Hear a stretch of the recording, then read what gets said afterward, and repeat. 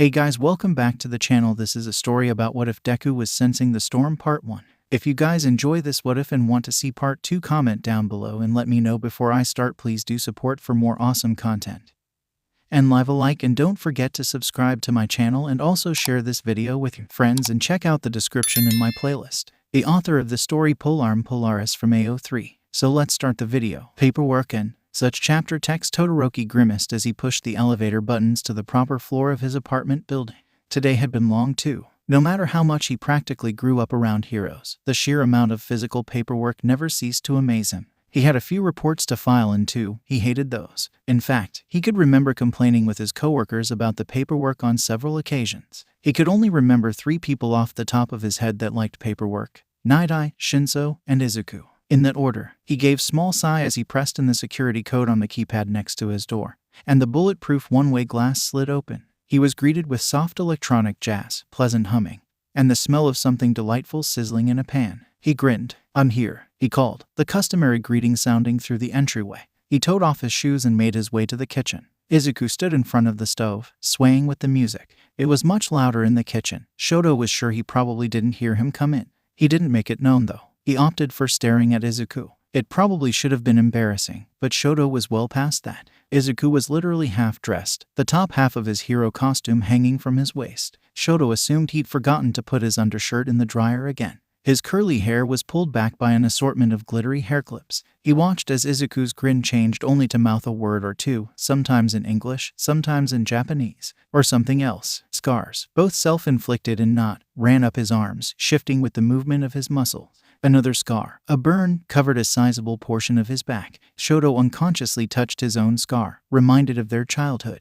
Both he and Izuku escaped horrible fathers, except Izuku got All Might as a dad and Shoto was stuck with his dorky brother Deku. Izuku noticed him then, and his eyes went wide before he beamed at him. "Oh, Shoto, you're back. Sorry, I didn't hear you come in," he said. Shoto shrugged, his hand falling down. "I've only been back for about 2 minutes, it's fine." Izuku nodded. "How was your day?" he asked. "Long," Shoto replied. "I hate paperwork. It's so boring." Izuku chuckled. "I remember in junior high you told me you wouldn't mind it because you hated not being busy." Shoto rolled his eyes. "Yeah, well that was before I got stuck in an apartment with Deku. Does he still put stickers on your stuff?" Shoto pushed aside his long hair to reveal a brightly colored band-aid on the nape of his neck. "He's graduated," he said. Izuku took the food off the stove and moved to take a closer look. Shoto's breath caught as he leaned in. "Aw, that's cute," Izuku said with a teasing giggle. "It's got Ryan the bear on it." He leaned away, oblivious, and Shoto managed to breathe again. He's soon distracted by a soft padding noise,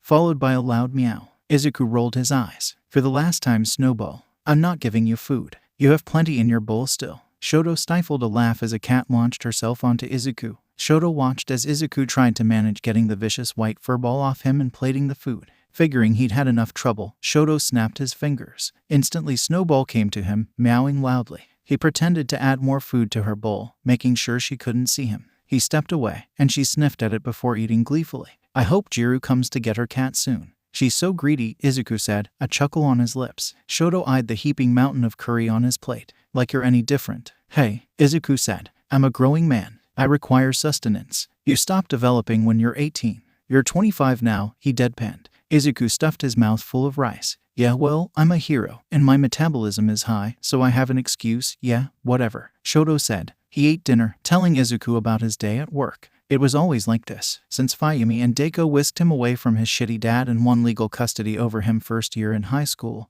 He lived with them in their small apartment, trying to make ends meet. But since Deku got married and moved out, Shoto had chosen to get his own apartment.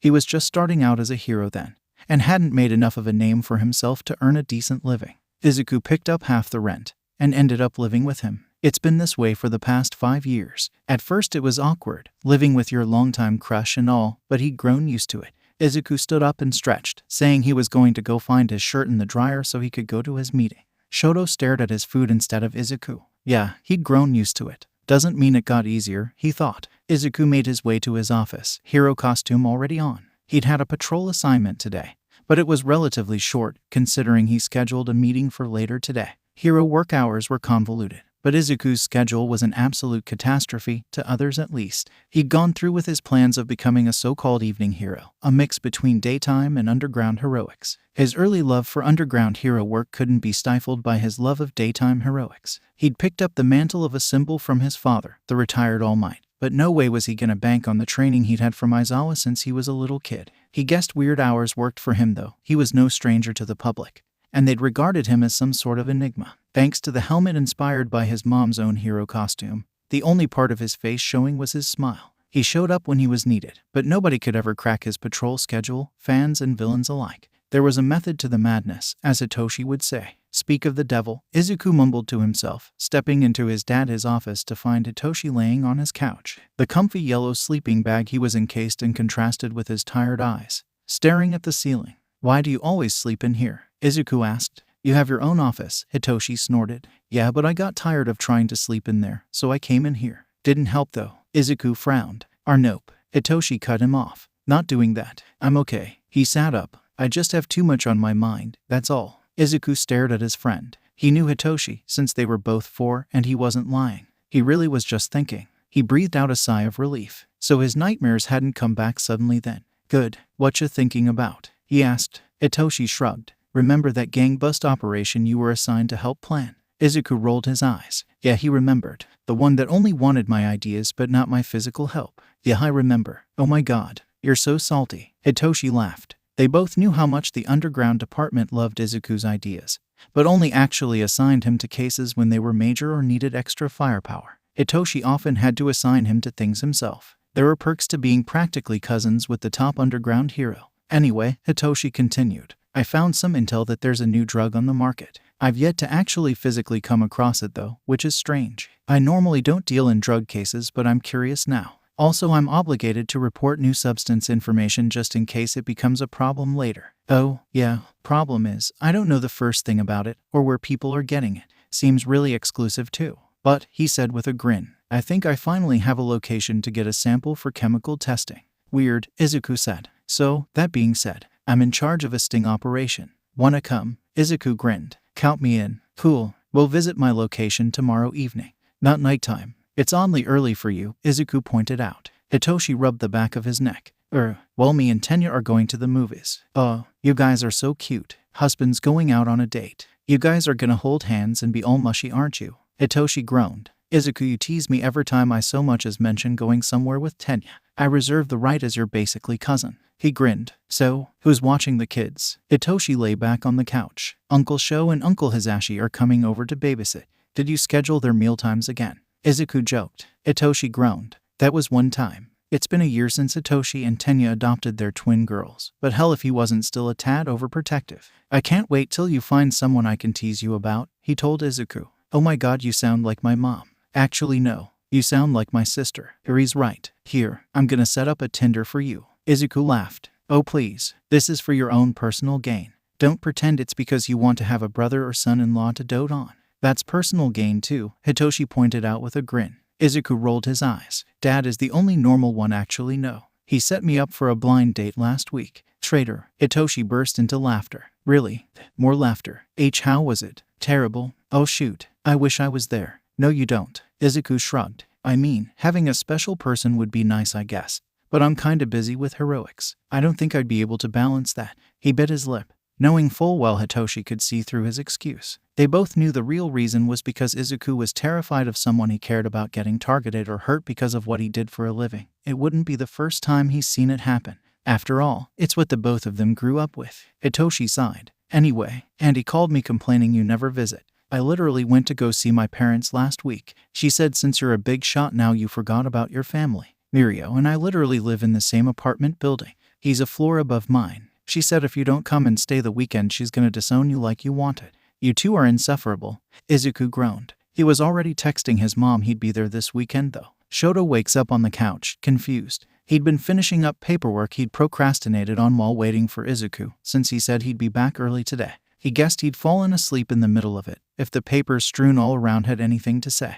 He looked down at the blanket that had been draped over him. He didn't remember getting that out either. He stretched and softly padded to Izuku's room. They both slept with their door open, both nervous about being closed in, so Shoto had no problem seeing Izuku on his bed, knocked out. He was snoring softly, his hero costume thrown across a chair for daytime washing. Shoto gave a small smile as he walked across the hall to his own room. He took a quick shower, wondering if he should go into the office today. He really needed to finish those reports, and the office could be distracting sometimes. He stepped out, deciding he'd call in. He rolled his eyes at the mirror. It was fogged up from his hot shower, and he could see doodles on the mirror. Izuku drew them when he was in the bath, thinking, they always show up for whoever takes a shower after him. Shoto hadn't the heart to erase them either. He took out the blow dryer from under the sink and went to work. He'd started growing out his hair freshman year at UA and he loved the look of sophistication it gave him.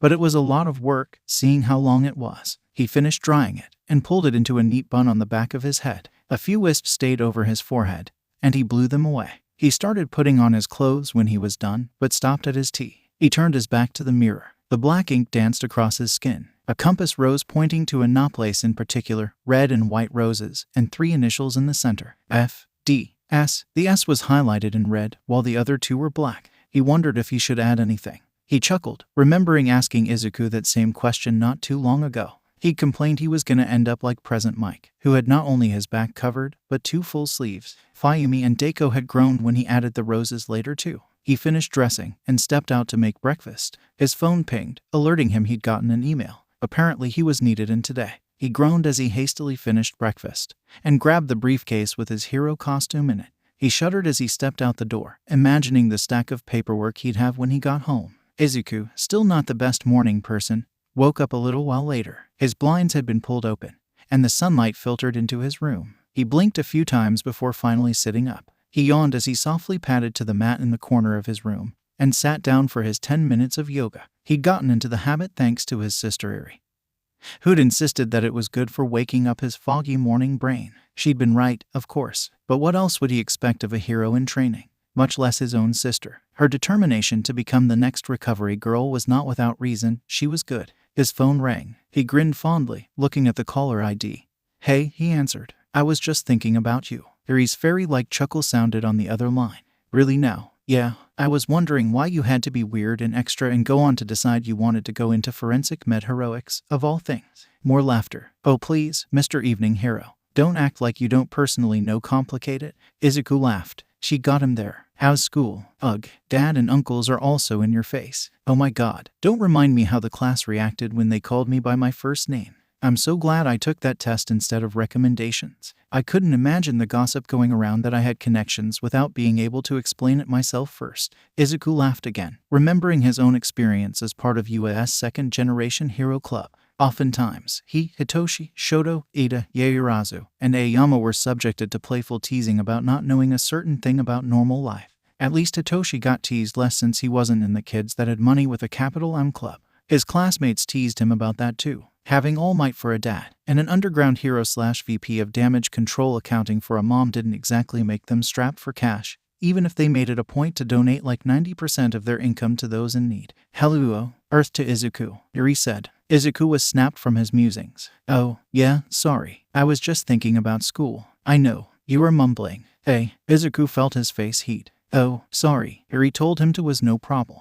And he listened intently as she excitedly told him about starting her internship with Mr. Tsukachi next week. They finished talking, Izuku promising that yes, he'd be home this weekend. He sent off a reply text to Mirio, who was probably already on duty, and took his shower. Shoto was already gone, as per the usual. They really only saw each other during odd times when Izuku was called in early, and in afternoons when Shoto was done with work and Izuku hadn't left yet. Sometimes even then they didn't connect. The only reliable time was during the weekends. He hummed as he stepped into the kitchen, eyeing the yellow post-it note on the mesh cover protecting his food. Hey, good morning. I may not see you today, but I hope all goes well. See you tonight. Shoto 9W. Izuku grinned at the crazy face. He knew Shoto was a downright artistic genius at times, but stuck to poorly drawn doodles on his notes because they made them both laugh. He sent a photo of the food to Shoto, thanking him for the meal, and sat down to enjoy his breakfast. Shoto was glad he'd invested in a car early on. The first time he'd taken a train after graduation, he had a face full of cameras. He really wished he'd added a helmet to his hero costume like Izuku did.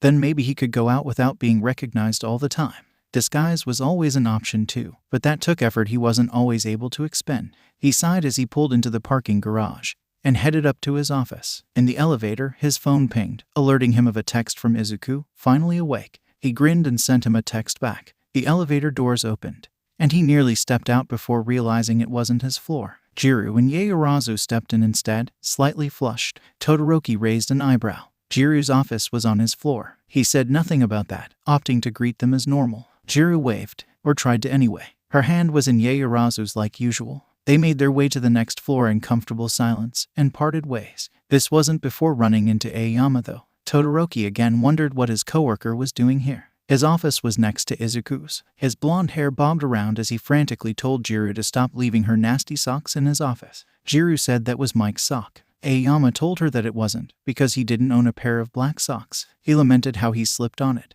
Jiryu rolled her eyes and took her shoes off. She was indeed missing a sock. Yaoyorozu stifled a snort as Todoroki rolled his eyes. Since their repeated internships with Mike, they'd practically become siblings. Often Jiryu would crash in his room to eat pizza or make out with Yaoyorozu. He gave a small smile. Their interaction was pretty similar to Hitoshi and Izuku, in a way. His phone pinged again, and he remembered why he was even here today in the first place. Excusing himself, he headed to his own office. Down the hall on the top floor, there were 3 rather spacious offices, the huge circular one in the middle and 2 on either side. All 3 of them had overflowing inboxes, pastel and heart-covered envelopes threatening to fall out any moment. The middle office also had a stack of papers by the door. He wondered what paperwork Izuku had now. He turned to the office on the right and emptied out his mailbox. No doubt he'd have a full one again by the end of the week. His phone pinged again, and he slapped his ID card over the sensor so he could get in. He probably really should have opened the door first. Maneuvering with all the letters in his hand was difficult. He closed the door with his foot and set everything on the counter to check his phone. Izuku wanted to know if he was free that afternoon. Hopefully so, he thought. He texted back as much and tucked his phone away to go through his letters. Most of them were the same. Official documents in large yellow envelopes, or fan mail and anonymous love confessions, or invites to events around the city. One stood out. It always did. It wasn't marked, but Shoto knew exactly who it was from. He scowled and immediately shredded it. Uraraka dusted off her hero costume as Asui handed over a restrained criminal to the police. She was surprised she was even called in for this one. The attempted bank robbery hadn't gotten far at all, seeing the criminal was unarmed and very clearly not in the right state of mind. She frowned at the officers roughly shoving him into handcuffs. The treatment of anyone perceived as a villain really did go downhill since the legendary fight between All Might and the League of Villains boss. Ready? Asui asked her. Are the civilians okay? She nodded. Yeah, no fatalities. Not even any minor injuries. They're all just surprised, I think, she mused, a small ribbit escaping. Uraraka grinned. Together they headed to a nearby coffee shop for lunch break. Is that Todoroki? Asui asked. Uraraka followed her pointing finger and grinned. Sure enough, Todoroki was in a corner booth, headphones on, looking at something on his phone. He had a forgotten stack of papers next to him and a small cup of tea. It sure is, she said. Even with sunglasses on, you can't help but notice it's him, Asui chuckled. Uraraka nodded in agreement and headed over to him after picking up their coffee and cakes. Hey Mr. Christmas, what's up? Todoroki looked up, surprised to see them. Then he rolled his eyes at the nickname she hadn't given up since Bakugo so nicely compared him to a candy cane one holiday season. Nothing much. Trying to get work done while I wait for Izuku to meet me, he replied. Uraraka shrugged. About the same. It's so quiet round here nowadays. Asui tapped her fingers on her cup. Though I think it's good. I'd rather be bored than have the league in my face again. Todoroki nodded earnestly at that. Izuku doesn't believe it though. Uraraka groaned. Tell me about it. He's always on the lookout for something to pop off. I keep telling him to relax. It's literally been 10 years since they tried anything anyway. Their boss is in prison too. There's nothing they can do really. Asui put her finger to her chin out of habit. And if they were affiliated with Stain, I'm sure their main goal was to change hero society. We all made sure of that when we graduated and joined agencies for petitioning to get rid of the popularity contests and ranking systems. Nowadays, most heroes aren't even solo. Working together in a web of teams is not only more effective, but gets rid of the risk of a single hero having to be up top and hold the world on their shoulders. Todoroki nodded. That was true. Lots of hero agencies even merged to deepen connections, like Night Eye and All Mights. He glanced up at a mother holding her kid's hand in the line. The little kid wore an outfit suspiciously similar to the hero legacy. That's true, but I'd imagine that even after all this time, it's hard to change society. I'm sure they still have rankings of their own they share. And corporations are eager to exploit those, even if hero popularity contests in entertainment and big business are technically illegal now. 𝗧𝗏𝗃 glanced to where he was looking and chuckled. Well, you're certainly right about that. She took a bit of her cake. If I see one more piece of legacy merch, I'm gonna go fight Izuku.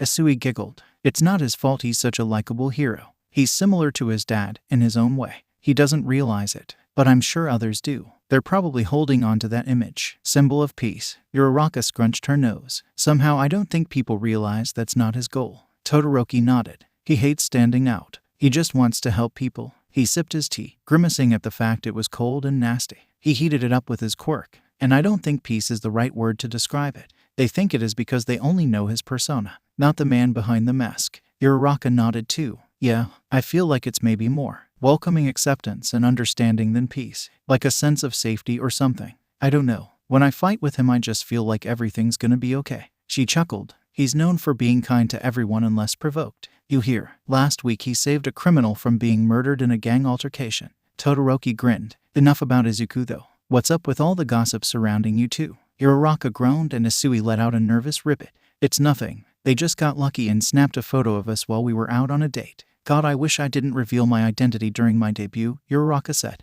Todoroki chuckled softly. You guys are cute. Invite me to your wedding. God, you're the worst, 𝗧𝗏𝗃 complained. It's always the quiet ones, Asui agreed. Todoroki rolled his eyes. Ida grinned at his phone. He knew he was being a huge sap, but he couldn't help it. Hitoshi just sent him a photo of his lunch. Just lunch. Just lunch was enough to remind him how much he loved his husband.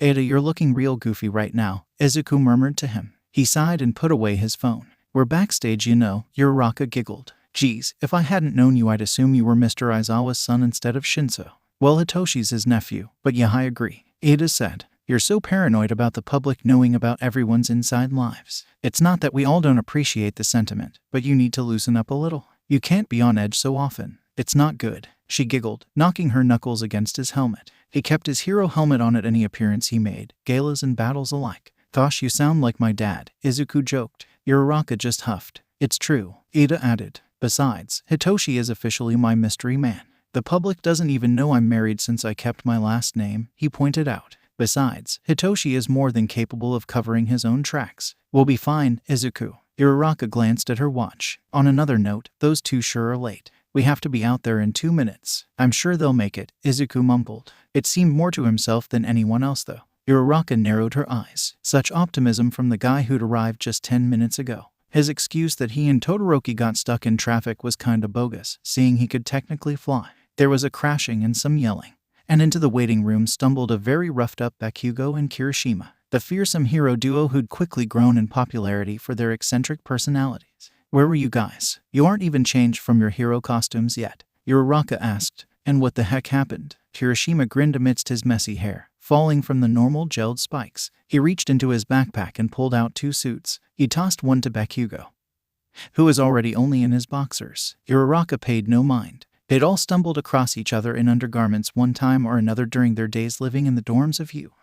The story behind Izuku's scar was something else, and as far as she knew, only 3 people in the dorms knew about its existence. Her, Todoroki, and Aoyama. Katsuki got a little excited alongside the kids at the elementary we visited.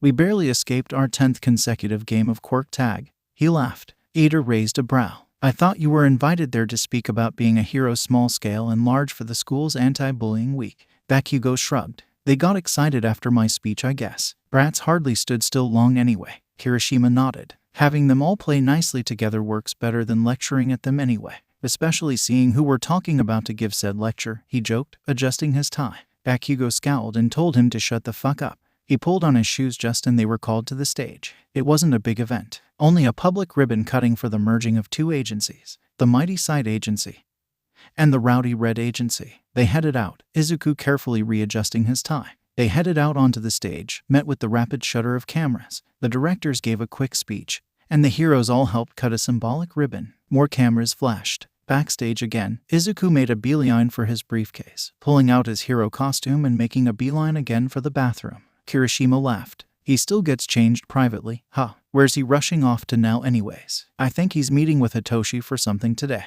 Ida offered. Oh, fun, 𝗧𝗏𝗃 said. Bakugo should go too. I haven't seen a good mutual roasting in ages. Bakugo groaned. The undercover intel operation wasn't much. He and Hitoshi silently infiltrated a bar in disguise, got information from drunk gangsters, and headed to a back room to bust a drug deal. They'd gotten into a scuffle before they got their sample, but it wasn't much. Hitoshi wondered how it was so easy. They'd only gotten a few scratches here and there. Deku patched them up with cartoon-patterned band-aids while complaining to Izuku how his sister chose Tsukachi's internship over his because the school wouldn't let her take two. Izuku just told him that he could just continue mentioning her like he'd been anyway, so it shouldn't make a difference. He and Hitoshi were sent home with a fistful of peppermints. When Izuku got home, he was surprised to see Shoto wasn't there yet. He was confused before he remembered he was out on a date. He felt weird thinking about it too much. Instead, he set on making dinner, careful to leave some out for Shoto when he got home. He eyed the paperwork all over their living room floor with a frown. He'd at least help with this mess. Shoto stood in front of his apartment door, replaying the events of the night. He'd gotten water thrown on him again.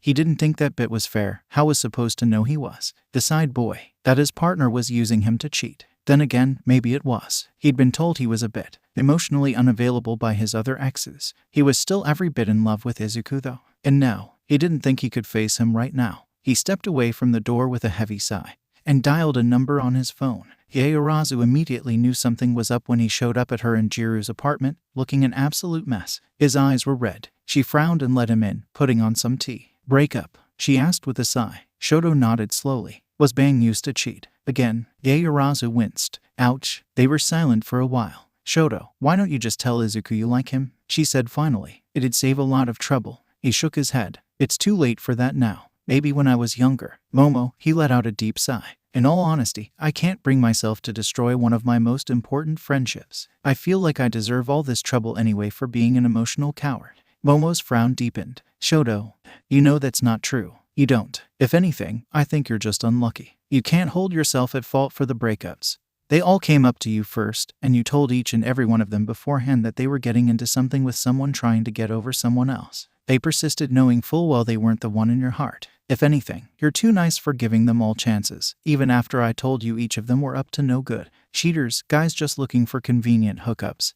They all just leave when they can't get what they want. Shoto, you need to stop doing this to yourself." She moved to hold his face in her hands. "You're worth so much more," she said softly. Shoto nodded slowly, feeling tears come to his eyes. "Okay," he said. He was tired of all the drama, tired of his hurting heart. Izuku didn't know, but what he didn't know wouldn't hurt him, Shoto argued. But maybe Momo was right. He knew Izuku wasn't the type of person to get upset over something like that. But he was still scared. Maybe it was his old fear of failure and rejection coming back to haunt him. He'd thought he'd squashed it down with a proud iron fist, but it had just come back in the most unexpected way. He thought back to the letter he shredded that morning. He sipped at his tea. It tasted salty. When he actually did go home, he found Izuku on the couch and a neat stack of papers. The smell of something good wafted from the kitchen, and he placed a blanket over his friend before heading to inspect the source. He found a plate of spaghetti out for him, light parmesan and a sprinkle of dried basil, just like he liked it. The post-it note beside it made him grin in spite his admittedly funky mood.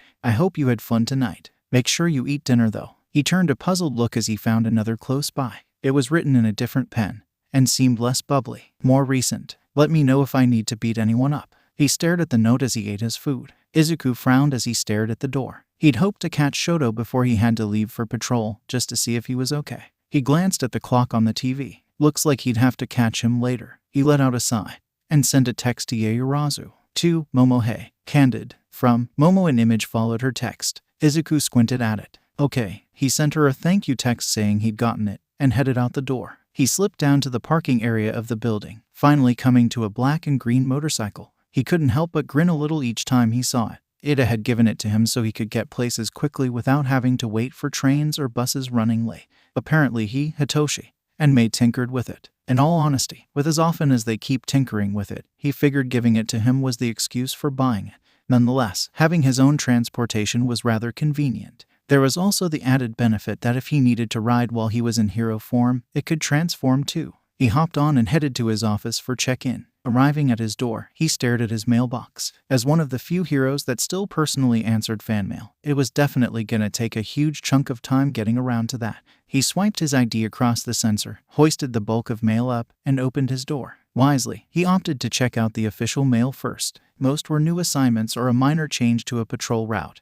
He made note of them in his phone's calendar and connected his helmet to sync with it. While he was waiting, he checked his email. Hitoshi had sent him one last night. It was a forwarded message from the biochemical department at the agency. The contents of the pill were a fluke apparently. It was only an empty capsule filled with cornstarch. Izuku frowned. What about the reports Hitoshi had heard then? If this drug basically didn't do anything, was it psychological? Reading on, he got his answer. Hitoshi explained he was wondering why it was so easy to obtain the sample. The criminals they'd confiscated it from were novices looking to make a quick buck. He expressed that the real deal was probably expensive and hard to obtain. He finished by writing that he'd keep Izuku updated if he found anything else out. His phone let out a soft ding, alerting him that the update was finished. He closed the email and put away his laptop, headed to his personal bathroom to get changed. When he was done, he tossed on his helmet, grinning when it automatically came online. Text appeared across the inside of the visor, in front of his eyes. Greetings, Legacy. What would you like to do today? Load updated patrol route 3. He said, stepping out the office. Instantly, a route appeared. It was super complicated compared to what he remembered of his very first patrol. The agency was definitely getting pretty confident in his abilities. He smiled as he stepped out onto the street, taking a turn down an alley and heading up a fire escape to the top of a building. He stood on the roof, watching the cars below and the beginnings of a sunset on the horizon. He walked the length of the roof, his cape fluttering slightly in the light breeze. So far, so good. He channeled the power of his quirk and leapt to the roof of the next building. Just as he was winding down, having made his rounds for the day, he got a call for duty. He arrived promptly on the scene, finding a frazzled crowd outside a supermarket. He immediately rushed in, only to find what looked like a civilian on a rampage. Their quirk wasn't especially destructive. They seemed to have the ability to shrink objects they touched. Izuku helped evacuate the remaining civilians before turning to address the attacker. He got no response from them. After several failed tries at communication, it was clear that there was no trying to reason with them.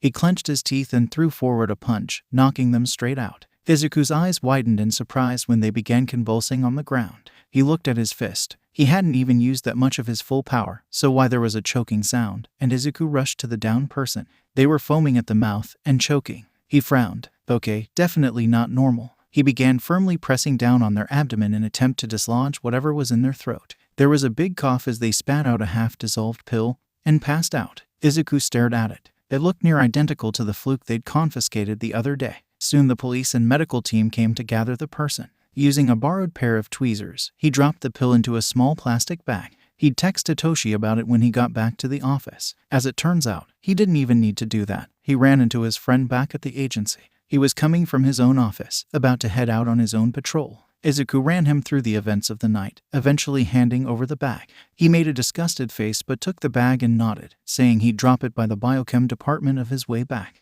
Izuku hoped they'd be fast on getting back results. Judging by the reaction earlier, he guessed the drug was far from safe. His helmet screen lit up as he entered his office. He had an incoming call. "Hello," he called. "Oh, Izuku honey, I've been trying to reach you." His mom's voice rang out. "Oh, sorry. I set my suit to do no disturb until now. I just got through a patrol." "I see. Well, I'm just calling to verbally remind you of our dinner tomorrow. I better see you there." Izuku laughed with her as he transferred the call to speaker and got changed out his costume. He reassured her that he'd be there, and after some goading, that he'd be sure to invite Shoto too. They exchanged I love yous before hanging up. He glanced at his watch. He had been waiting for Shoto and got distracted earlier. He hadn't fixed dinner. Knowing his roommate, he'd probably forget to fix something decent himself, and only eat something ridiculously unhealthy to tide him over. Izuku frowned. Old habits died hard. He passed a Greek food truck and decided to place an order. As he was waiting, he heard a commotion across the street. He turned around to find 3 kids playing around. He took a closer look. It was a little rough for playing. Or actually, he bit his lip. He was pretty familiar with that situation. He crossed the street to the 3 kids. He could clearly see that it wasn't just playing around. The 3rd kid looked like he was about to cry. "What's going on here?" Izuku asked. "Where are your guardians?" The 2 laughing kids started and turned to him, sheepish expressions on their face. "And nothing," the first boy said. "Yeah, we were just playing, weren't we?" The second kid, a girl, said. She smiled, but cast a threatening glare to her friend. Izuku frowned. Most kids wouldn't tell the adult the truth in a situation like this. It could be tricky if no. The 3rd kid said suddenly. He sniffed. "I don't like playing with you guys. You're mean," he wailed. He ran to Izuku, clinging to his pants. Izuku knelt down to calm him down. "𝐴𝐧𝐿𝐴𝐴𝐴𝐴𝐴𝐴𝐴, you'll be okay," he said, patting his choppy black hair. "Where's your guardian?" he asked, a question for all 3 of them. The kid cried even harder, and the girl pursed her lips. None of them answered the question. He cried harder. Izuku suddenly felt sad for the kid.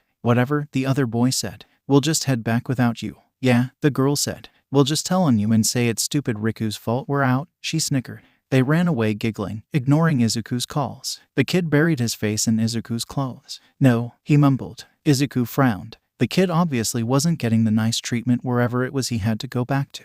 He calmed down enough for Izuku to speak to him again. Can I call you Riku? Izuku asked softly. The boy nodded and sniffed. Okay, Riku. Are you hungry? He shook his head quickly, paused, and nodded slowly. Izuku gave him a smile. Okay, I have some tasty Greek food for you to try. Want to share? Riku nodded quickly, taking Izuku's hand to follow him back across the street. Izuku picked up the food, paid, and headed to a nearby bench. He handed Riku his portion. The boy happily accepted. Izuku observed as he ate. The boy only wore a pair of dirty black shorts and a black hoodie several sizes too big. He didn't wear shoes. Do you have a house you live at? He asked. The boy paused, opened his mouth, and then only shook his head, eyes wide. Izuku raised an eyebrow. Really now? Where were the other two kids headed? Riku pressed his lips together and firmly shook his head again. He wouldn't tell. Izuku let out a sigh. He wasn't keen to the idea of forcing the boy to go back somewhere he clearly didn't want to. For some reason, he also seemed keen on not talking. When Izuku mentioned his talking earlier,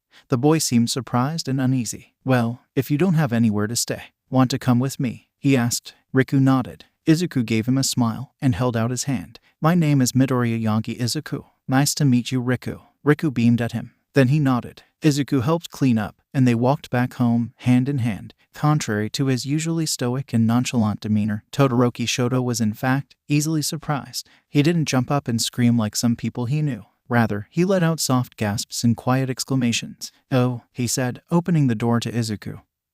Holding a sleeping kid. They looked no more than 3, wore old clothes, and had scratches and scrapes all along their legs. Izuku saw him looking and offered a sheepish smile. I caught him being bullied, he just said. Shoto nodded. He understood. Izuku placed him on the couch, and Shoto went to retrieve his medical kit from the bathroom. Since he was young, he'd learned to treat all sorts of wounds, and not just because his brother was studying to be a doctor. He carefully dressed the boy's injuries, and Izuku took to grabbing a blanket for him. They then both headed to the kitchen. No parents. Izuku shook his head. He won't say. I think.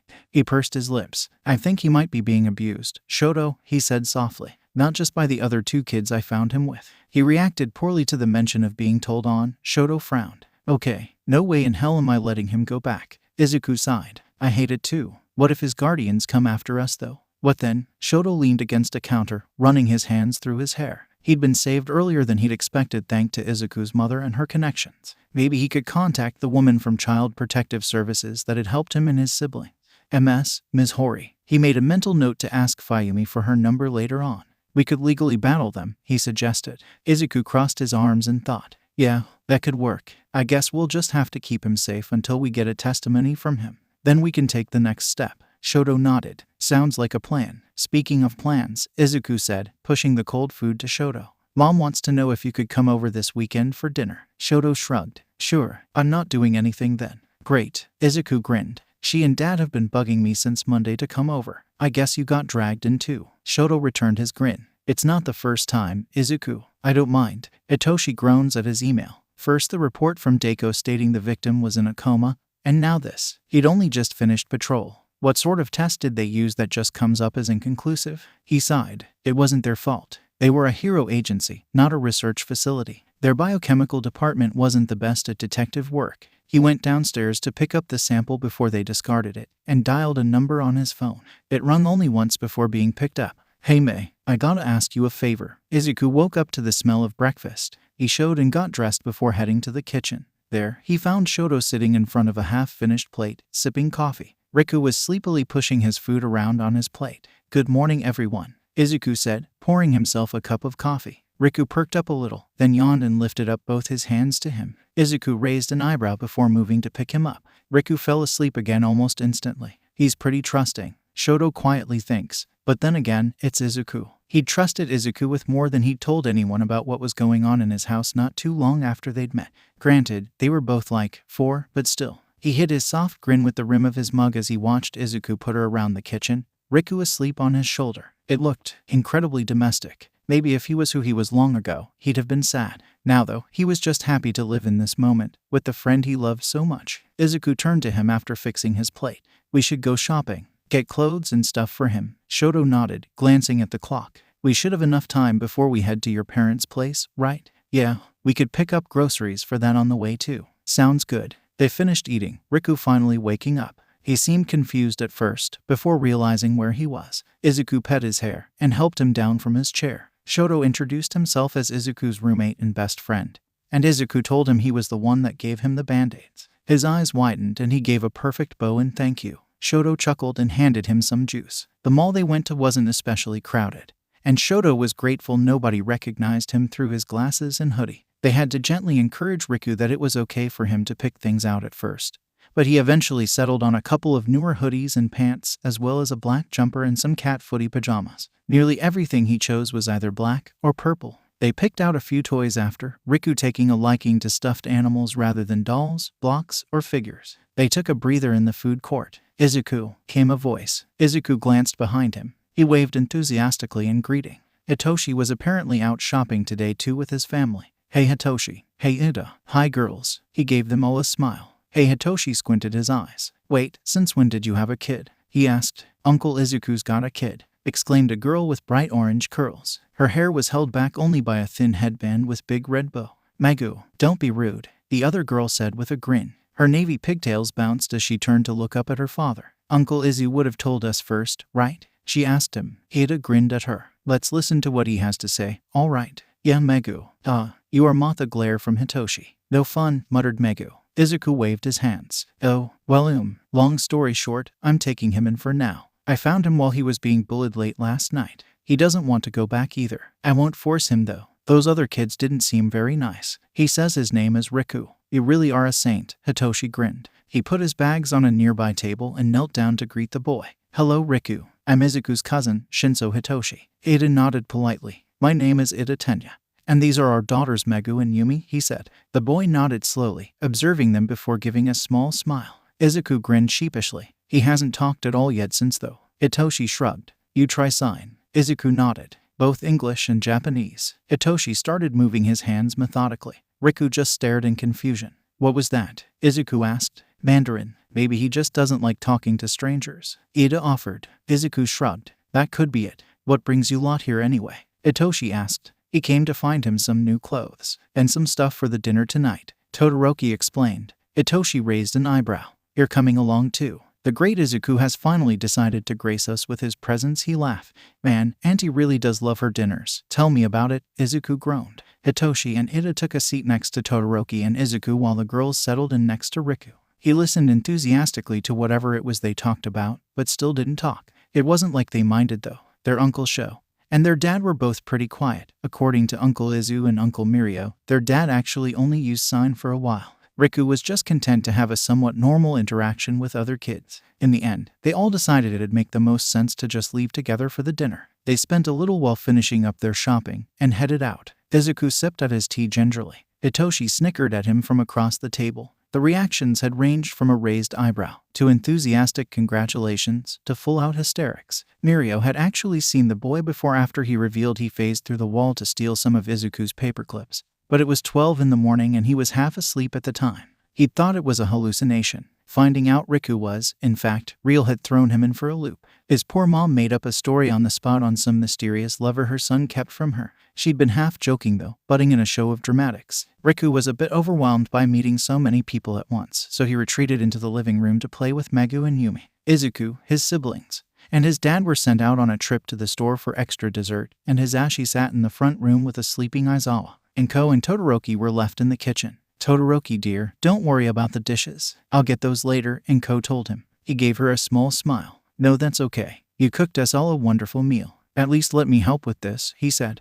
She laughed. All right, if you insist. She took to wiping the counters instead. They cleaned in comfortable silence, Hitoshi and Tenya occasionally coming in to take out the trash or sweep. Inko hummed a distant tune, bouncing on the balls of her feet. Say, Todoroki, she eventually asked him. Yes, you like Izuku, right? Todoroki was suddenly glad he'd just put down the plate he'd been washing. There was no use lying or trying to deflect her. She was awfully perceptive, and often knew people better than they themselves did. If she was asking, then Besides, he wasn't about to outright lie about it. Doing that didn't sit right with him. So instead, he gave a sigh and turned towards her. "Yeah, I do," he said. She nodded. "I can see it." She grinned at the expression he made. "Don't worry, I don't think you have to be concerned about anyone else noticing. Well, maybe aside from Hisashi. I heard he was the one to get Hitoshi to realize he liked it," and she bit her lip. "There I go rambling again." She finished cleaning and leaned on the counter next to him. "I was just meaning that your secret is safe with me." Todoroki nodded, and 𝐭 hummed. "Since when?" she asked. Todoroki paused. "Promise not to laugh," he said. 𝐭 raised her brows. "All right, the sports festival our first year." 𝐭 sputtered. "That long?" Todoroki sighed. "Tell him about it." 𝐭 put a hand on his shoulder. "And you haven't told him?" He shook his head. He could tell she was curious of the reason, but wouldn't ask out of respect for him. 𝐭 eventually let out a small sigh. "Well, for what it's worth, don't worry about his family when you're thinking of telling him. I'm confident I'm not the only one who thinks you two would make a great pair." What? 𝐭 chuckled and winked at him before heading out the kitchen. Todoroki was left to stew in his own thoughts for a while. It was a little nerve-wracking to talk about his crush with his crush's mom, but to basically be given approval.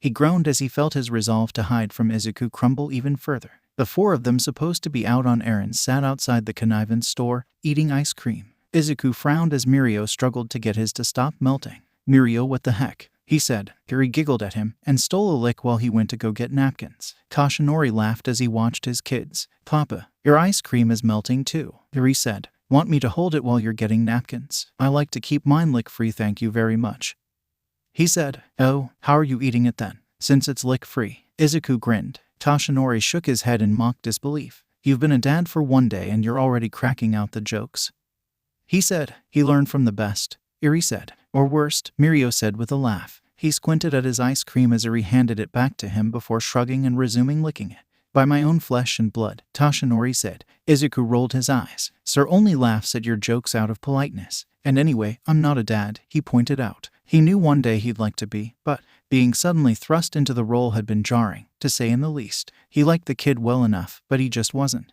ready. Iri laughed again. "Okay, but you and Todoroki," Izuku groaned. "Not this again." "Oh, come on, Izu. You blow off like half of your blind dates. Dad sets up to hang out with him instead.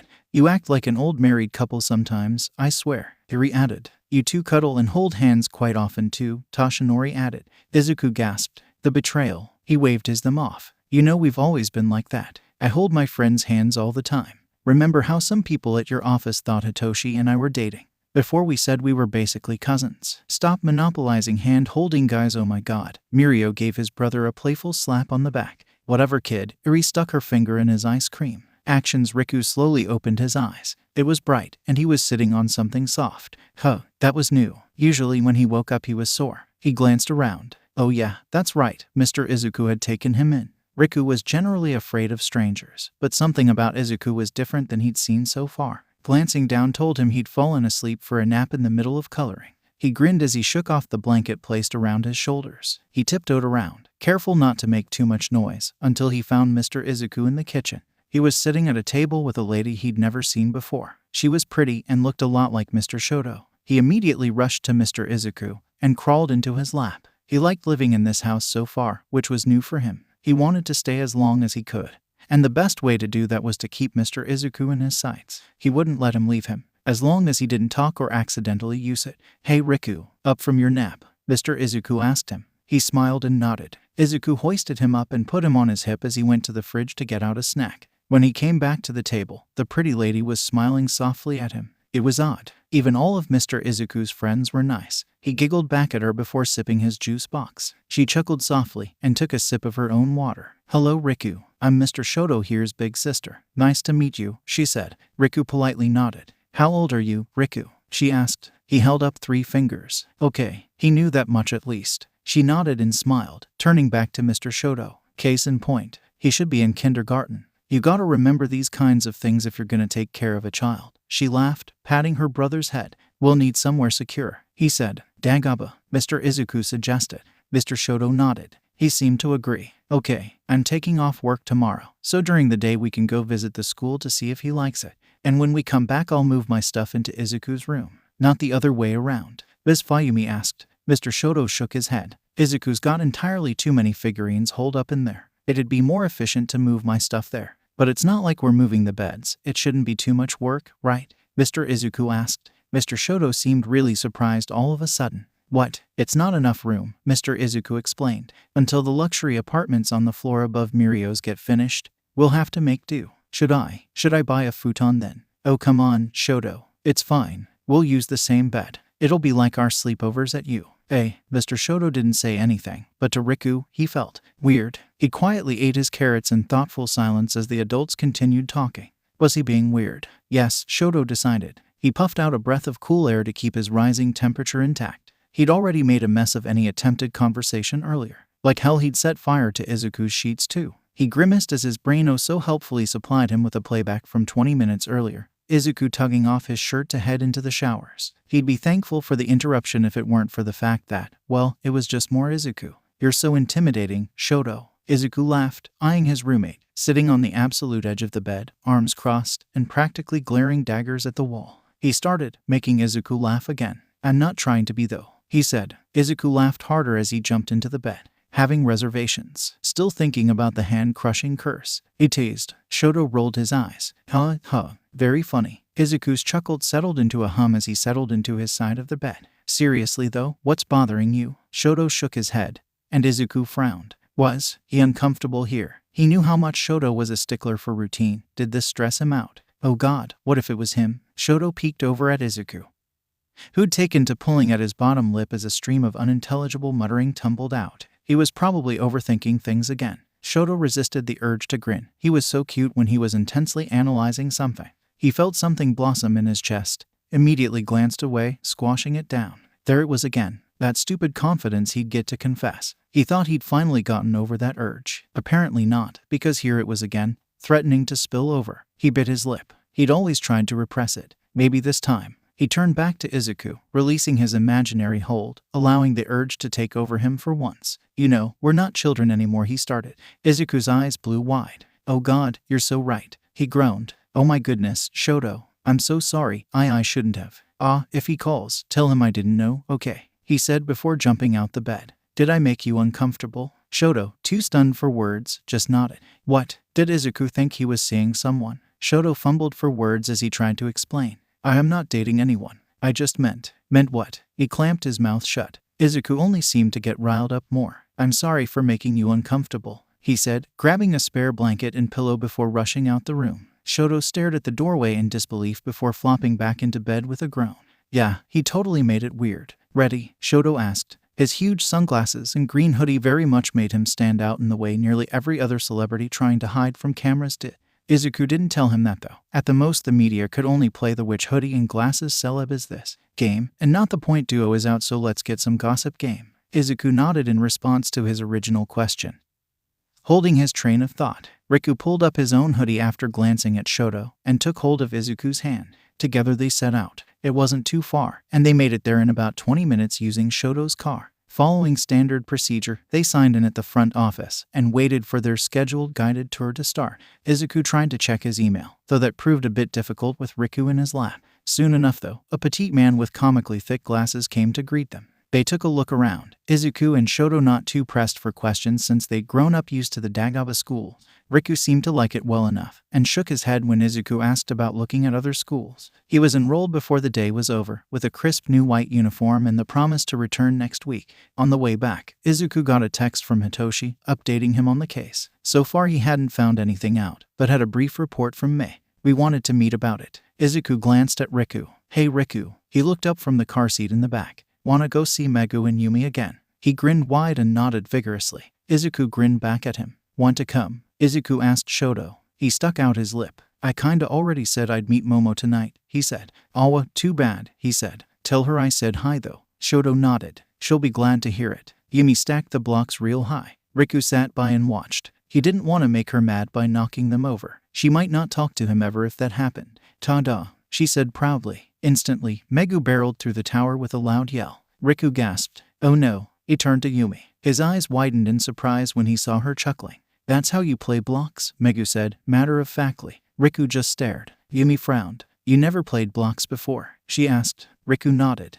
But then he'd watched people play blocks. Just nobody ever knocked them down. He shook his head. Yumi nodded, not caring that he still wouldn't talk. Well, that's how we play blocks. It's the best way, 𝗵𝗲 added. Hey, let's play at the park. We can show Riku how to jump off the swings, she said. Yumi nodded. That'd be excellent. Hey Papa, 𝗵𝗲 called. Can we go to the park? The man Riku recognized as Mr. Hitoshi stuck his head into the room. Yeah, hold on. Izuku and I will watch you. 𝐒𝐻𝐢𝐽, 𝗵𝗲 yelled. They got to the park soon after. It was getting dark, so Mr. Hitoshi had told them they only had 10 minutes here before they had to go back. The kids just nodded, happy to be out in the first place. Riku didn't really like being around other people he wouldn't be able to get to know, so he kept his hood on. On the other side of the jungle gym, there was a set of swings. There was already a pair of girls on it though. One had a huge lollipop and shiny blonde ringlets and 2 pigtails. Her friend had 2 pink buns and sparkling barrettes. Riku thought they looked kinda like Mr. Izuku's hair clips he let him wear. Oh man, 𝗵𝗲 groaned.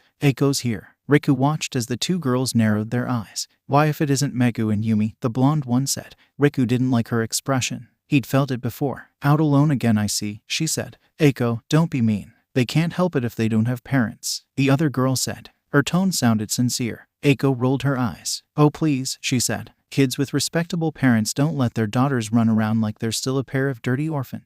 She snickered. Your parents do a horrible job of raising you. Riku jumped as 𝗵𝗲 flew past him and threw a hefty punch. 𝗒𝗲 fell off the swings, and 𝗵𝗲 was yelling at her. The fight was immediately broken up by the adults, who'd rushed over after the first punch. Hitoshi held 𝗵𝗲's shoulders firmly as another adult approached. It was a clean-cut man in expensive clothing. He sighed in annoyance as he hung up his cell from whatever call he was on. Mr. Shinso, I'm busy. Control your children, please, he grumbled, trying to comfort his crying daughters. Don't you think it's unbecoming they get into fights so often? He asked. Hitoshi sighed. It's under my understanding that your daughter provoked her, was all he said. He hadn't even heard the story yet, but hey, he knew his kids. They wouldn't fight unprovoked. Children say things. What they shouldn't do is fight. 𝗵𝗲 will apologize if your daughter does too, he said. The man pursed his lips. She has nothing to be sorry for, he said. Okay, well we're leaving then. Hitoshi gave a firm nod and took his girl's hands in his own. Riku slipped closer to Izuku and raised his hands. Izuku did just what he wanted and picked him up. He gave a polite nod to the man and followed after Hitoshi. When they were back home, Ida had come back from visiting his brother. He was surprised to find 𝗵𝗲 roughed up and dirty. What happened? Are you okay? She just nodded before bursting out crying. Ida looked even more concerned as he gave her a hug. Hitoshi sighed. Yumi, 𝗵𝗲 punched her because she called us dirty orphans with no home training, she said calmly. What? Ida exclaimed. Who? Hitoshi. Where Hitoshi sighed again. It was that guy from the PTA meeting last time. You know, the one. 𝗵𝗲 finally spoke up. I'm mad, she yelled, because she always badmouths my parents. She's so annoying. Hitoshi let out a breath of relief. So his daughter wasn't upset she'd been teased, just that people she cared about were badmouthed. He knelt next to her. Riku had excused himself to the kitchen, not wanting to intrude on what was probably a personal moment. He was joined by Yumi and suddenly remembered what the girl had said earlier. An orphan? Are you an orphan really? He asked quietly. She seemed surprised at his voice, but nodded anyway after he put a finger to his lips. Well, not anymore. We stayed here for a year. So far, she started. Papa and Daddy said we could stay as long as we wanted. I want to stay here forever. They're also good at making people not feel sad, by the way, so I came to wait in here. 𝗒𝗲 always says mean stuff because her family thinks running around is bad. That's what I think. She nodded. I don't care though. I know Papa and Daddy love us, so nothing's gonna happen. I told that to 𝗵𝗲. She has a temper though, so she doesn't listen. She grinned. But if we get sad, they give us cookies and we watch movies together. So I want to stay for a long time. Riku's eyes widened. That was a long time to stay. And with such nice people too. Riku peeked back into the other room. Izuku was talking to 𝗵𝗲. He said something to make her laugh. Riku didn't hear, but he smiled too. Maybe he could stay forever too, if he was careful. The pleasant clink of glasses blended into ambient jazz and muddled conversation. The bar was classy, well-lit and full of people overdressed. Todoroki Shoto was no stranger to the place. It was Momo's favorite meeting hub after all. He'd come here often to talk with her. Today was one of the days his old friend Inasa decided to join too. He didn't question how he knew to meet them there. Shoto assumed Momo invited him since he never officially did himself. The three of them sat at the counter, listening as Momo rambled on nervously about her plans to propose to her girlfriend Jiru.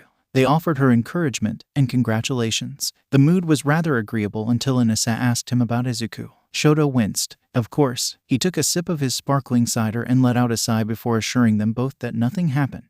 It was only after a suggestion by Inasa that broke the silence that followed. Hey, I got an idea. No. Momo and 𝐬𝐻𝗨 said in unison. They didn't even need to hear it to know it was probably not a good idea. No, it's normal this time, I swear. He laughed. 𝗬𝗨 raised an eyebrow. Go on, okay. Since I'm getting over a breakup too and you're still helplessly pining, why don't we go to a few group dates? He said. Do they even do those anymore? Momo asked. I thought only office coworkers did. Inasa shrugged. I get invited to them quite a bit, but it's always by people I don't know all that well, so I turn them down. Maybe it'll be interesting with a good friend. That actually doesn't sound like a bad idea, 𝗬𝗨 said. It does, actually, Momo said. But go off, I guess. Inasa just laughed. Aw, come on. If it doesn't go well, it's also a great way to make new friends. It's a win-win, he said. Momo was about to argue again when she was interrupted by a guy trying to buy her a drink. He only backed off when 𝗬𝗨 threatened him. Izuku shook out his hands. He hadn't even used his quirk this time. Or the last. Or the one before. He paused. Actually, this was his 5th unarmed robbery this week, and he hadn't needed to use his quirk. Just like the first time, they'd gone down easily. Though, he hadn't found any more pills, and the majority of the robbers had seemed sane enough. Or as sane as a high can get you anyway. He sighed as he handed in a police report and began making his way off the scene. Okay, this was starting to get strange. Even during peak villain season, he'd never been this active. 5 in a week. And that was just him. Uraraka and Aoyama both told him they'd taken out quite a few too. And the only thing connecting the uptick in seemingly random attempted robberies to the pill Izuku had found at first was his own intuition.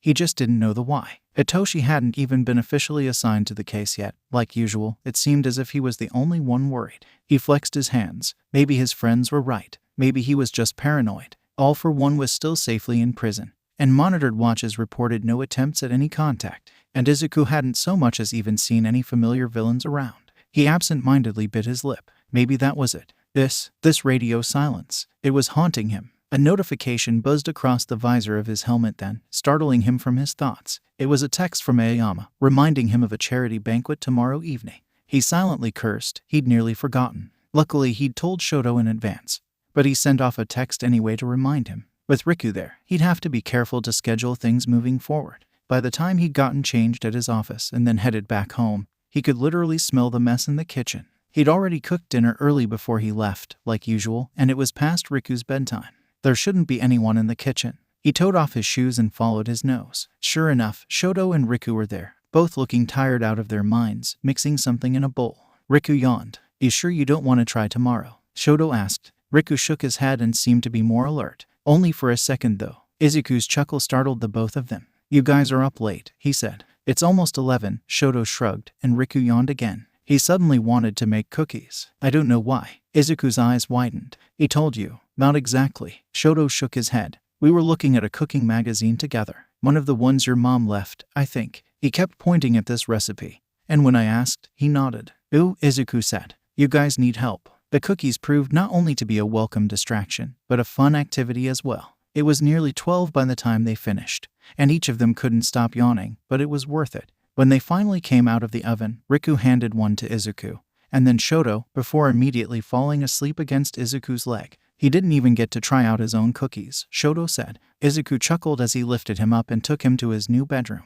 After he was tucked in, Izuku and 𝗬𝗨 took to cleaning the kitchen. You looked stressed when you came in today. Is everything all right? 𝗬𝗨 asked. Izuku grinned and nodded. Oh yeah, everything's good. Just a bit on my mind, that's all. Izuku didn't need to look to know 𝗬𝗨 narrowed his eyes. He instead kept his gaze to the counter, only relaxing when 𝗬𝗨 finally sighed. As much as you jump into everyone else's problems, you sure like to keep your own private, he said. I'm saying this as your friend and out of concern, but please let me know how to help. Izuku nodded. Okay. Riku looked out the car window. Well, not really out. He was looking at his reflection. He never imagined he'd be able to go to school. It was all very new and exciting. He frowned. That was a problem though. Was there any use getting attached? He'd have to leave again sooner or later, right? He caught sight of the glittering hair clips Mr. Izuku let him borrow, and suddenly slapped his hands to his cheeks. No, he'd do it right this time. As long as he was good, he'd be fine. And he'd been very good so far. He didn't even get yelled at. You all right back there, Riku?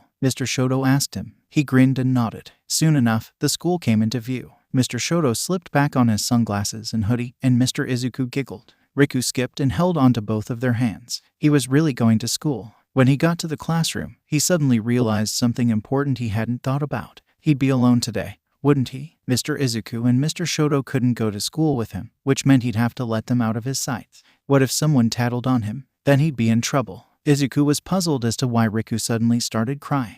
He and Shoto did their best to calm him down, but nothing seemed to work. First day, came a voice. Izuku looked up to find none other than Shoto's mother. "Mom?" Shoto asked, just as surprised. He'd known his mother worked as a teacher, he just hadn't known it was here. Recognition dawned on her face as she glanced back from Shoto to Izuku, then confusion as she looked from the two of them to Riku. "What?" "It's a long story," Shoto said. "I'll tell you some other time." She cocked an eyebrow, but nodded before kneeling down with them in front of Riku. "Hey now, don't cry, little one. It's all right," she said quietly. "We're going to have a lot of fun today, okay? And then before you know it, it'll be time for you to go home." Riku sniffed and looked like he was about to cry again, but was trying not to. "Hi," she said with a quiet smile. "I'm Ms. Rika, Shoto's mommy." She introduced herself. Riku's eyes widened as he looked from mother to son. He gave a small nod, looking like he was doing a bit better now. "Oh," she said. She must have realized something. "Will it make you feel better if you're in my class instead? I teach children your age." Riku nodded vigorously,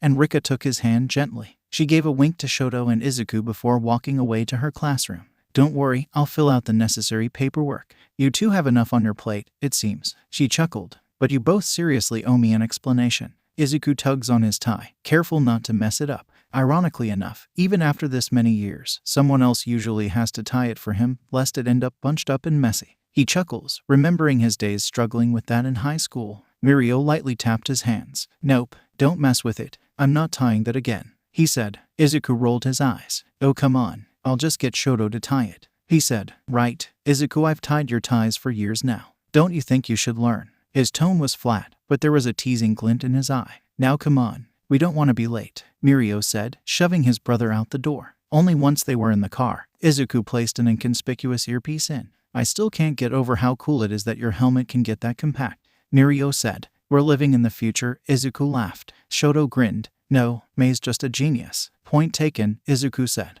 "Oh," he thought. He remembered Hitoshi filling him in that he'd sent the samples her way during his visit over. Her preferences were always with the mechanical engineering side of things, but it wasn't like she didn't know her way around her facility. The Liberty Legion was the not-so but still kinda secret society for retired heroes turned researchers that she'd gotten an internship with from the sports festival during her first year in US 𝗧𝗵𝗏𝗺. None other than Gran Torino was a prominent member, and Izuku happened to run into her while he was on his own internship then.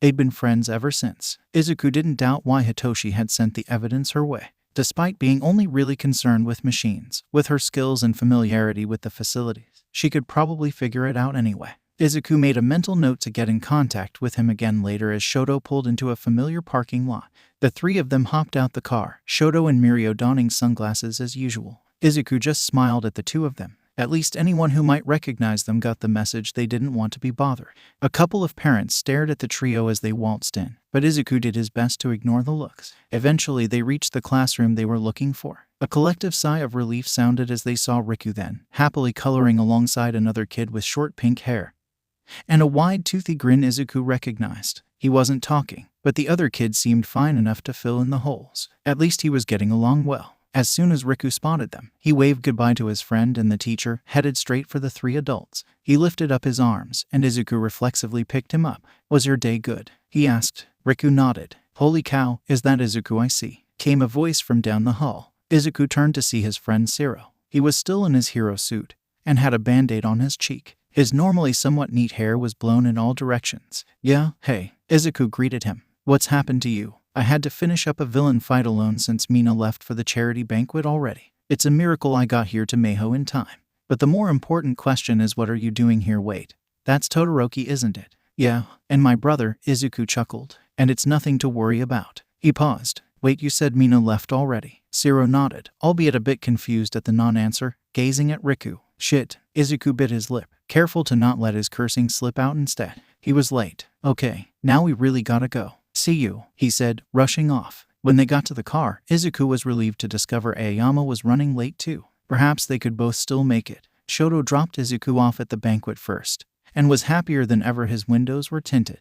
Riku was also asleep in the backseat, so anyone peering into the car wouldn't have seen him. Izuku had activated his helmet in the passenger side before opening the door, and quickly hopped out with a hurried bye-bye. He easily ran into Aoyama on his way in, and they were swarmed by reporters. They never seemed to be unsurprised that Izuku was again making a public appearance in his helmet and a suit. Aoyama's designer sunglasses didn't come off either. Once they were safely inside, they made early donations and took a seat. They both couldn't be here too long.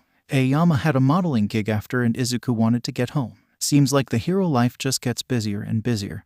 Aoyama winked as they finally got a break from various speeches. Like usual when they were alone, Aoyama used English with Izuku. Since first year when he approached him, the two boys found they'd had a lot in common. From international families and being multilingual to not being able to control their quirks' damage. If it was a common point they shared, they'd bonded over it. "Tell me about it," Izuku said. "I heard you took another one out this morning." Aoyama nodded. "Wise, but get this. This time, I happened to have to call in backup. He was crazy fast. Even my laser couldn't hit him. He was kinda oddly shaped too. I mean, not really. He was still pretty normal. But something about the way he moved seemed off. I don't know. Freaky." Izuku frowned. "That was new. And not just that. My uncle Gentle returned to hero duties in France and told me something weird the other day." "Weird? What'd he say?" "He told me that when he went to the Office of International Hero Affairs to get his French license renewed, he overheard some gossip about business in America. Apparently there was a string of drug-related robberies that were unarmed, just like what's happening here. I think they solved it, but he said he didn't really know. It was a few years back anyway." That was strange indeed. He made a note to ask his dad if he knew anything about it later, and they spent the rest of their time between less serious topics of conversation. "Where's Riku?" Mirio asked. Shoto looked up from his laptop, glanced around the living room, and then turned to Mirio. "Try the foyer." Mirio made a puzzled expression, but followed the directions anyway. Sure enough, he found Riku there, sitting on the ledge by the shoes. He had his head in his lap and was staring at the door. He didn't even start when Mirio sat next to him. Whether it was because he was too deep in thought or because he knew he was there in the first place, Mirio didn't know. What he did know, though, was exactly why Riku was here, waiting for him. He asked. Riku nodded in response. Mirio hummed. "I see. You must really like him." "I mean, most kids do actually. He's really nice, though they still want to return to their homes at the end of the day." Riku didn't say anything, so Mirio continued. "Your place isn't very fun, is it?" Riku shook his head slowly. "No, it wasn't." Mirio glanced at the kid. He couldn't figure out why someone would treat the kid so badly. He seemed like such a pleasure to have around. And no, not because he didn't talk or get in trouble. He and Izuku were told they were good kids, and they did both those things to the max. No, what he saw in Riku was a kid with his heart on his sleeve, always wanting everyone to just be happy. He reminded him of Izuku a bit actually. Maybe that's why they got along. Mirio closed his eyes. One person had dared to hurt Izuku when he was 4. It was his biological father. Over a quirk, or lack of one actually. Mirio hummed again in thought before turning to Riku. "Say, you got a quirk yet?" Riku slowly shook his head. "No." Mirio pursed his lips. "Okay, that'd be another conversation for another day." There was only so much you could get across with a head shake. Mirio stretched. "Well, I'm glad you seem like you like it here. We all like you too," he said with a grin. Riku looked up at him then, and giggled. Mirio laughed with him. It was like the first time Miri had smiled, dancing with her brothers at the Ua Cultural Festival. Unlike her though, it wasn't like he was unused to it. Rather, it seemed more like he was finally able to let it out. His laughter was bubbling and contagious. Shoto had come to join them soon after, and they laughed together on the foyer about nothing really until Riku got sleepy. He didn't want to be alone in his room, so he wrapped himself in blankets and lodged himself between Mirio and Shoto on the couch. Whenever he would hear a noise, he'd glance back in the direction of the door. After the 10th time, Shoto grinned at him. "You're still waiting up, aren't you?" he asked. Riku nodded, his face slightly pink. "It's okay. I do it too." Riku bit his lip. He wasn't sure their reasons were identical though. Mr. Shoto was an adult, so he didn't have to worry about being good. "He's really busy. Comes home late because of his job." Shoto said. "Why don't you take a nap? I'll wake you up when he gets home, okay?" Riku nodded and slept on the couch. Or he pretended to. He was really good at pretending. Half the time nobody noticed he was actually awake. Mr. Shoto was kinda strange though. He kept looking straight at him like he knew he wasn't actually sleeping. Riku didn't know how he did that. He heard the TV softly click on, and the volume was turned down so low he could barely hear it. Mr. Mirio kept talking like normal though, even though Riku knew he was probably trying real hard and keeping his volume down as much as possible. He felt bad for being tricksy. He could get in trouble if they found out, right? But he absolutely had to know what they talked about when they thought he wasn't listening. That was usually the second best way to figure out intentions. "He's on TV a lot nowadays, Mr. Mirio commented. He heard Mr. Shoto hum in agreement. "I wonder if he knows he doesn't have to show up at every event he's invited to.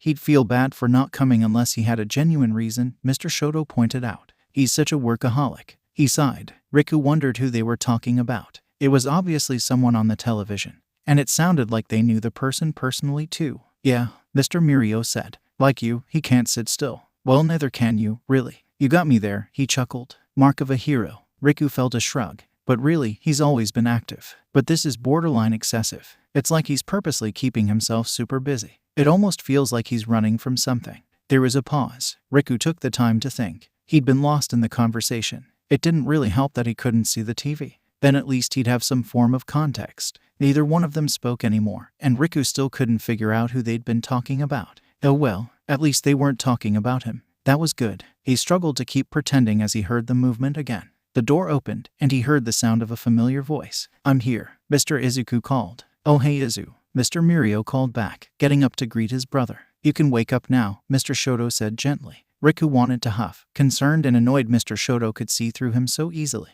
He looked at him from a cracked eyelid. He grinned and stood from his chair. The movement was silent, practiced, like he too was afraid of making too much noise. Riku suddenly understood. He shyly held up his hands. Mr. Shoto felt surprised at first, but he nodded and picked him up with a look of understanding. Izuku greeted them all, putting away his phone. He must have been talking to someone before he got in. He was also dressed in casual clothes, oddly enough. How'd it go? 𝗵𝗲𝗄𝐻 asked. Izuku grinned and shrugged. The usual, if you're tall about the event. Just another gaudy party for the rich to publicly declare they're doing some good by making a small donation to a general charity. Ooh, he's salty, 𝗵𝗲𝗄𝐻 whooped. As ever, Izuku rolled his eyes. He hung up his jacket and put his briefcase in his room. Other than that, it was fine. I went with Aoyama this time. He told me something interesting. Oh? Shoto asked. Yeah, Izuku nodded. Apparently something went down in America. It sounded similar to a case Hitoshi and I were working on. I rang Dad and he gave me a contact.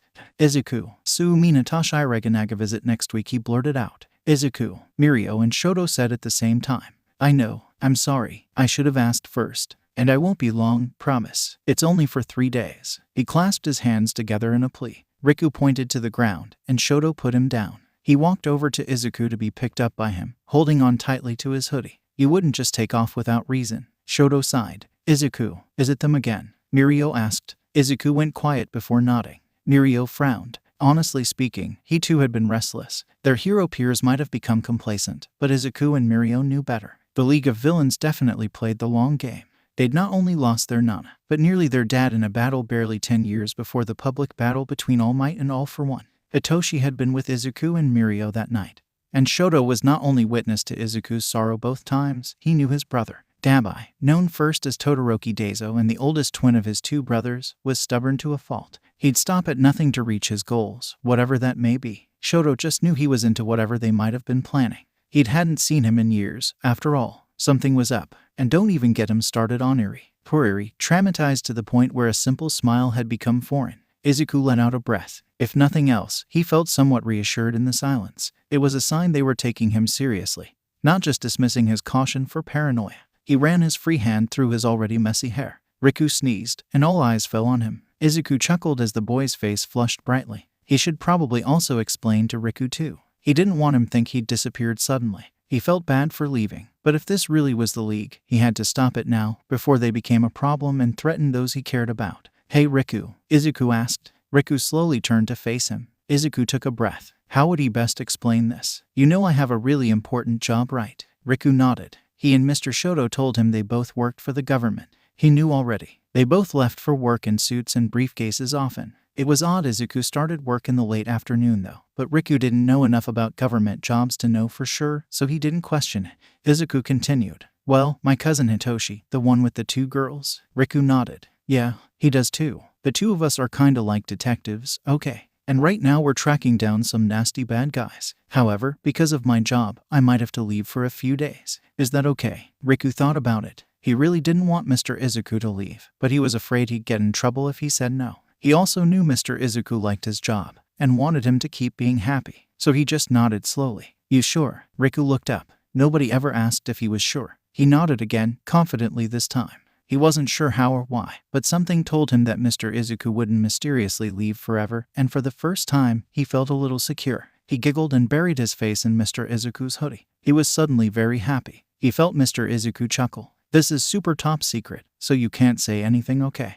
He said. Riku nodded and giggled again. Something stirred in the back of his mind, but he paid no attention to it, too happy at the moment to care. He even got to keep secrets now. Hitoshi was to sit across from Izuku on the plane. They both ignored the quizzical looks tossed their way as they boarded first class. They found their seats and relaxed into the soft cushions. Hitoshi sighed fondly as he glanced down at his smudged shirt. Both Riku and Yumi were pretty calm about the entire ordeal, although Riku got teary a bit. Megu, on the other hand, had bawled loudly. As usual, her worries were placed on something odd. She wasn't sad he was going away, or even that the plane would crash. Rather, she was scared he'd be mauled by a bear in America. It took 20 minutes of reassurance that the nature documentary from last night was staged, and nearly missing the flight to calm her down. Izuku grinned as Hitoshi dabbed at his shirt. It still had a wet spot on it from Megu's tears. Izuku watched as the plane finally lifted from the runway. So, he heard Hitoshi say, "You really think it's all connected?" Izuku shrugged. "Somehow, when I talked to my dad again,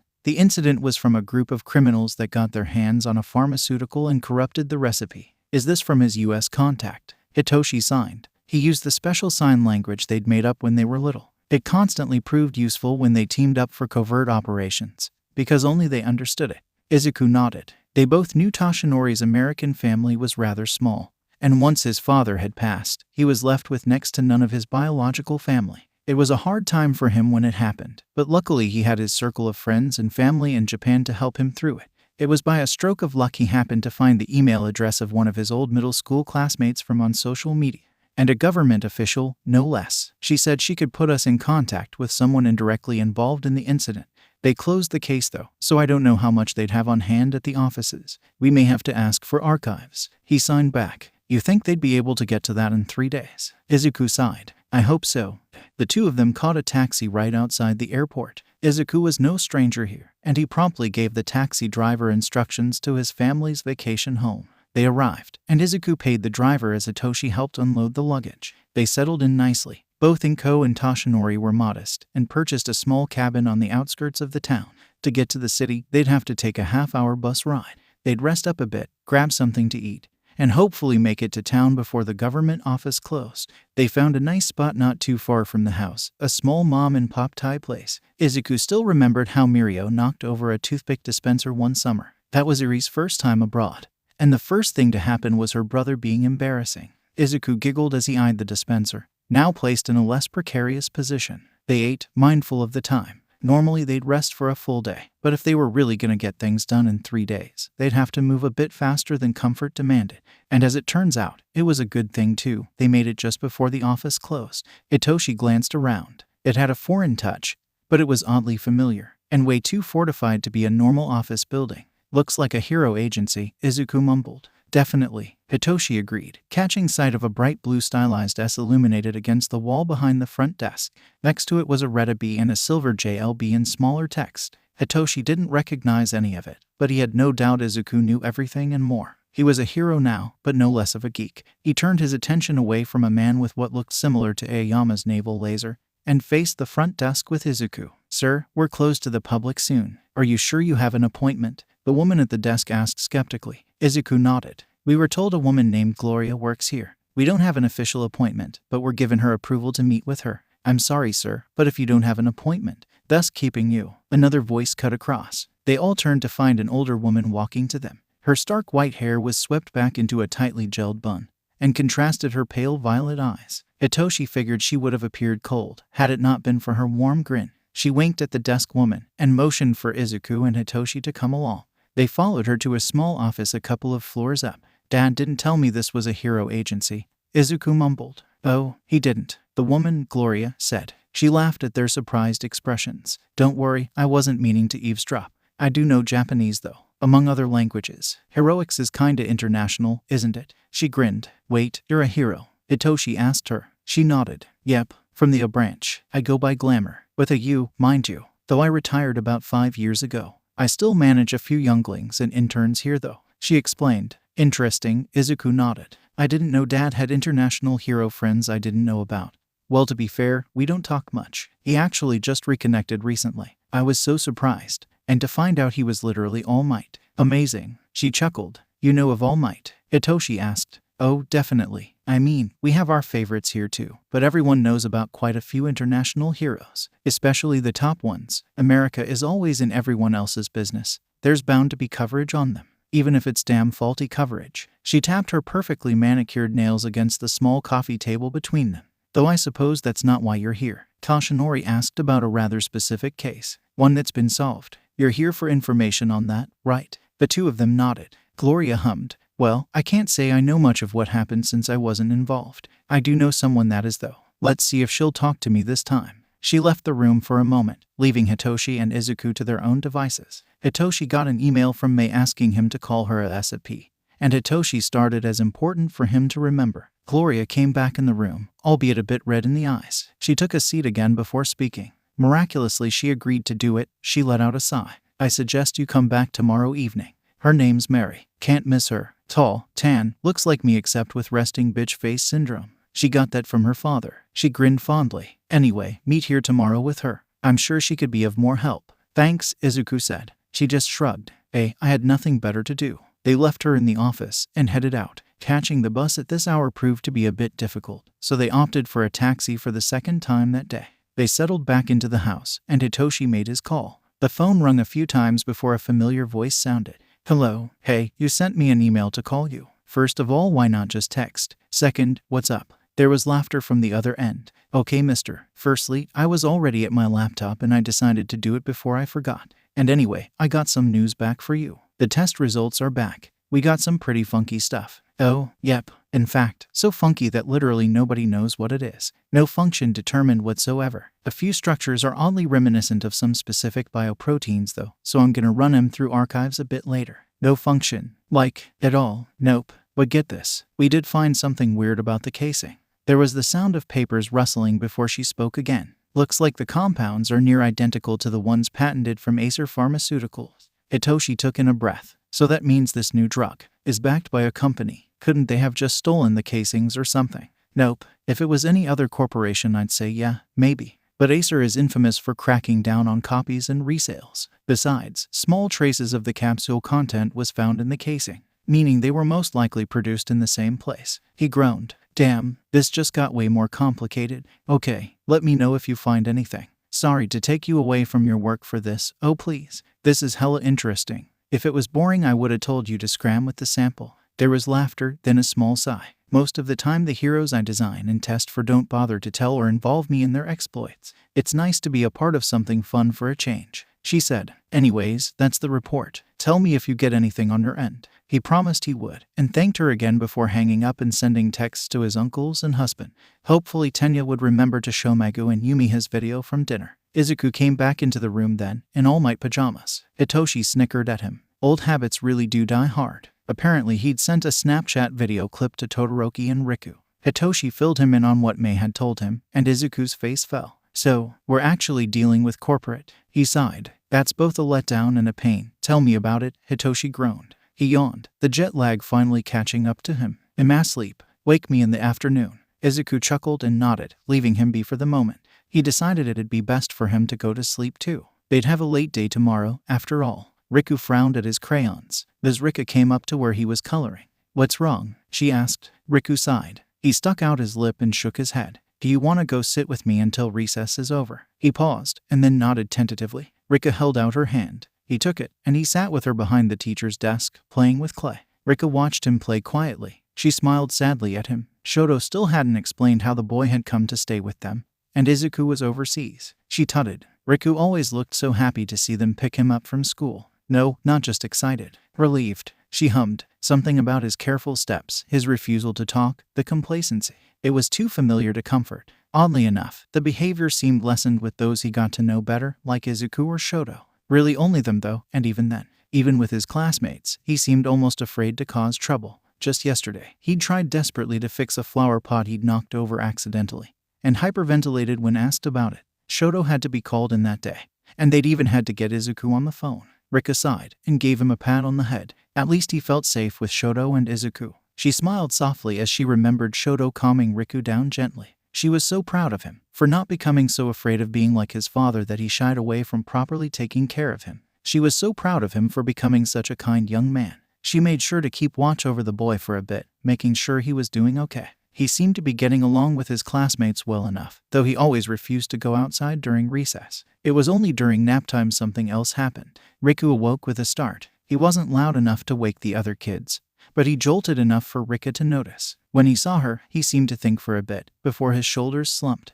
Rika made her way to him. "Are you all right?" she asked softly. He took a deep breath and wiped his eyes. He just nodded. "Want me to call Mr. Shoto?" she asked. He shook his head. "You sure?" He nodded, pulling his blankets closer. For some reason, he kept glancing at the craft drawer. Rika found out later during art time that he was afraid of scissors. Hitoshi and Izuku sat in the lounge chairs at the agency. A few people, both in costume and no, glanced their way a few times. Who wouldn't, when the hero legacy was sitting next to him? Gloria wasn't lying when she said international heroes were recognized. Hitoshi was glad he'd put his hood up. They wouldn't be able to pinpoint them as the visitors from yesterday. He saw Izuku giggle as a young hero, not much older than themselves, pointed excitedly to them. He was with the man Hitoshi saw yesterday, though this time he wore sunglasses and a suit. Hitoshi glanced at his watch. It was nearly time for their meeting. Where was the person they were supposed to meet? When he glanced up again, he spotted two figures in dark costumes. One was a tall and burly man, covered head to toe in black leather. The only skin showing was the area under his mask before he took it off, revealing black hair. He appeared to be wiping blood off his costume. The other was a woman matching the description Gloria had given him. He immediately recognized them as potential underground heroes. They seemed to think the same of him, as the man raised an eyebrow. The woman rolled her eyes at him and made her way over. "Hey, sorry I'm late. Name's Mary. Feel free to call me by my tag, Spectra. Got caught in something. Glamour told me you were interested in the 𝗳𝗵𝗲 case." 𝗳𝗵𝗲, Izuku muttered. "Yeah," Hitoshi interjected, already knowing just how creative underground heroes got with naming incidents. "'Kay, follow me," she said, leading them outside. They hopped into a sleek black car, Hitoshi claiming the front seat. "Is your office not in the main building?" Izuku asked. "Oh, no, it's there. It's just that 𝗳𝗵𝗲 is a well-known conspiracy for us night heroes." Neither made comment on the minute vocabulary change. "How so?" "I thought it was resolved," Izuku asked. "Publicly, yes," Mary said. "But for those of us directly involved in solving the case, not really." "Were you involved?" Hitoshi spoke up. "Yeah, I was one of the head night heroes in charge of the case. None of us can really push the issue anymore now that it's been officially closed. Not legally, anyway." "Government conspiracy?" Izuku asked. Hitoshi snorted and Mary grinned. "Not exactly," she said. "See, what happened was there were a string of sudden robberies. No powers, no weapons, just attempted robberies. We found traces of a Schedule 1 drug in each perpetrator's system though. You know, the really bad, illegal ones. They were probably going around robbing to get money for more. Nothing would be too out of the ordinary for us here, if not for the fact the criminals arrested shouldn't have been arrested. Not for that at least. We had no concrete evidence in that department. See, our city's had a problem with a particular gang for a while. Law officials had been waiting for literally any opportunity to lock up a few prime suspects posing as upstanding citizens. And since the gang is notorious for dealing in drugs, they swooped down on them without question. They came clean when tested though, from what I've heard. And the sad thing is there's nothing really we can do about it from our standpoint." "That's rather unfortunate," Hitoshi agreed. Mary nodded. "I'm sure they committed plenty of crimes." "Actually no, I know they did. Horrible ones. But they also really were helpful to some men. Revenue from their deals went to improving urban schools, all that jazz. And even still, I know another gang I refuse to bust because they act like our own personal police force. It sounds downright ironic, but they take charge to protect civilians at night and regulate the black market, etc. Too bad they all have records. They could have become the police we needed. What's there to do though, I guess? When the government doesn't care about you, where do you go? I can only do but so much as a hero." She sighed. Izuku listened in silence, thinking. He'd never forget the encounters he had with the hero killer, Stain. He held a similar ideology, that hero society was messed up. And although he hated his methods, Izuku agreed with his message. They'd since taken drastic steps to overcome it. But years of society can't be reversed overnight. "If not your office, where are we headed to?" Izuku asked. "To visit my dad," she said simply. "I'm sure he'd know of something. I asked him before, but I'm sure hearing it directly is probably better." They eventually pulled up to a beaten-down nail salon, currently closed. Just like the rest of the buildings around them, the shop was small, smelled of alcohol and smoke, and was surrounded by neon lights. Izuku and Hitoshi followed Mary up a flight of stairs in the back of the shop, coming up to what was probably the apartment above. She knocked on the door a few times. Izuku narrowed his eyes. Did that shadow just move? There was a sudden black puddle on the floor. Izuku's breath caught. It was eerily familiar. Sooner than he'd gotten a chance to do anything, though, he fell onto an old but plush couch, probably inside the apartment. Everything about the apartment looked like the couch. Old, beaten up, smelled like mildew. "You've got guts, bring in damn heroes here, girl," came a disembodied voice. From the ground rose a shadowy figure. Izuku held his breath, and it was not 𝗓𝗓𝗓𝗓. It was a man with a similar quirk, yes, but it wasn't him. Instead, the man before them held to more of a form. They both resembled shadows, the only thing visible a pair of glowing eyes, but while 𝗓𝗓𝗓𝗓 was wispy, this man seemed solid. His eyes were also white, rather than yellow. His voice wasn't all that deep, but carried a certain swagger born out of confidence. Beside him, he saw Hitoshi scan the room. Mary rolled her eyes. "Shut up, Dad. They aren't from the agency, you can relax." "Oh," the man said, crossing his arms. "Yeah, they want to know about 𝗬𝗵𝗲. From Japan. International hero regulations state criminal chasing into another country is legal, so long as the crime originated in the home country. And guess what? They got a fucking string of robberies just like back then. Not sure how much drugs are involved. They didn't say much more than the robberies' similarities since it's apparently still confidential. But it's hella uncanny," she said. The man made a nose resembling a huff before sitting on the coffee table in front of him. "You don't say," he said. His eyes narrowed, but he leaned back, his posture less confrontational.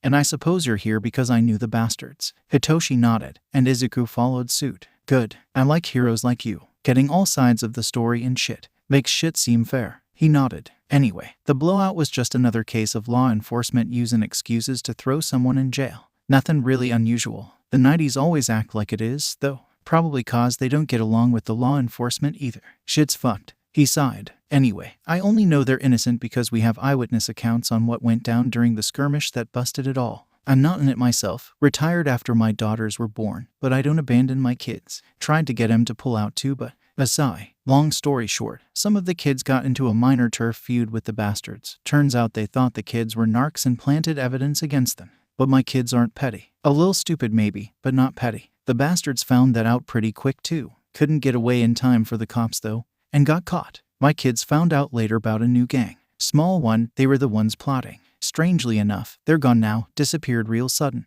Mary nodded. She remembered. Frankly, she was personally glad the rival gang got caught. She preferred not being concerned over whether or not her dad would suddenly be murdered just by past association. The door handle jiggled loudly, and in burst someone she hadn't seen since she was 10. Talk about lucky. Izuku watched as a younger man stumbled through the door. His grin was wild, and his dark violet hair was gelled back. His single hoop earring matched the silver on the dented metal bat he held. There was a suspicious dark stain on his jacket, but because the jacket itself was red, he couldn't tell if it was blood or something else. Maybe he'd ask Hitoshi later, he was sure to know. Perhaps the most interesting thing was that to Izuku, he looked Japanese. "Go clean up. We have guests." "Sure thing, boss. I keep telling you not to call me that." "Yo, Div," Mary called. He turned around, a lopsided grin on his face. "Hi," he answered. Hitoshi and Izuku perked up at the use of Japanese. "The blowout third party. You know the HQ. "Oh yeah. You know that abandoned warehouse that was brought by Alpha Industrial and then abandoned again?"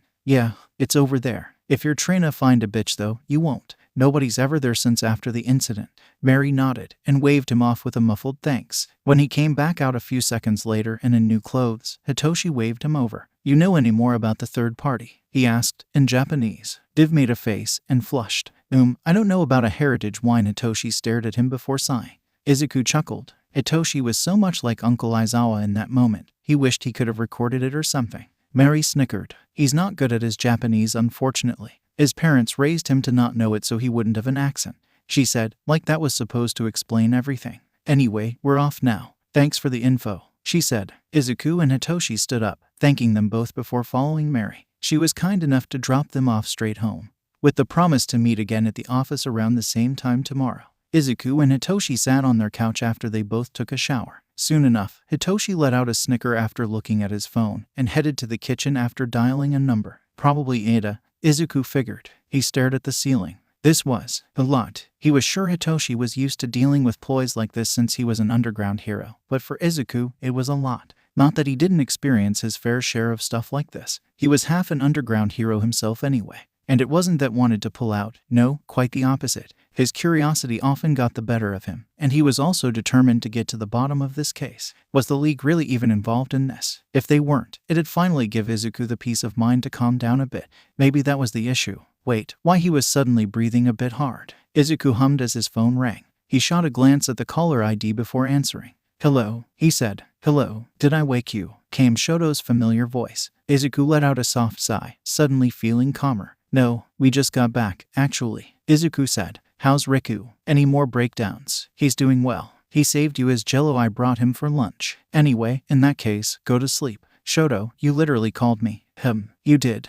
And then I just wanted to make sure you were okay." Izuku paused. He felt warm. "Oh, thank you." There was the quiet tinkle of Shoto's laughter, a sound Izuku always liked to hear. Maybe it was because he always said if he hadn't met Izuku at the young age he did, he would have forgotten how. It was something special to the both of them to hear it. And here he was, chuckling freely. Izuku felt himself smiling warmly. "No need to be so formal," he said. "Anyways, Riku was glad you sent that video last night. I showed it to him this morning. He replayed it like 5 times. He's at school now, it's afternoon here, but he waved hi to you." "Ooh, I'm glad. Tell him I miss him. I can't wait to get back. Honestly, this case is so complicated. I want to go back to my office." There was a sigh from the other end. "You're still not gonna tell me, huh?" he asked. Izuku bit his lip. It's top secret. I can't say anything else more than I already did." Shoto hummed, and Izuku knew he wasn't done with the topic. He'd just set it aside for now. "You're not gonna tell me that either, huh? That you miss me?" he said. Izuku suddenly felt his face flush. "Shiki. Oh, I miss you too, Shachan." "Definitely. Good night, Izuku. I miss you as well." "Gee, good night." There was a click as the phone hung up, but Shoto's soft laughter echoed in Izuku's head. His chest felt tight. He hummed as he checked through his Snapchat. Riku had apparently sent one of him waving according to Shoto, but he never got it. As the dash loaded, he figured out why. Shoto had accidentally posted it to his public story instead. "Ready?" Hitoshi asked. Izuku nodded, and they stepped out the house to make their way to the nearest bus stop. Izuku fidgeted with his hands as they waited. Normally it'd be his phone, but since it wouldn't stop blowing up overnight, he'd tuned it off. Hitoshi let out a sigh. "It's wild, isn't it?" he asked. "Oh yeah," Izuku agreed. Hitoshi sighed again. He knew Izuku. He was basically his cousin, and one of his best friends. He knew his tell signs when he was stressed. He also knew the exact cause. He knew these things, just like he knew that Izuku would probably try his hardest to keep his problems to himself. He was just that kind of person. So Hitoshi took it slow. He'd open up, sooner or later. Izuku started. "I just can't figure the league into the equation. It really seems like they've just stopped. That doesn't make sense with what we know so far about them, and you know it." Hitoshi replied. Izuku was the one to sigh then, just as the bus pulled to a stop in front of them. "Yeah," he said. "That's the issue." Shoto frowned at his laptop screen. "Nope, not that one. No, not that either." "No, did your phone break?" Shoto glanced up. Jiru was on his desk, peering at his screen. "No," he said. "I was thinking of getting one for Riku," he said simply. She was perhaps the only one relatively calm about finding out about him. It was late, and he was tired. How could he have known he'd posted to his story? Luckily for him, only his friends knew his Snapchat, so there wouldn't be any problem from the press. He winced. He felt bad for Izuku though. Uraraka was probably worse than the press, actually. "You don't think he's a little?" "Haha, little for a phone," Jiru said, returning his attention back to the conversation at hand. Shoto rolled his eyes at the joke. "Maybe, but I get nervous leaving him at school alone. What if something happens and I don't know? He's obviously been through some rather unpleasant things. It seems like he's hiding from them. What if they find out he goes there and try to take him?" Jiru rolled her eyes. "You're such a worrywart," she said. "It's 𝗧𝗵𝗲. You should know how tight their security is. They're dealing with rich kids and hero kids, after all. They know how to deal with threats." Shoto didn't comment that Ua was known for security before Bakugo got kidnapped that time. Instead, he just closed his laptop. "What brings you here anyway?" "What? I can't just visit a friend." Shoto quirked an eyebrow. Jiru laughed. Okay, you got me." She grinned. "I came to brag, but I guess I'm here to complain now too. When are you gonna bring the lil dude to the office? I wanna see him." "Rejected," Shoto said flatly. "On to the next." "Brag." Jiru pouted, but her excitement returned when she stuck out her hand. "Momo proposed to me last night. It was so cute. She took me out to a concert and got me front row seats. And then we got my guitar signed, and I wonder why Mo suddenly told me to tune it after, and I look, and there, it's a ring. And then she asks me, and of course I say yeah. And then I cry, and take out the ring I was gonna propose to her with, except I never did until then because I was too chicken and just held on to it for like a year. And then she cried, and then I kissed her, 'cause like, duh. And now we're engaged." She took a much-needed deep breath. Shoto kinda got lost somewhere in the middle of her story, but he got the gist. He congratulated her, and she left the room after talking with him a bit more. When she left, he wondered what it'd be like to propose to Izuku. Would he cry? He felt like he probably would. Nearly halfway across the world, Izuku readjusted his wig. Hitoshi had suggested they disguise themselves as normal businessmen, just to avoid suspicion on part of anyone who may be at the warehouse. Going in costume wasn't really a problem yesterday, as the people they met didn't necessarily hate or avoid heroes. In Hitoshi's eyes, they were more like a band of occasionally violent vigilantes, covering holes the heroes couldn't reach. "This is so ironic," Izuku said with a small grin. "Oh," Hitoshi answered. "Yeah," he replied. "I was in disguise on my way to an abandoned warehouse that night we rescued you and Bakugo from the League." Hitoshi chuckled. God, he remembered that night. He'd stalled for the heroes to arrive by annoying the guards. It was scary then, and looking back on it wasn't any better. But it always gave him a sense of hope nonetheless. People cared about him enough to risk their lives to save him.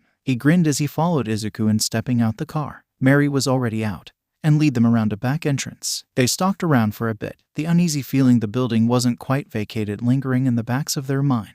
It all came to a head when they entered what looked like an old inventory checkpoint in the warehouse. They'd just entered the room, but the door suddenly slammed behind them. Hitoshi turned to Mary, who just held out her hands in a clear signal she didn't touch anything. Literally from the shadows, a figure emerged. She looked near identical to Mary, and both Izuku and Hitoshi were suddenly reminded that the man from yesterday, her father, used the plural of daughter. Well, of all the people who come to visit, I hadn't expected you. Don't you have a pimp to bust? Maybe a van to ambush? Mary stood frozen in her spot. Maddie, you're behind this. The other woman, Maddie, made a face. Mary frowned now, taking a step forward. Okay, this needs to stop. Your tantrum went on for long enough. You're dealing with things you don't understand. Suddenly, the twin stood tall. Izuku realized she was floating off the ground. Her eyes began to glow. Oh please, this isn't about the divorce. Mommy's a bitch and daddy's a coward. We both know that. But this isn't about that. This is about making the world a better place. Don't understand. I think that person is you.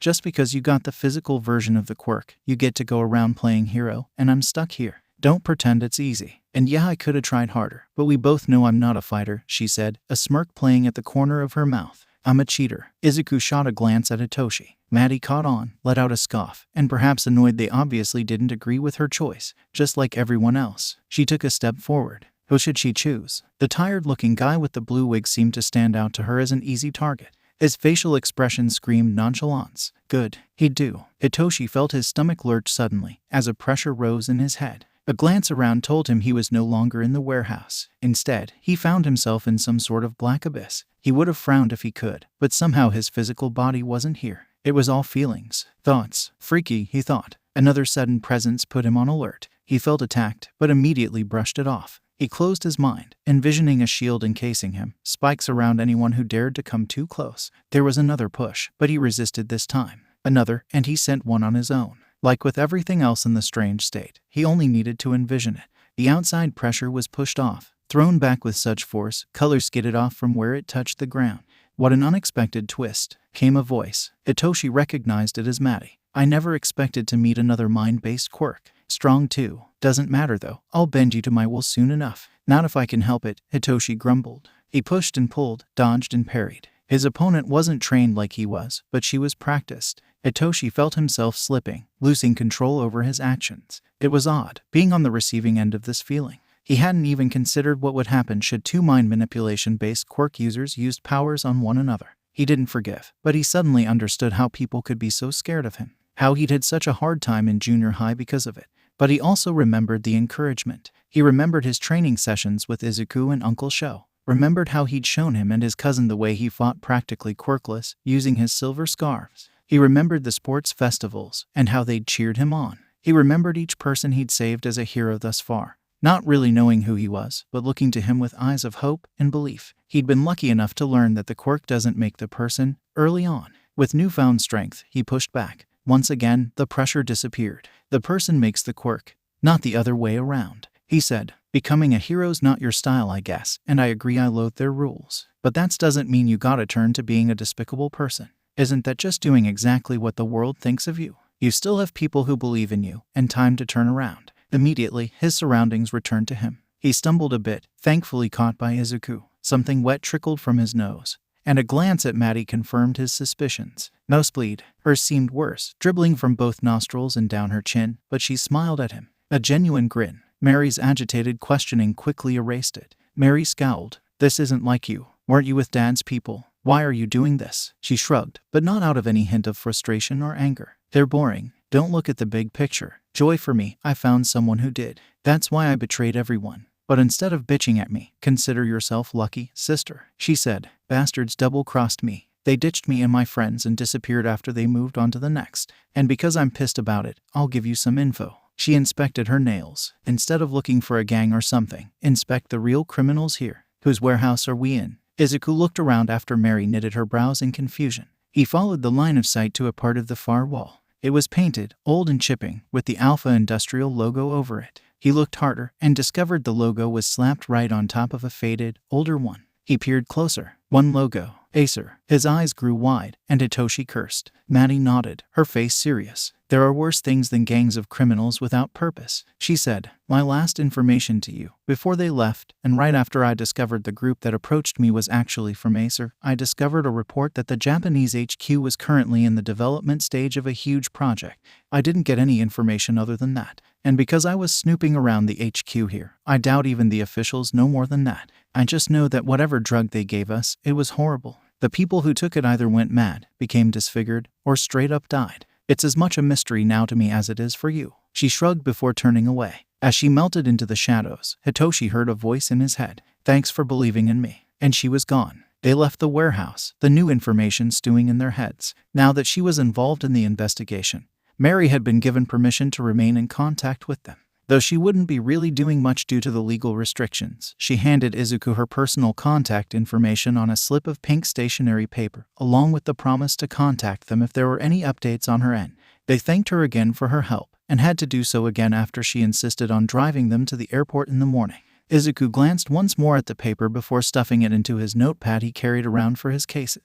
You think it's time to make it official? He asked, taking his seat on the plane. It's already official, Hitoshi said. Izuku shook his head. No, I mean, like stage 2 official. Call in Mr. Tsukachi and his team. Hitoshi nodded. Way ahead of you. I did that the second day we were here. He grinned at Izuku. It should take a load off our chests with a little extra help. A load of your chest, he wanted to say. Izuku's expression grew fond. You're literally the best, Hitoshi smiled. I know. Todoroki grunted as he swung his fist, fire and all right into a villain. He'd had 2 attempted robberies in a row, across town from each other, in nondescript stores. The first was like the usual, easy to take out. The second, however, proved to be a bit more difficult, even for Todoroki. At first the fight was going along smoothly, and he figured he could go pick up Riku with time to spare to also treat him to ice cream. Sometime along the middle, he felt some sort of shift, and the villain became increasingly stronger. It was only now, when he feigned using his ice to switch to fire, that he caught him off guard enough to land the finishing blow.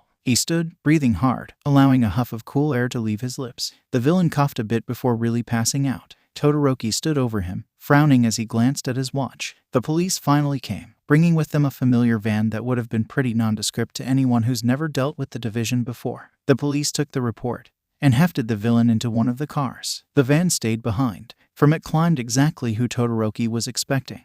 Mr. Tsukachi, hat cocked stereotypically to one side like usual, took notes in the pad he held. Behind him stood Eri, dressed in a similar fashion, her hat sitting on the back of her head instead of to the side. Todoroki knew Eri was currently interning with Mr. Tsukachi from Izuku, but he hadn't expected to see her out and about so soon. He raised a brow as they approached. Can we talk to you for a minute? Tsukachi asked. Todoroki pursed his lips. Can this wait? I'm really late in picking up my kid. His own words surprised him. He hadn't known when exactly Riku became his kid, and he supposed getting attached was something dangerous he hadn't foreseen. Perhaps it was because he felt determined to help him, seeing Todoroki already knew what it was like, living in a home you never felt safe in. Either way, Riku was his kid now, he guessed. Tsukachi seemed a bit surprised, but a grin graced his face as he nodded. Todoroki pointedly ignored Eri's teasing faces in lieu of listening to Mr. Tsukachi. That's fine then. Just give me a call when you can. If you don't have my number, Izuku probably has it. Todoroki nodded before taking off, not bothering to question why Mr. Tsukachi and the formal hero detective agency had apparently involved themselves in the event. He arrived late to Riku's school and rushed to the classroom. He nearly ran into Shiro and Mina, who just picked up their own daughter. Rough day? Mina asked. Yeah, Todoroki replied. Noting both his friends still had their hero costumes on too, Mina had a bandage on her wrist, and Shiro's hair was a wild mess equaling his wife's. They waved by as he continued on to the classroom. He breathed out a sigh of relief as he saw Riku, playing with blocks. Ida was there, along with his 2 kids. Hey, he breathed out. Riku immediately turned to see him, and his expression was mildly worried before he jumped up to go give him a hug. Megu violently kicked over the blocks in his wake. Hey, he said again, bending down to properly hug the boy. Sorry I'm late. Did Shoto come yet? Ooh, my god. He turned to see his mother looking at him wide-eyed before rushing to rummage around in her desk. She pulled out a first aid kit and took hold of his chin. When she pulled away, he saw the gauze nearly drenched in blood. Shit, how had he not noticed that? Lucky for him, it wasn't too bad of an injury, and after being disinfected, Rika patched it up nicely. Now Shoto was stuck with a gauze on the side of his head. Thank goodness his hair was long. If he let it hang down just right, it covered his temples enough to hide it. He had no doubt Izuku would probably still notice. Sighing, he turned to Ida. Sorry, did you wait long? He asked. Ida shook his head. I was already in the area, since I had to pick them up from elementary. I hope you don't mind I told him why you were late. Shoto shrugged. Riku was bound to find out when he arrived in costume and with a gash on his face. Better to prepare him, he guessed. Next time though, please text more than just his name. That part was a little confusing, Ida said with a grin. While Shoto got changed back into civilian's clothes in the teacher's lounge, Riku helped Yumi put away the blocks. Shoto mused how coming late proved lucky, as there were hardly any people around to recognize him. He headed out and thanked Rika for staying over. They left, heading to their respective cars. He let out a small sigh, followed by a smile as he strapped Riku into his car seat. Ready to go pick up Izuku now, he said, finally feeling totally calm again. Riku nodded and stretched out his hands. Not knowing what else to do, he leaned in close. Thank you, he whispered, very quietly. When Shoto pulled away, Riku had a finger to his lips. SHHH, he seemed to say. They both smiled wide at each other. The loud clatter of the airport surrounded the group as they patiently awaited the return of a certain plane. The idle chatter of the TV overhead mixed in with the sound of broken conversations in multiple languages and filled the gap that would be otherwise silent. After the hectic ordeal that was getting through the crowd of new arrivals, Shoto stood against a lone pillar, hands on Riku's shoulders to keep him close. This task proved to be difficult, because Riku spotted Izuku before he did, and proved to be quite slippery. Shoto ran after him, fully unprepared for what meeting Izuku would bring. Hey Shoto, Izuku said, offering one of his billion-watt smiles from over Riku's hair. It was one of the special ones too, the genuine, dazzling grin he reserved for his closest friends. If he looked hard enough, he could swear out he had a version reserved specifically for him, but he dismissed it on account of wishful thinking and over-analyzing. He didn't even get a chance to reflect on any of that though, because as soon as he met his eyes, he felt his chest explode. He huffed out a puff of cool air, trying to steady himself. He'd handle this just like all the other times. Hello Izuku, he said coolly. How was the trip? A lot. Useful would probably be the best descriptor. Shoto offered him an understanding nod as he took his luggage for him, seeing Izuku had his arms preoccupied with Riku at the moment. They met back up with Shinso and Ida where there were less people, and headed to their respective homes after. Megu proposed having dinner over Izuku and Shoto's place, but Shinso insisted Izuku needed time to rest up, despite Izuku's own protests.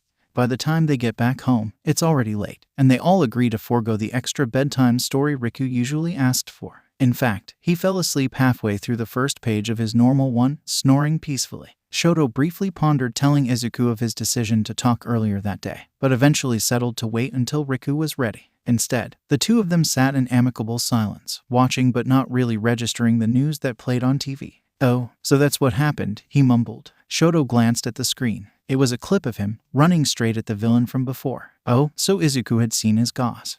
It isn't anything to really worry about, Shoto assured him. Just a scratch. He suddenly got energetic and I got too close, he explained. Izuku made a face, but Shoto couldn't quite decipher the meaning. In an attempt to steer the conversation away from himself, he asked again about his trip, hoping for more details this time. Izuku gave him a sheepish grin and similar vague answer, probably also knowing full well Shoto knew he wasn't saying the full story. He sighed, wishing Izuku would just come out and tell him. He was probably trying to protect those not involved, but hell if Shoto wasn't concerned. But before he could attempt to call him out, Izuku steered the conversation away to something else. Apparently, he'd heard about Jiru's engagement too from Hitoshi and excitedly blabbered on about how happy he was for her and Yaoyorozu. Shoto listened for a bit, though he found himself daydreaming about proposing to Izuku again. He was wondering what sort of rings they'd get when Izuku's phone rang, jolting the both of them to attention. Izuku glanced at the caller ID before answering. Hey Dad, he said with a grin before watching Shoto nod goodnight and leave the room. Hey Izuku, how was your flight? Your mother wants me to make sure you knew she said hi. No, wait, what? Okay, wait what? Tell him what? You know what? I'm putting this on speaker. Izuku chuckled as there was a shift and he could hear his mom's voice. Izuku, baby, how was the flight? Did you and Hitoshi get enough sleep? I only got your texts late at night for good morning. Did you sleep? Your phone was off all day yesterday and this morning. Did something happen? Are you hurt? Izuku smiled. Like him, his mom would talk a mile a minute. He gratuitously ignored that she'd asked the same question twice. Instead, he reassured that yes, he'd eaten. And yes, he'd gotten as much sleep as he could, given the situation. He explained how he'd turned off his phone to avoid his notifications, to which his parents both laughed. I sure hope you weren't planning to keep your friends in the dark forever. I'm glad to hear you're doing all right though, his dad told him. Izuku frowned. There was a hint of worry in his voice at the last statement. Was it about the email he'd sent the other day as an update on the case? Did he find something there? His mother's voice cut across his thoughts. Don't forget to take a break though, okay dear? Take care of yourself. For me, okay. She sounded worried too. Okay, he said quietly. It seems he was promising a lot nowadays. He wasn't sure he could keep up with it all. Thank God for rescue training. Uriaraka grudgingly thought as she evacuated the last few people from the collapsing apartment building. God, Mrs. Midoriya Yagi was gonna have a field day with coordinating the repairs on that. Her parents would probably have a blast rebuilding it though. She left the victims in the care of the paramedics before dashing to Tsuyuze. She was still facing off with the villain. At first glance, he didn't seem all that special, and he hadn't talked at all, only attacked. Within the first few seconds of fighting though, Uriaraka saw exactly why he was proving to be such a problem. His reflexes were impressively fast, faster than any they'd taken on thus far. Uriaraka frowned as she threw another missed punch. The villain dodged her, and then Tsu, all too effortlessly. Something was different about him. She couldn't pinpoint exactly what his quirk was, but it seemed along the lines of speed enhancement and shockwaves. She grimaced as Tsu took a hefty blow to her back. Using his preoccupation with her partner, she rushed in again, a double-handed attack at the ready. He dodged her first punch, only to fall victim to her trap. She gave him a fierce uppercut, effectively knocking him into a quick daze. Tsu used the opportunity to dropkick him. Uriaraka used her quirk to make him float, and punched him high into the air. Release, she shouted. The quirk's effects ended abruptly, throwing him to the ground. He let out a choked wheeze and sat up. He looked like he was on his last leg, but his grimace suddenly turned into a grin. Fucking finally, he said, standing straight with no problem. Uriaraka gasped as his wound started to heal. Suddenly, everything seemed to slow down around him. She felt like she was moving through molasses. No matter how hard she tried, she couldn't speed up. A glance at Tsu told her she was in a similar situation. The villain rushed at her, knocking the air from her lungs. She lay on the ground, a hand at her neck. It was all she could do but watch in horror as his eyes bugged out. He frantically let her go in favor of clutching at his own neck, before violently heaving and retching. A stream of blood and bile came from his mouth, and Uriaraka herself felt sick. Tsu stood stoically beside her, but Uriaraka knew her well enough to know it was horrendous for her too, especially when he started downright melting. It was all either one of them could do to get the paramedics to the villain. As he was carted to the ambulance, they watched as he switched between a stable and bare liquid form in between bouts of medically administered oxygen. Tsu kept watching even as the ambulance had long since sped away. You need to tell Mr. 𝗧𝗏𝗄𝐺 what just happened, she said. Uriaraka nodded. At this point, probably Izuku too. She needed to have a word with her friend anyway. Is Legacy in? Uriaraka asked the front desk. She must have been a sight, fresh from battle, dirt and grime all over herself, showing up to another agency. Lucky for her, the receptionist knew her enough to know she and Legacy were close friends. He just clocked in, if my screen is correct. I believe he's headed for a meeting with Creati in a few. She told her. I'd check the upper conference room first. Uriaraka nodded her thanks before rushing off. She was familiar enough with the building to find the conference room without problem, and skidded to a stop in front of the door. I see you, 𝐒𝐩𝐢𝐢𝐴. He turned at the sound of his name, clearly not expecting Uriaraka to suddenly show up. She barreled right into him, nearly knocking him out his chair. Oh, hey Uriaraka, he said, returning the hug. What brings you here? To actually physically talk to you since you won't answer your damn phone, she said, giving him a light hit on his head. Sorry, I was on business abroad at the time, he replied sheepishly. He knew that wasn't the whole story, and I was honestly kinda hoping to keep it all private until further notice. He finished. Uriaraka shook her head. I'll let this slide for now since you were on a bona fide business trip, but the next time you don't tell me about something so major, I'm punting you to the moon. Dead ass. She stared him straight in the eyes. He gulped and nodded. He knew she wasn't playing around. Good, she said, immediately back to her bubbly self. I just battled a super difficult villain today. She laughed at the comically worried expression on her friend's face. Don't worry, I'm fine. Mr. 𝗧𝗏𝗁 just told me he thought you'd like to know. Something about that case you're working on. He was wicked strong and just froze time out of nowhere and then just straight up melted. How crazy is that, right? Izuku's face paled. A villain that showed an abnormal quirk and then had consequences. He thought about what Mary's sister had said about the drug users during the raid. They'd died. He opened his mouth to ask 𝗓𝗏 a question when she suddenly grabbed his shoulders. Enough about work though. Tell me about your secret son. Sorry, Izuku said.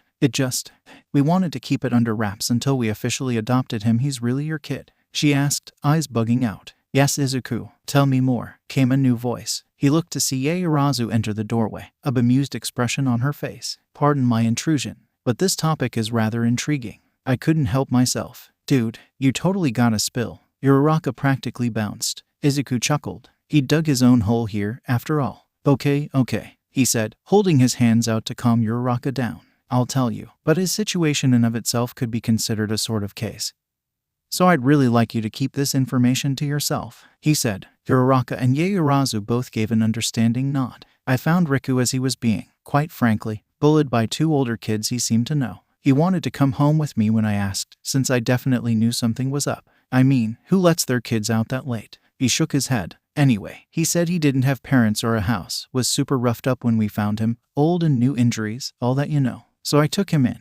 And even though he doesn't talk at all, both me and Shoto noticed things about him that told more than just kid bullies. Such as, Ieyasu asked, like, he gets super stressed out if he breaks something or makes a mess. Things normally kids wouldn't think twice about. He's prone to nightmares and gets nervous around scissors and sewing needles. And he's got some attachment stress. He rested his head on the table. I had to practically peel him off when I got back from the airport yesterday. He chuckled at the memory. It's not that he minded the affection, far from it. He of all people readily gave it out. It's just something about it seemed so pitifully desperate. So you're adopting him as a rescue, 𝗓𝗏 confirmed. Izuku bit his lip. Well, we were definitely thinking about it. It'd be tough seeing we don't have any actual evidence any of this is going on. Nobody seemed to be looking for him. But I wouldn't put it past them to suddenly show up at some point. We technically wouldn't have any say in them taking him away. Adoption does seem to be the logical answer, Ieyasu said. There was a playful glint in her eye. Though I'd think it a bit difficult for joint adoption seeing you have limited information about him.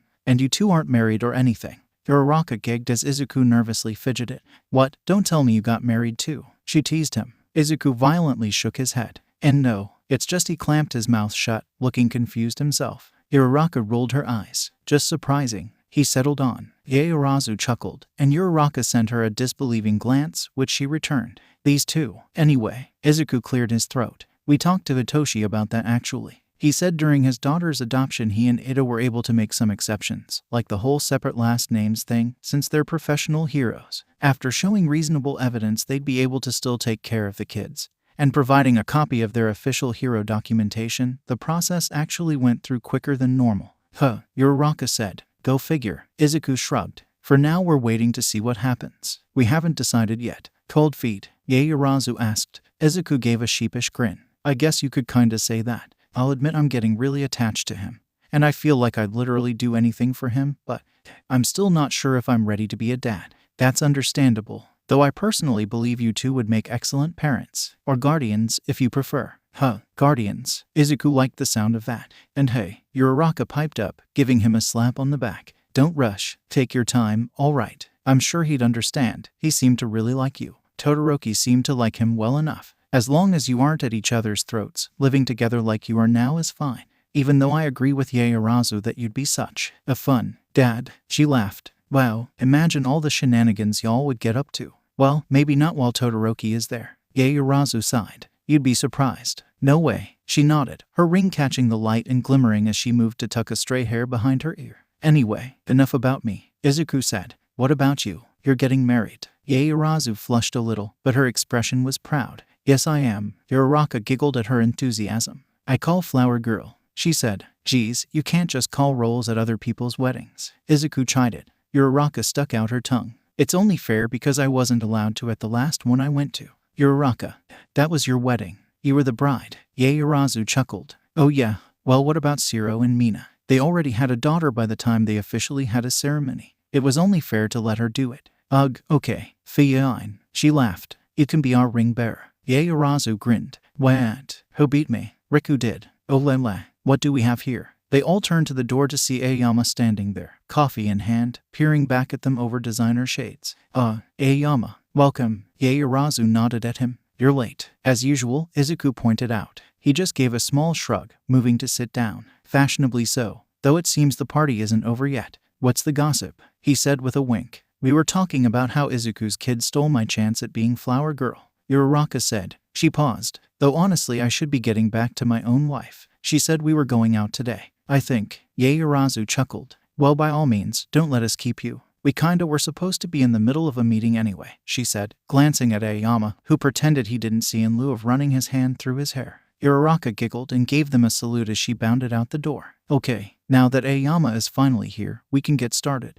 This is a simple assignment. They want us stay heroes. And Izuku, for extra power. It's a raid by the underground heroes, I believe. You two are to stand post at the back entrance and prevent the escape of anyone trying to get out of getting arrested.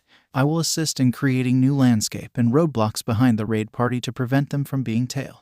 A trafficking ring, I was told it was. She shuddered. Izuku and 𝐻𝐽𝐽𝐽 nodded. Seemed simple enough. That's tonight? Izuku asked. Ieyasu nodded. Though I believe it's not at the usual ungodly hour. It starts around 5, I believe. Oh, I'm usually on the clock that time anyway. Izuku said. I'm usually at my modeling gig, but I'm off this week so. 𝐻𝐽𝐽𝐽 shrugged. Izuku rolled his eyes at his friend. It's settled then. I'll go tell the raid coordinator and get our stuff settled.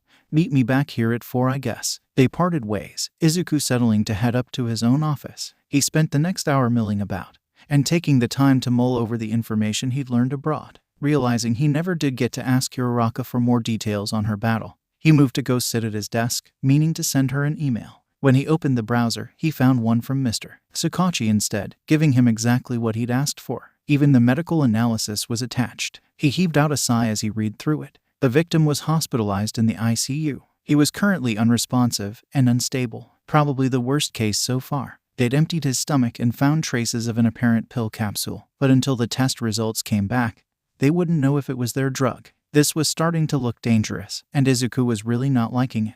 He bit his lip as he ran over the likely scenarios in his head. Acer could be completely independent of the League, seeing there's been literally no actual activity from the latter. But Izuku was really getting the vibe there was more to the story. Even if the League wasn't involved, there was more. He was kinda hoping that was the case. If he had to face the League, no doubt he'd have to face him. He shuddered and quickly glanced at his watch. 4:10. He yelped as he grabbed his helmet, activating as he rushed out the room. It was only a few floors down, but somehow he'd still managed to get there after 𝐻𝐽𝐽𝐽. Luckily for him though, nobody seemed to mind too much. He wasn't part of the major players as far as the raid leader was concerned.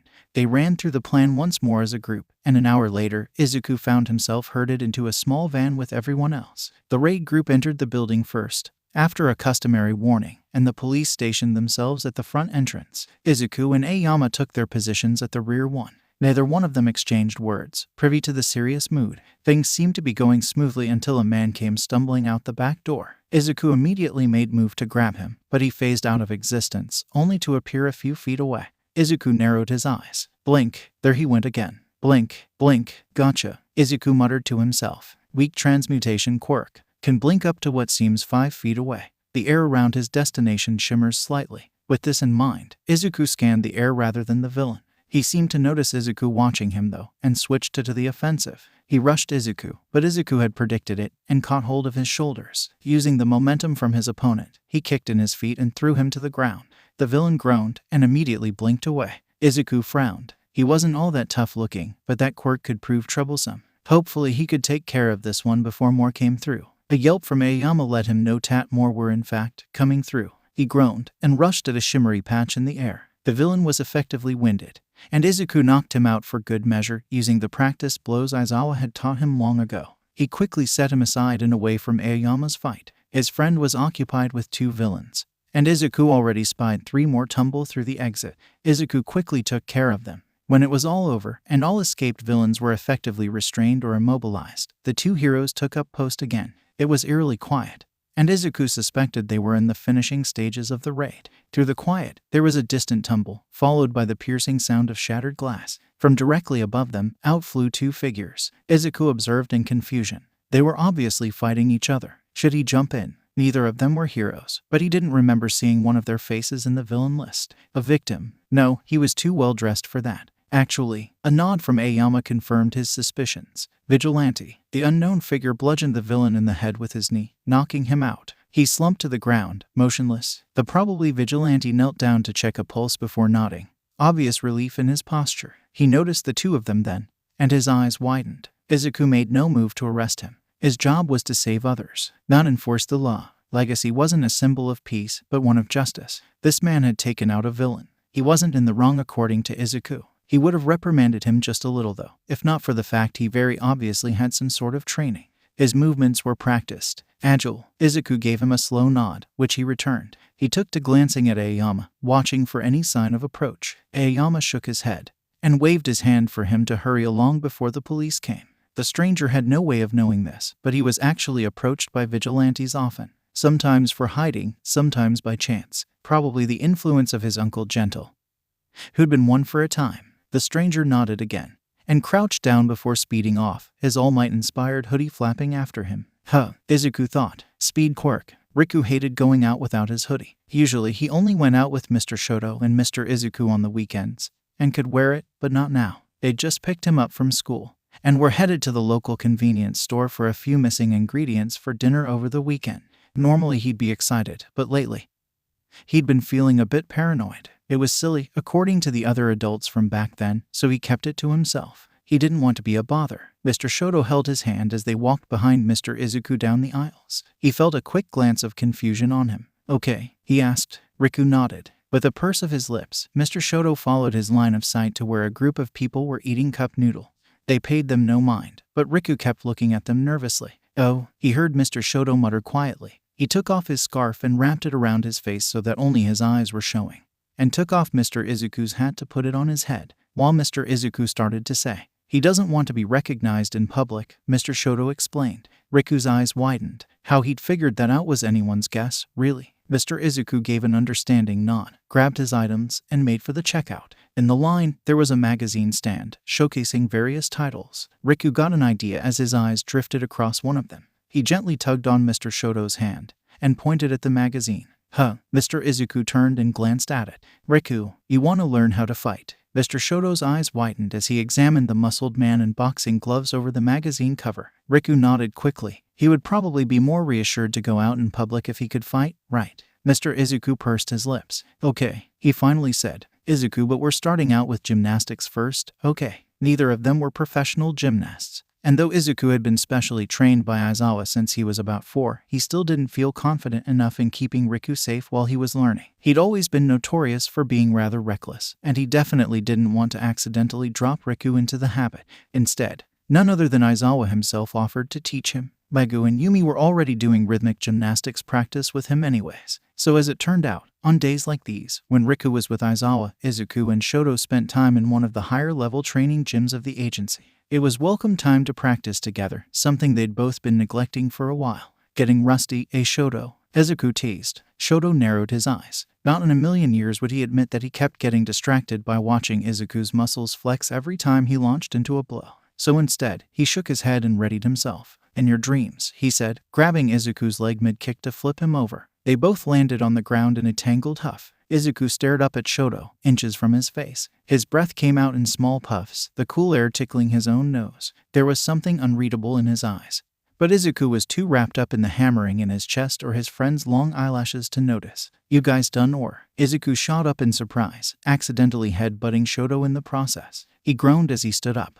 Sorry. It's okay. They both turned to the voice to find Shinso and Yaoyorozu in the doorway. Hello, she said, a chuckle threatening to escape her lips. She gazed pointedly at Shoto. Did we disturb you? Shinso snickered as he saw the both of them blush. Izuku was stammering out something fierce, and Todoroki stood deathly still. Uraraka approached from behind the two, and Izuku thanked the stars she wasn't there in the beginning. He'd never hear the end of it. Wait, he just fell. Why was it suddenly so embarrassing? Uraraka caught sight of them then, too busy reprimanding Yaoyorozu and Shinso for walking so fast to realize the atmosphere. Or more likely, she did notice, and just chose not to comment on it for now. I've been looking everywhere for you, she said as she approached Izuku. Hey Uraraka. Izuku greeted her. What's up? Nothing good. That's for sure, she grumbled. She grinned at Izuku's comically worried expression. Oh no, I'm fine. Sue said hi by the way. We're both good. 100% Gucci. She leaned in a little closer. It's about the villain I took down. You know, the one I told you was super weird.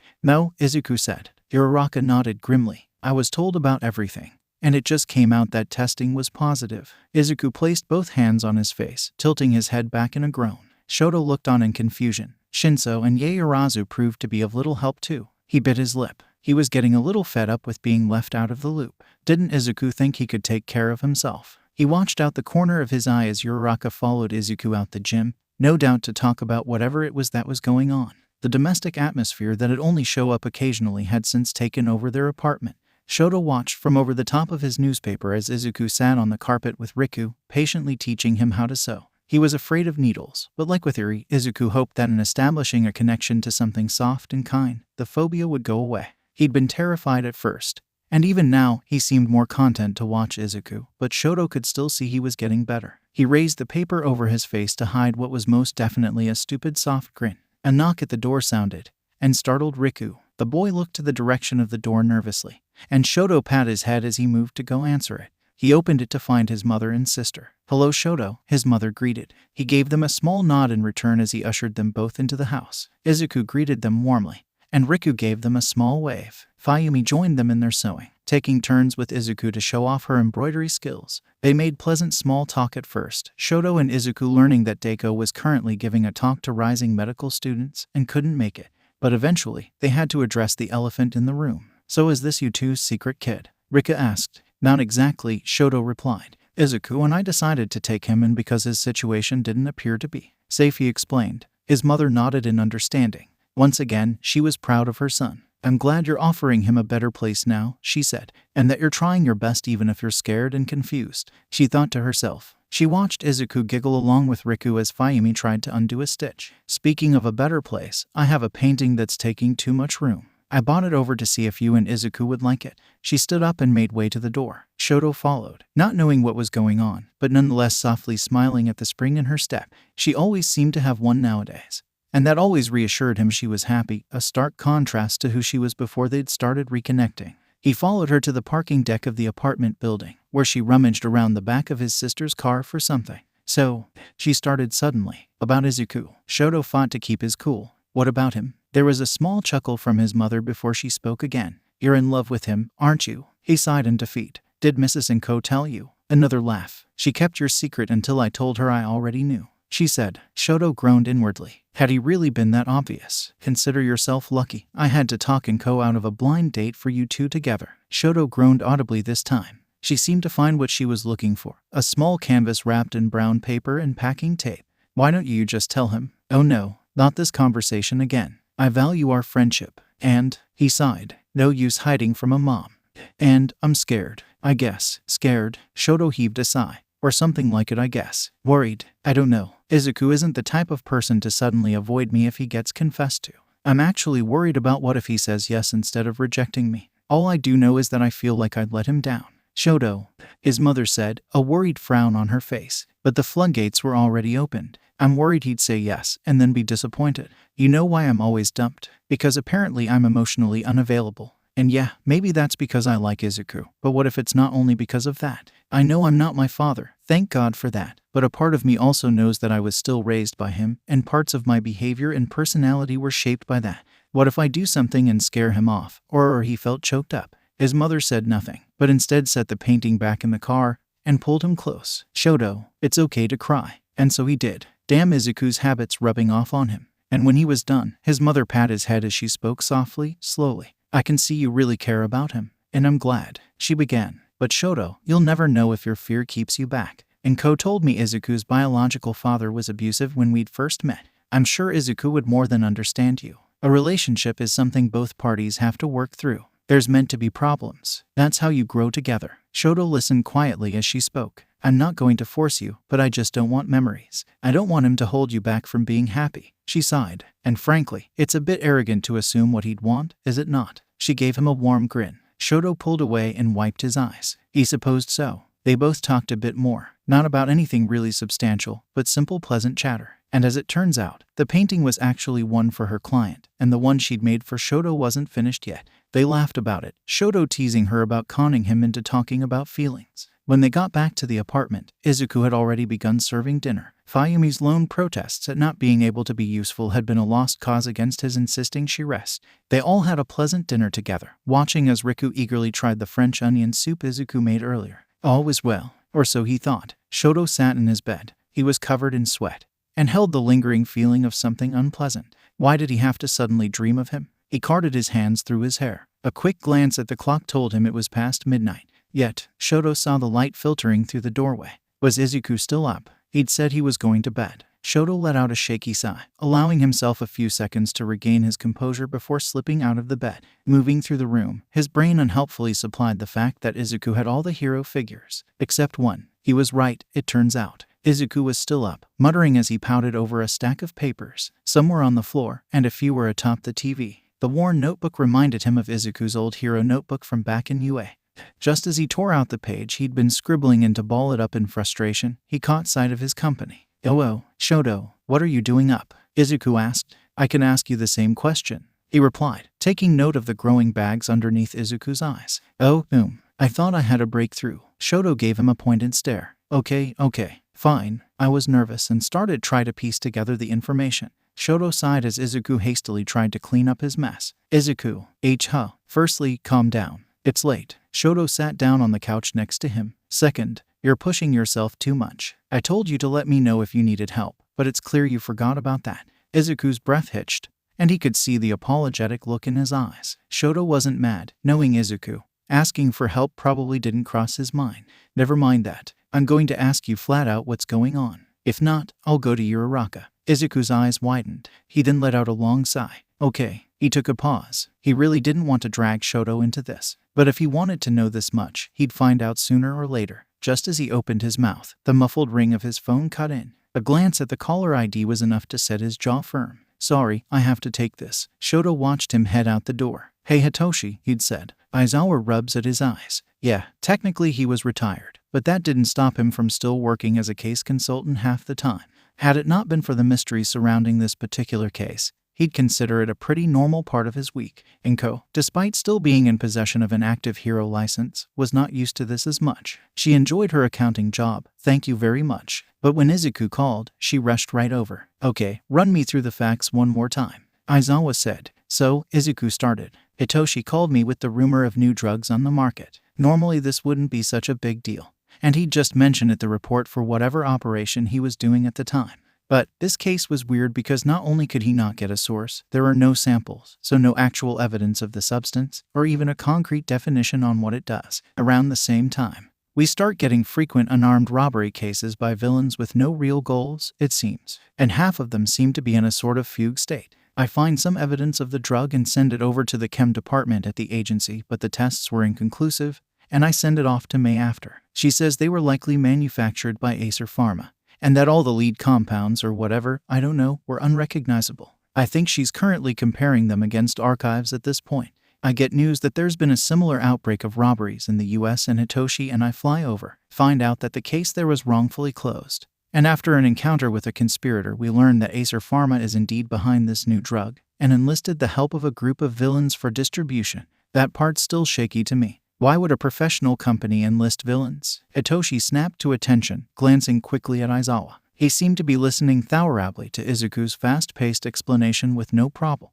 Hitoshi ran a hand through his hair. Yeah, he really shouldn't be spacing out now, of all times. He refocused his attention to 𝐭 as she suddenly spoke. Liability, perhaps, she suggested, if it didn't comply with the drug development guidelines, or their clinical trials were deemed too risky or immoral by a review board, they would have been forced to stop production. Though it is odd Acer is the company. I always thought they were notorious for being strict about these things. Are they now? Aizawa asked. 𝐭 shrugged. From what I've heard, it's their second claim to fame. Aside from their signature capsules, that is odd, Hitoshi said. That's not the end of the story though. Talk about strange, then this takes the cake. Izuku bit his lip. Don't jinx it. Hitoshi rolled his eyes. Izuku poked out his tongue. Aizawa cleared his throat. Some things never changed, even if they were all currently sitting in Aizawa's living room going over the case of the century. Izuku wrung his hands. Right, that. Anyway, fast forward in time, and we got a few encounters with, powered-up villains. I think it's safe to say.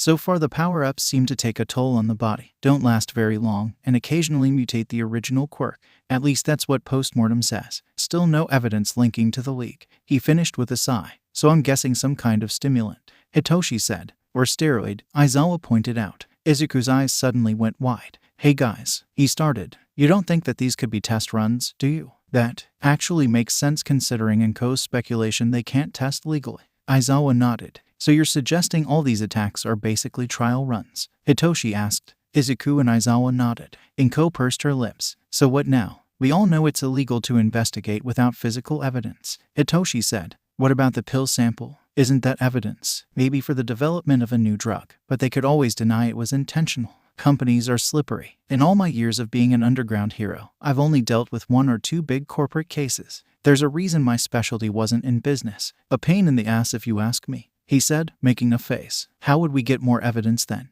Izuku groaned. Simple, Hitoshi said with a growing grin. Casual observation. By the time Izuku gets back home that evening, the apartment was quiet. A peek into Shoto's old room told him Riku was sound asleep. A peek into his own room showed Shoto had done the same. He quietly grabbed some light clothes to sleep in before heading out. Turning back, he allowed himself a soft grin before settling down on the couch. Sleep proved difficult though, and after an hour or 2 of unsuccessful tossing and turning, he gave up altogether. He resorted to checking his email, hoping that the boring business correspondence typical of hero agencies would lull him to sleep. Instead, he found an email from Mirio telling him about a somewhat well-known politician that was found dead. Izuku groaned. Another thing to worry about. He took out his notebook. So that's how Shoto found him. Once again, buried in a stack of papers, looking half dead and nearly asleep on his feet. Izuku glanced up when he heard the sigh, barely registering what was going on. Before he knew it, Shoto was kneeling down in front of him, holding both his hands. It was nice, soft hands, he mumbled. Izuku, Shoto said. Whether he'd heard or not, he made no notice of Izuku's comment.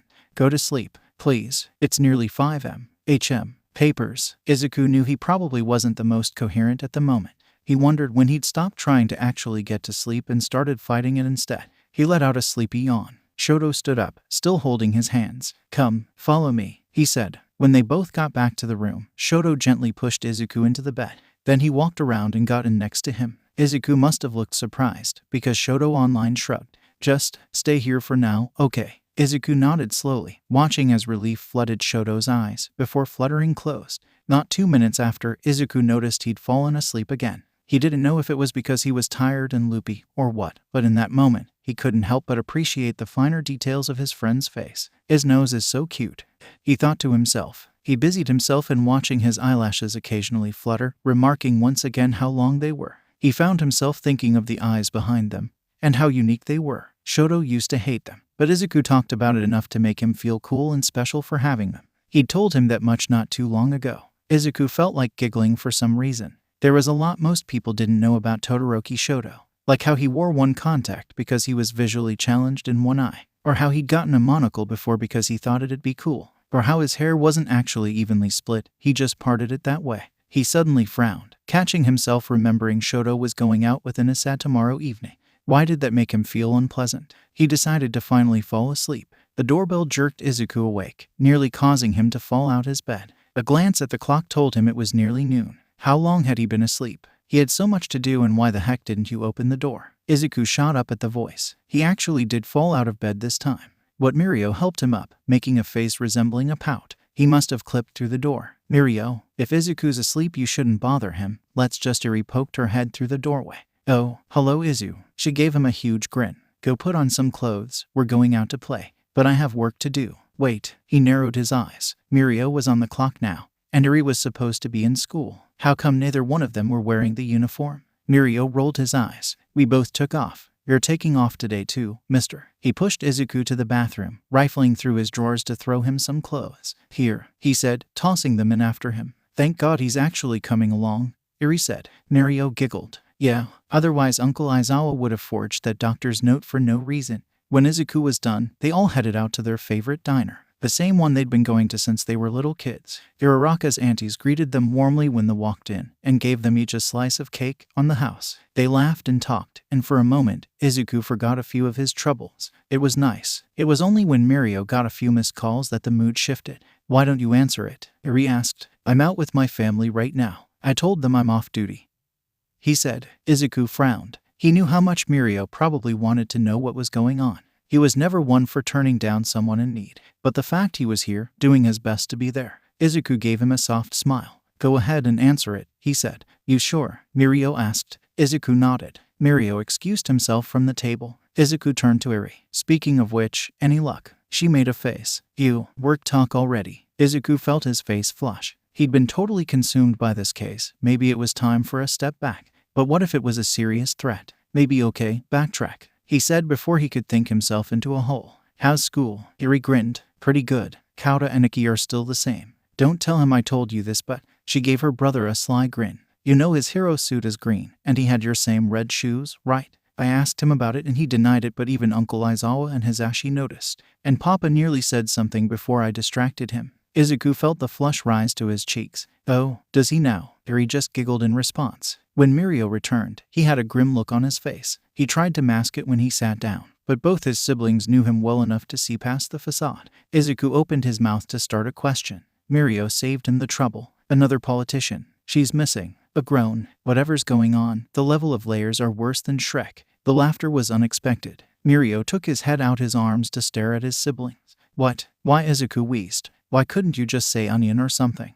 Yeah, Eri giggled, like a normal person. But instead, you say Shrek. She launched into another fit of giggles, and Izuku had tears in his eyes. Somehow he'd unexpectedly managed to get him to laugh and have fun. That was the whole purpose of the outing, after all. It wasn't how he'd planned it, but he was glad to see a smile on Izuku's face nonetheless. Doing housework was never his forte. His room was always an absolute mess, but somehow he'd managed to keep it somewhat in order while the rest of his family was out. He'd never had a problem with being messy anyway.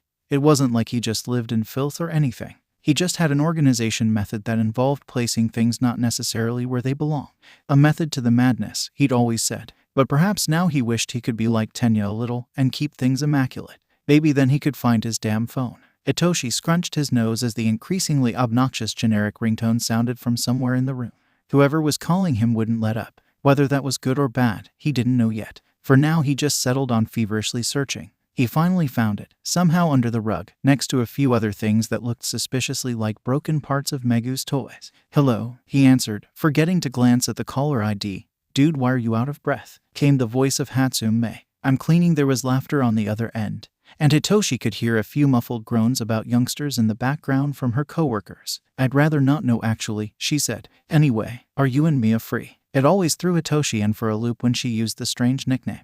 Izuku probably is, though I doubt for much longer. He clocks on earlier than me, remember? He replied. Oh shoot. Yeah, evening hero. God, he's so complicated. Hold on. In that call him. Just meet me at the cafe downtown. You know, the really empty one. Yeah, okay. See you then. He hung up and headed out, but not before tidying up a bit more. He met Mei at the cafe easily enough. She was never really hard to spot. Her pink locks and tan skin often stood out, an obvious pointer to her mixed heritage. This time, there was the added effect of her punky goggles and white lab coat. She must have come straight from work during her lunch break. No mind, this was a hero hotspot after all. When Izuku finally arrived, carrying a briefcase that held his hero suit and wearing a stained apron, they looked to be quite the trio. Sorry, I had to make dinner before I left, he said sheepishly. You're such a house husband, Hitoshi teased. Izuku rolled his eyes before pointing to Hitoshi's cleaning headband.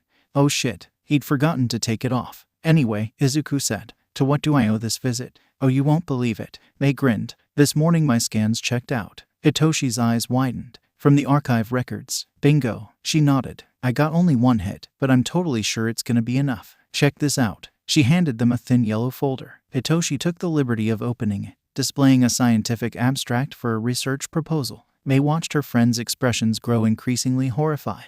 What the hell? Hitoshi whispered. Mei, this is a paper proposing genetic modification based on quirks. I mean, I'm no scientist and the jargon threw me off. Tell me I'm just misreading. She shook her head. Nope, that's exactly what's going on. And you guys only read the abstract. I read the paper. And the author even goes so far as to illustrate specific compounds, for she paused at their lost expressions. Not scientists. Right. Okay, let me take this back a second. You know quirks are based on genetics, right? She continued when they both nodded. Okay, and you also know genetics are determined by DNA, right? Another nod. Okay, so DNA is a genetic code unique to an individual. get this, based on chemical proteins. So it basically just boils down to what chemical arrangement is presented in one part of your DNA that determines your quirk, she explained. But one of the reasons quirk research is so hard is because there's hardly any similarities between the chemical patterns, even if the quirks themselves are similar. She gave them a grin. But this person, they figured it out. In the paper, I found the proposed chemical markers for certain quirk types. They were all pretty basic, so it was more along the lines of here's the chemical arrangement for emitter type rather than something else. But it's still amazing anyway. And this was from 20 years ago. Imagine where they're at now, 𝐒𝐻𝐈. But what does that have to do with our case? Izuku asked. May's grin bordered hysteric. Yeah, listen up. I compared the lead 𝗵𝗃, the active ingredient, in the drug, and found a match. You guys, this drug changes your quirk's DNA composition. What? Hitoshi and Izuku exclaimed in unison. If I'm right, she started. It's a fast-acting genetic modifier designed to change the nature of your quirk. There are 3 parts to the mechanism of it. One matches to one of the quirk-specific base arrangement from the paper. I've yet to find the reasons for the other 2. She made a face. But one of those 2 looks seriously messed up. Almost non-human if you ask me. So the gist of this is that this drug gives you a power-up to your quirk, essentially. Izuku said. Yes, though it's possible it's actually being used to give users different quirks as well. I'm guessing that's where the incompatibility comes in. So they get messed up from taking it. Hitoshi said. Exactly. And to make things more complicated, the interactions in the body cause addition. Shit, my words exactly. So, Izuku cut in. We just have to find the author now, right? Case closed. May's apologetic look made his heart sink. Yeah,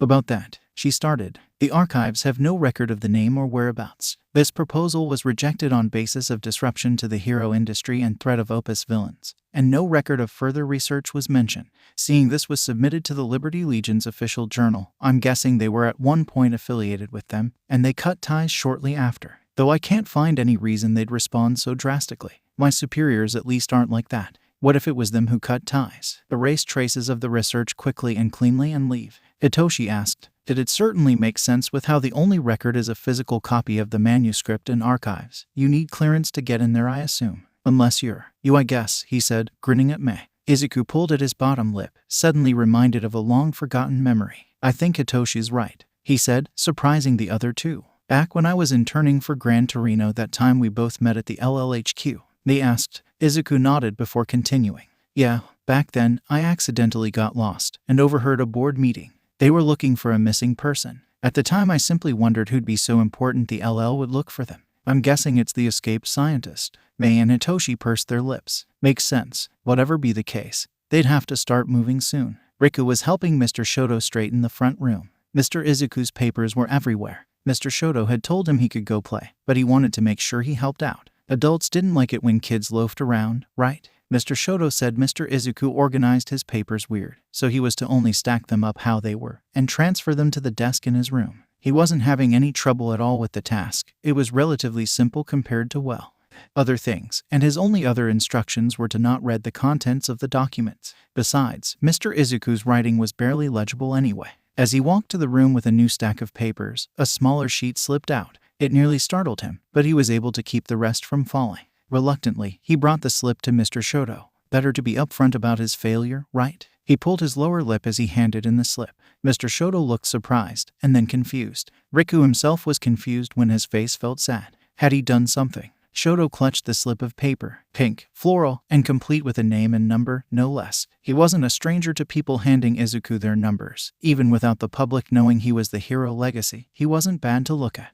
The opposite, really. But this was something new. He'd actually kept the number. The name was written in English and barely legible, but he recognized the number as international. So he must have made contacts in America then. Shoto shook his head, aware of Riku nervously shuffling beside him. He let out a small sigh and turned to him. It's okay. Good job. Why don't we take a break here? He said, giving Riku a soft pat on his head. The boy nodded enthusiastically once he got over his shock, and happily skipped after him to the kitchen. They sat at the dining room table, eating the push pops Izuku insisted on buying for the rest of the evening.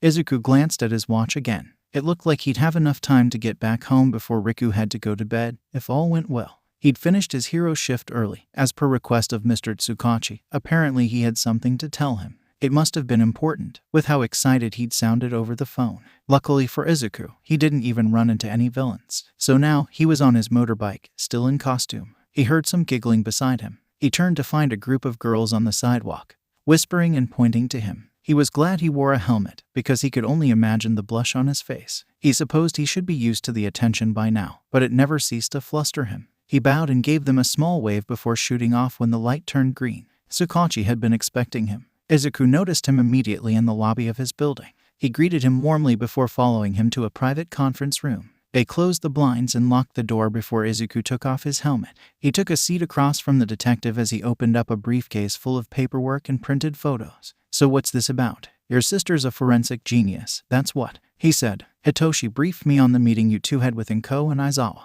Told me about the conclusion you arrived at, about the possibility of the attacks being clinical tests." 𝗧𝗏𝗁 nodded. "He also asked me to report any evidence against the company. You guys are heroes, underground heroes even, for the most part. But you're still not detectives. You have evidence right here. The drug being a legal liability would be enough. I got into contact with Mr. Todoroki Deku. All the suspects are in comas from taking the drug. The one your classmates found most recently actually changed form a couple of times too. Though it's possible they could still try and deny connection. Or that's what they're doing. I'm pretty confident you have suitable grounds to search." He gave Izuku a grin. "Nonetheless, your sister was promoted to senior intern today based on the solution to the problem.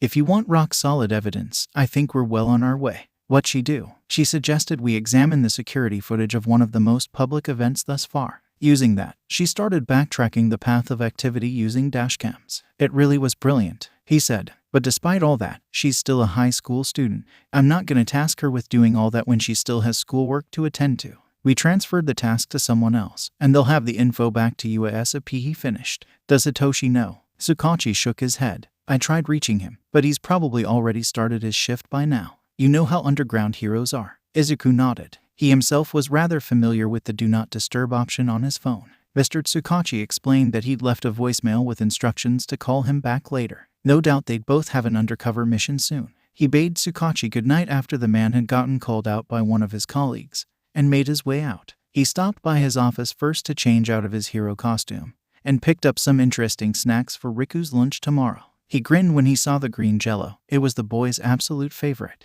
Izuku couldn't help but smile as he imagined the look on his face discovering it in his lunchbox. Mayho was really nice, but she was loud. Oftentimes, her quick exclamations not only started a new train of random thought, but also startled Riku. He still liked playing with her though, because she didn't seem to care that he didn't talk. She was the only classmate that liked him, it seemed, and he was appreciative of her. Normally nobody would be on his side. He listened to her talk about her hero parents, grinning to himself as he nodded along.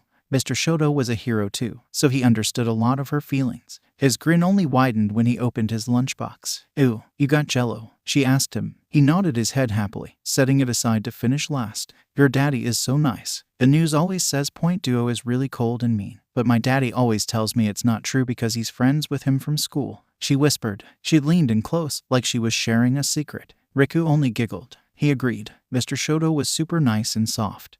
He gave the best head pats when he was sad or tired. He also seemed to know exactly what he was thinking, more often than not. Mr. Izuku too, he wondered how they did it. Mayho grinned as she sat back up, foregoing her food to eat her cheese crackers first. She started up talking again, this time about escaping from paparazzi with her daddy last week. Riku was just getting to his jello when he felt overwhelmingly uncomfy, like someone was watching him. He turned slightly to catch a boy from the next class narrow his eyes. Riku quietly ate another small spoonful of jello. He flinched when the boy got up to come over to his table. Mayho seemed to notice too, and crossed her arms as he approached. When he got over, he wasted no time in asking his question. "Are you related to Point Duo?" he asked. Riku shook his head no. It was the truth. The boy pursed his lips. "My friend said he saw you with him in the parking lot as he was driving off. He said he was carrying you and talking to 𝗵𝗄𝗎." Riku shook his head again. His stomach churned. That had been a flat-out lie, and he hated lying. But he kinda had to, didn't he? He didn't want to be discovered any more than he thought Mr. Shoto did. The boy huffed, annoyance radiating off him. Riku carefully set aside his jello. "Do you know Legacy then? I heard Point Duo and 𝗵𝗄𝗎 are his close friends." Riku shook his head. That one, he honestly didn't know. Legacy was an enigma to everyone, Riku had soon learned. He wasn't allowed TV in the past, and only living with his two current caretakers had enlightened him to the big world of heroes. After Mr. Ida told Riku about himself, his husband, and Mr. Shoto, Riku wondered about Mr. Izuku. There was actually a lot he didn't know. Not just about Mr. Izuku, but about himself as well. He was never like most kids. He didn't know his birthday. He didn't know his last name, he couldn't remember anything prior to the orphanage. Things he should know that he couldn't recall. He didn't know his real parents. Did he even have any? His head started to ring, and Riku's hands flew to his ears. No, not now. He'd been so good. The next thing he knew, Mrs. Riku was holding his shoulders, softly speaking to him. He felt the wetness of tears on his face, and turned to see 𝗵𝗲 beside him, angrily holding an ice pack to her temple. Had he done anything? He sniffed and looked around more. 𝗵𝗲 perked up seeing he'd stopped crying. Are you okay? She asked. Riku wiped his nose before nodding. She grinned wide at him. That's good. You suddenly started crying and I got worried. So I beat him up. A cautious glare from Mrs. Riku cut her off. I'm glad you're willing to watch out for your friends, 𝗵𝗲. But next time, why don't we tell a teacher instead of getting into a fight? Okay, she asked. 𝗵𝗲 stuck out her lip and nodded. Mrs. Riku turned to him. I called Izuku. Okay. I think you had another panic attack, she said. Are you feeling better now? He nodded slowly. Just then, the door opened to reveal Mr. Izuku in a frenzy. The glittering hair clips he normally wore were disheveled, and doing a horrible job of keeping his hair in place. Riku's throat felt tight. He held up his arms. He hoped he wasn't in trouble. Riku wasn't sure if it was the relief on Mr. Izuku's face that blended with his own, but he felt a lot better after being picked up. As soon as he'd gotten the call, he'd rushed over. Riku had another panic during lunchtime. After shooting off a text to Shoto, he wasted no time getting over to the school. He felt nothing but relief when he finally spotted him.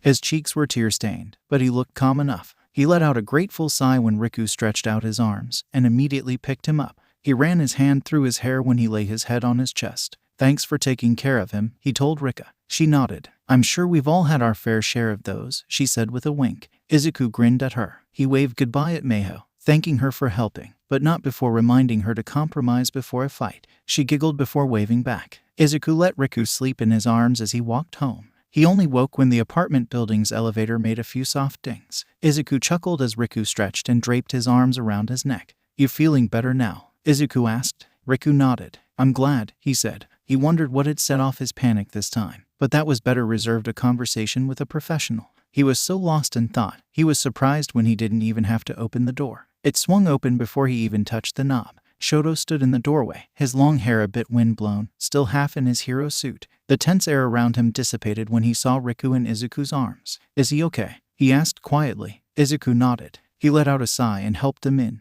Riku still clung to Izuku as the latter sat down on the couch. Shoto took a seat beside the two of them, and opted to fix the clips in Riku's hair. I called 𝗵𝗲, he said. Izuku nodded. He must have done that soon after he took off from work. Izuku thought it for the best. 𝗵𝗲 worked as the counselor for UA, but before then she'd been a child therapist. She'd probably be able to help Riku through his panics. They were comfortable to sit there in silence for a while, soaking up each other's presence. They were soon interrupted though by the ring of the doorbell. Shoto got up to answer it, and returned with a concerned 𝗵𝗲. Izuku caught the tail end of her chastising the two of them for not telling her earlier. She said her mom told her earlier, but chalked them up to separation anxiety until today. Izuku just sat there sheepishly. He too realized they probably should have talked to her since the first time it happened, but both he and Shoto were so used to handling their problems themselves. Izuku wished he could bang his head on a table or something.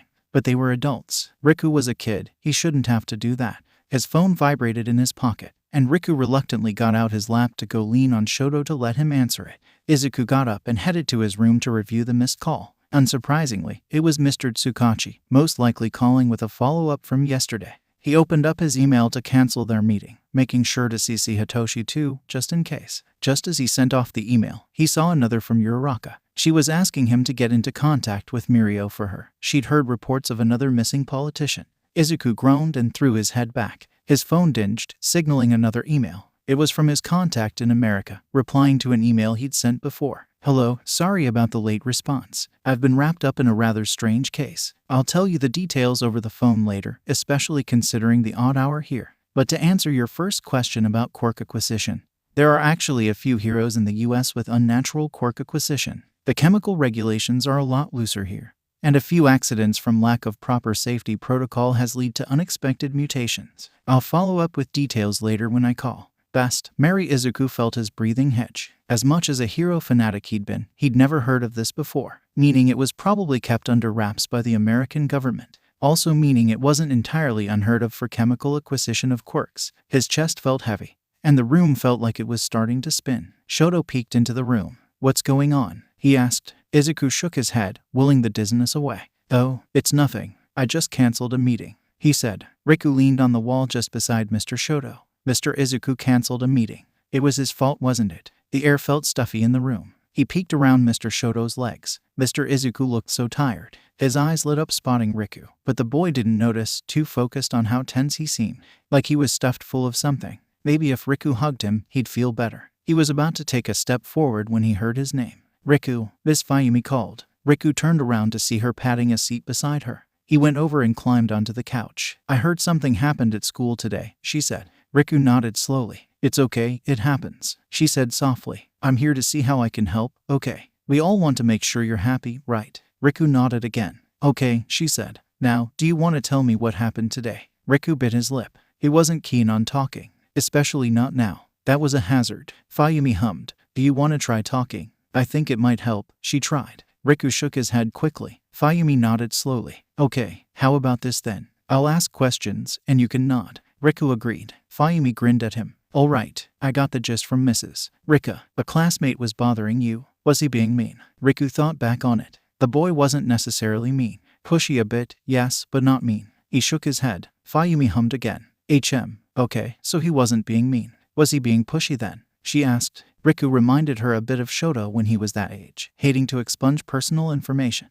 And judging by how much Riku hated so much as talking, she figured as much was the same. She was proved correct when the boy nodded yes to her question. Okay, she could work with this. "Was he asking a lot of questions?" she asked. Riku nodded vigorously. "You don't have to answer right away, but I want you to see if you can slowly think about how that made you feel. If you start getting sad, you can stop, okay?" she said. Riku nodded. Why was he upset? Was it because of the questions? Oh right. Riku felt a crashing pressure in his head as everything flooded back to him at once. He was upset at how impossible it was to recall anything worthwhile about himself or who he was, reminding him in turn of some vague paranoia he'd tried so hard to snuff out. His headache was raging now, and he was distantly aware of someone screaming. Was it him? He felt, rather than saw Ms. Mayumi approach him. "No, don't come closer." His head hurt so much, and it was gone. He felt his vision return to normal, and his hair gently fall back over his forehead. His breath came out in labored huffs. He tried to stand, but his legs felt weak. He turned around and Mr. Izuku looked shocked.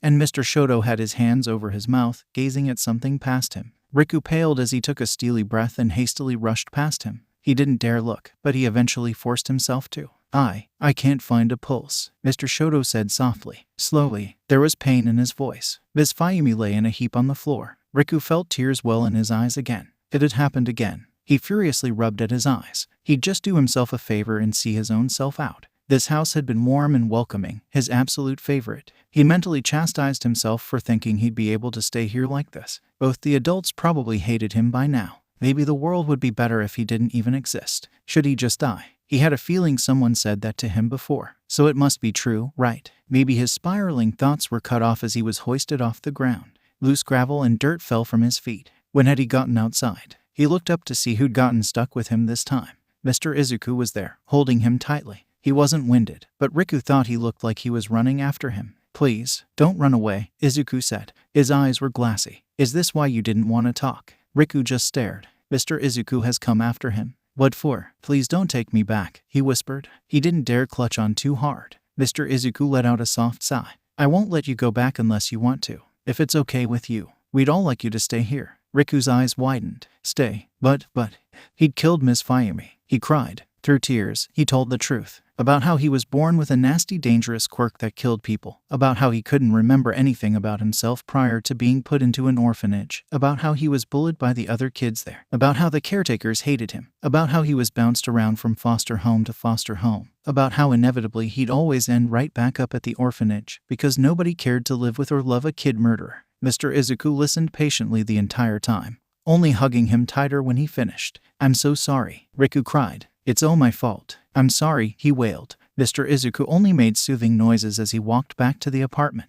Mr. Shoto, again, was waiting by the door. "Thank goodness you found him," he said with a sigh. He glanced back. "She's fine. Her pulse and breathing is there, just really slow. It's a cryo sleep or something. Her basic vitals are fine. Deko's on his way," he explained. Mr. Izuku nodded, a wave of relief washing over him. "I'm so sorry, Mr. Shoto," Riku said. Mr. Shoto gave him a soft and tired smile. "Thank you. My sister's okay though, so don't worry. Please don't run away though, I was concerned. You guys don't hate me." he asked softly. Of course not, Mr. Izuku said. Mr. Shoto shook his head as he moved to rub away his tears. No, we couldn't even if we tried, I think, he said. She's not dead, he asked. No, she's sleeping, Mr. Shoto said. But they said I killed them. Mr. Shoto looked confused, but Mr. Izuku shook his head. Shoto had medical experience, so he was able to act like a paramedic. I doubt anyone else did. They probably didn't know what to look for and just assumed they were dead, Izuku explained. Riku took a deep breath. So, he was okay. So he didn't actually hurt anyone.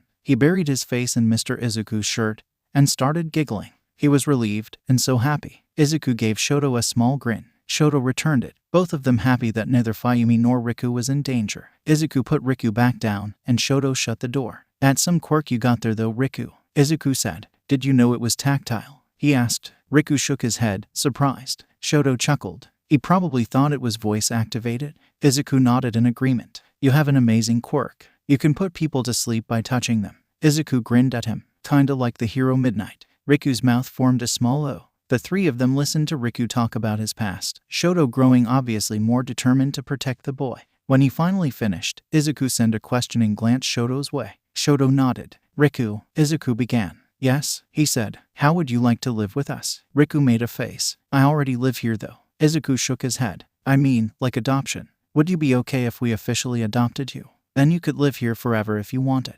You don't have to worry about having to leave. Riku stared, wide-eyed at him, switching between gazing at him or Shoto. Oh, really? He sputtered. The two of them nodded. Riku nearly fell from his chair in excitement. Can I? Izuku nodded. Yes. Shoto kicked him under the table. He winced as he rubbed his knee. But just to make sure, I gotta tell you something, okay? It's super secret, so don't tell anyone, okay? Riku nodded. Okay, Izuku said. So you know how Shoto is a pro hero. And my cousin and brother are too, right? Riku nodded again. Well, so are my parents, and so am I, he grinned. I'm the pro hero called Legacy, he said. Riku gasped. Your legacy? Izuku nodded. Yep, I just wanted to let you know the whole story so you're not blindsided if you do decide to stay. Having pro hero guardians can be. He glanced at Shoto. A lot, he finished. Riku still shook his head vigorously. Thanks for telling me, but I still want to stay, he said, raising both his arms up high. The doorbell rang, and Izuku got up to answer it. He soon returned with Deku in tow, looking a bit worried but not too frantic. Just as he entered the room, there was stirring from the couch, and Mayumi groggily sat up. God, that was the most terrifying nap, she said. Deku breathed out a hefty sigh before rolling his eyes. He took out a few instruments from his small briefcase, going through what Izuku and Shoto recognized as a routine checkup. Shoto handed her a glass of water when he finished. You were right in your diagnosis, Shoto. I'm impressed, Deku said. Though I have to say, you learn from the best. He joked. Shoto glared at him. Geez, you're no fun. She was literally knocked out. Yeah, into a sleep she needed. None of you guys sleep enough. Hey, Riku, knock him all out. Will ya? He winked. The boy only giggled. Anyway, he continued. She's fine. Vitals are stable and everything. I'd go get seen if anything feels iffy moving forward, though I don't see that happening. How do you feel? Mayumi rubbed her head. I feel fine now, but... She turned to Riku, then looked to Shoto and Izuku. When I first touched him, there was this intense wave of sadness and panic and I just blacked out. You definitely need to take him to a specialist.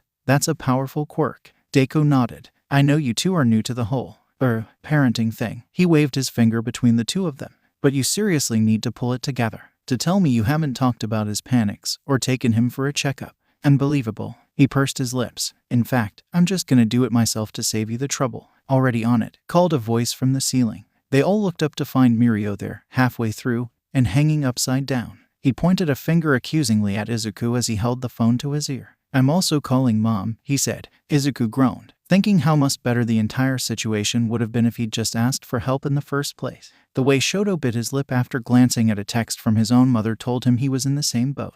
God, what had they gotten themselves into? Riku's giggling was enough to make him grin though. Yeah, it was difficult, but it was gonna be okay. Eri waved as she saw her friend 𝐬𝐽𝐫 enter the cafeteria. He waved off his friends before approaching the table. He sported a wide grin, despite having a nasty gash on the side of his forehead. Hero exercise? Eri asked with a chuckle. 𝐬𝐽𝐫 nodded. You bet. I beat his ass though. Eri scrunched her nose at the profanity, but 𝐬𝐽𝐫 only rolled his eyes. Another person settled back down at the table, stacking his new tray neatly onto Eri's empty one. Please be wary of your trash, he said with a sigh, spraying down and wiping his area before actually eating. 𝐬𝐻𝐽 put his feet on the chair next to him, earning a sigh from his classmates. Akihiko, don't be a killjoy, he said. Anyway, where were you the other day? That was the one day both hero classes got to do joint training this semester. I was looking forward to sparring with you too. Eri gasped. Akihiko, you skipped. No, I had a cold. Again, he nodded. I think I strained myself too much. I'm not used to hero training.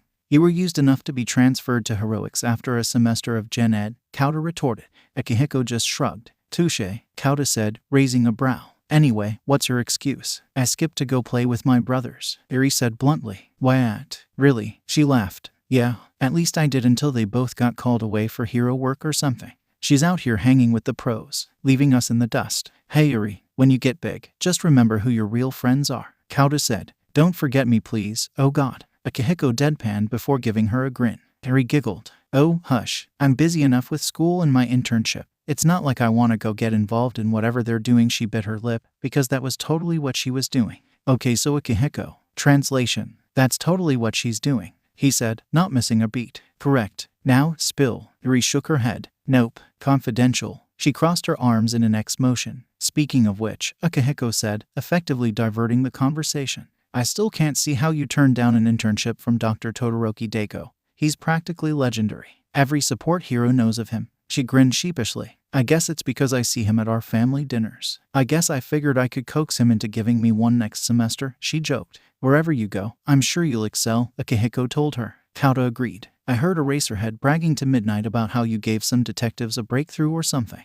You're not even in his damn class. Eri giggled. Well, what can I say? I'm a creative person. More like crafty. Try conning, oh my god. Shut up, she laughed, kicking 𝐬𝐻𝐽 under the table. There it goes again. That incessant bouncing. 1, 2, 3, 4 Mirio, are you okay? Night-Eye questioned. Yeah, don't lie to me, boy. I can literally see the future. Mirio pouted. Alright, fine. He slumped in the office chair. No use keeping information from the man. Not that he minded anyway. Known to his siblings and Hitoshi as Mr. Sato, Night-Eye had always been a calm presence in his life. Mirio let up. I'm kinda stressed. Not really for myself. More like for my stupid baby brother. He's gotten himself so worked up. You know how much a low-key perfectionist he is. He always just goes and does things himself without even slowing down to consider asking for help. I think he needs a break before it becomes too much. Especially now that they have a kid. Wait. Hold on. A child? Yeah, he didn't say. Nobody ever tells me anything in this damn family. He grumbled. Mirio sighed. I had to literally pry the information out of him. Hitoshi was more open than he was, and even then I didn't fully understand until I was dragged into the case. The missing politicians. He raised a brow. Mirio nodded. Mr. Tsukachi thinks it connected. How? Well, I personally have no clue why, but I was formally briefed not too long ago. Sato nodded. That boy is too valiant for his own good. He's just like Toshinori, he said with a wistful sigh. He needs to learn heroes are allowed to ask for help too. Mirio nodded. I'm taking it you're showing up for dinner at his house, huh? He hummed in agreement. Okay, but getting back to the topic of the child actually, you know what? He paused and took out his phone to dial a number. Mirio recognized the voice that answered as his brother. Izuku didn't seem to even get his greetings in order before Sato hit him with a barrage of questions. Mirio chuckled, making it a point to visit his brother on the way back. His parents were swinging by tonight, and he had a feeling things were gonna get wild. Mirio was right in his prediction. It was a full house. Hitoshi's family, complete with Aizawa and Hisashi, showed up right alongside Inko and Toshinori. Sato joined a bit later, followed by Rika, Deko, and Fayumi. They ended up having to settle down in the living room because they couldn't all fit in the kitchen. Izuku sheepishly bit his lip as he chopped up some vegetables. He kinda knew his mom knew he was cutting glances at her, but he couldn't help it. He could practically feel the oncoming lecture in the air. He was supposed to be in charge of dinner, but she'd insisted on helping. He was so focused on his impending doom, he accidentally nicked his finger. Hissing, he dropped the knife and made way to the sink. He heard a sigh behind him as his mother took his hand and led him to the bathroom instead. What am I to do with you? She sighed. Izuku could barely look her in her glassy eyes. Izuku, baby, look at me. He forced himself to listen. She bandaged his finger, but kept hold of his hand. She tutted softly as she placed the other on his cheek. I'm worried about you. You're an amazing hero, sweetie, but I think you forget you're human too. It's okay to be stressed, to ask for help, to take a break. I can't bear to keep watching you run yourself to the ground over some wild goose chase. Another sigh. Slow down, okay? It's not fair to yourself, or anyone around you. You can't keep behaving how you did before, especially not now that you have someone in your responsibility. Izuku's jaw remained set as he gave a slow, but firm nod. Then he sighed too. But Mom, this isn't something I can just ask for help in, why not? She challenged. I can see keeping things from us. Me and your father aren't involved in the case at all. And as a former underground hero, I completely understand the need for a closed network. But Mirio, Shoto, they deserve to know. She let her hand fall from his cheek. And by the looks of it, Shoto's been out of the loop the most. Izuku stared down at his bandaged hand. Ironic how it was on the same arm he'd broken so many times in high school. Oh well, another scar to the collection. Izuku, why? He frowned. It's safer, he said, heading back into the kitchen. His mother stopped him. Nope,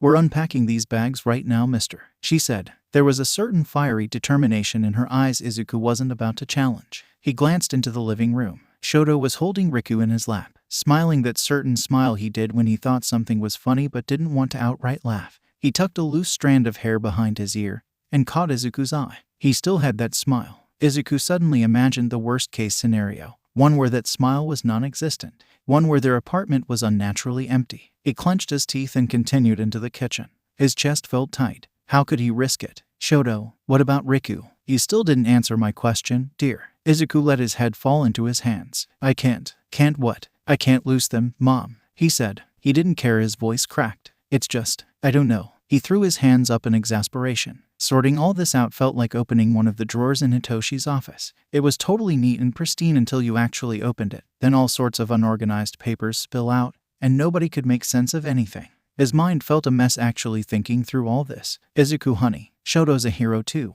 just like you. I'm sure he's versed enough to deal with the case. Izuku, you gotta break down your walls. You're such an amazing person, helping people. Let others help you too, okay? Izuku bit his lip, but nodded anyway. His mom looked like she was about to say more, but a knock on the doorframe cut her off. I hope you're not fussing at him too much, 𝐻𝐭. Izuku rubbed his eyes and looked up to see Rika standing in the doorway. You're a guest here, aren't you? Let the boys make dinner, she said with a twinkle in her eye as she pushed 𝐻𝐭 out the room. Go get Shoto for me, please. Tell him he better get in here. 𝐻𝐭 grinned at her friend, a similar look in her glassy eyes. She chuckled and shook her head as she went out the door. When she left, Rika turned to Izuku, a now apologetic look on her face. Sorry, I couldn't help but overhear your conversation. Izuku shook his head. It's okay. I'm sorry. It's not fair of me to keep it from him. Rika shrugged. I can understand. The both of you might have different reasons, but you're both stubborn in your own right. A pause. Shoto told me you explained your alias to Riku. Izuku nodded. That's a start then. You're both strong enough to deal with whatever gets thrown at you. Just think, you're both great alone, but together you'd be unstoppable. She pat him softly on the back as she exited the room, her form soon replaced by Shoto himself. His smile was gone, replaced instead with a look of worry. That's my fault, Izuku thought. His chest felt tight, but he forced a smile. Are you all right? He asked. Izuku let out a breath, dropping his facade. Yeah, no, he said, opting for the truth. It's the case. Oh, he replied, waiting for Izuku to elaborate. He took to washing his hands and finishing the forgotten vegetables. Do you want to know? He asked. Shoto paused. I would like to, yes, he said. Izuku washed his own hands as he helped finish dinner. Well, for starters, the villains we're fighting aren't normal anymore. That string of robberies were found to be connected to a new drug. Me and Hitoshi did some investigating, and with some help determined that it's most likely the work of a company called 𝐴𝐶𝐴𝐶 Shoto asked with a quirk of his brow. Izuku nodded. Deku was approached for a job opening from them a while back, remember? Some senior procedures position or something. He decided not to take it, but that's odd. 𝐴𝐶 seemed reputable. Izuku nodded. We barely have proof, but we suspect this new stimulant, for lack of a better word, is being distributed in a series of illegal clinical trials. He sighed. So that's where we are. A pause. And I'm still trying to figure the league into all this. Shoto popped the pan of chopped veggies in the oven. Sounds complicated. It is. He leaned on the counter. Hey Shoto, he began. I'm sorry for not telling you earlier. Looking back at it now, it's kinda stupid. Shoto shook his head. I appreciate you sharing it with me now though. He too then leaned on the counter, just beside Izuku. To be fair, I've been keeping secrets too, he said. He instantly wished he hadn't. He'd always been a bit blunt and unfiltered, but normally it wasn't him who got caught on the short end. You have? Izuku asked, wide-eyed. Yeah, like how much I love seeing your eyes glitter in the sunlight. Or how much my chest feels 1,000,000 times lighter watching you. Or gee, maybe the fact that I've been hopelessly in love with you for so long it feels normal. Those thoughts were at the tip of his tongue, but like hell he'd actually say it. He wasn't quite ready for that sort of exposition. Instead, he squashed the familiar urge to just confess, and opted for a safer option. I didn't really mind that you slept in the bed. I was just a bit surprised. That's all. Izuku's laughter startled him from his thoughts. That's her secret. Shoto shrugged. He was in this now. Izuku just kept chuckling. We're both hopeless, aren't we? Izuku said. Shoto allowed a small grin.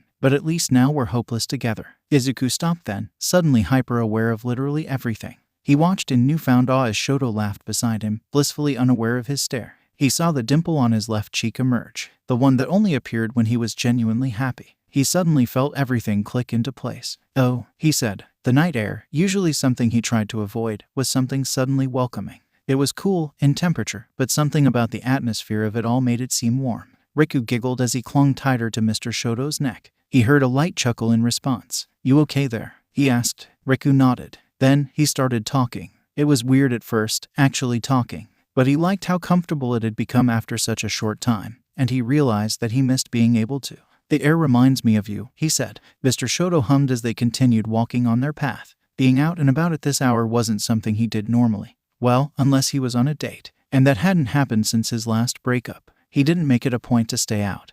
And he certainly wouldn't normally be here with Riku. But Mayumi and Riku really wanted to take Riku to the movies, and it ended later than any of them expected. Shoto cut his eyes to the looming shadows of the trees. The dim streetlights were all there was left to illuminate the park. In hindsight, he probably should have just parked in the parking lot. Granted, it wasn't far, but... Ooh, what's that? Riku whispered, pointing off to the other side. Shoto followed his finger to find a rather familiar stand. It's a street food vendor, he said. I actually really like that one. Can we go? Riku asked. Please, he added for good measure. Shoto wanted to say no. He really did. But somehow he still found himself in front of the stand, ordering a small helping of fish cakes for the two of them. You've got company this time, the shopkeeper observed. Shoto gave him a nod and a small smile. Yeah, he's my kid. The shopkeeper laughed, rich and hearty. Really now? He passed over the food. How I'd like to hear that story. He returned to cleaning glasses, or whatever it was he was doing before Shoto stopped by. Especially since it'd be the first time I've seen you genuinely happy from the get-go. Shoto's eyes widened.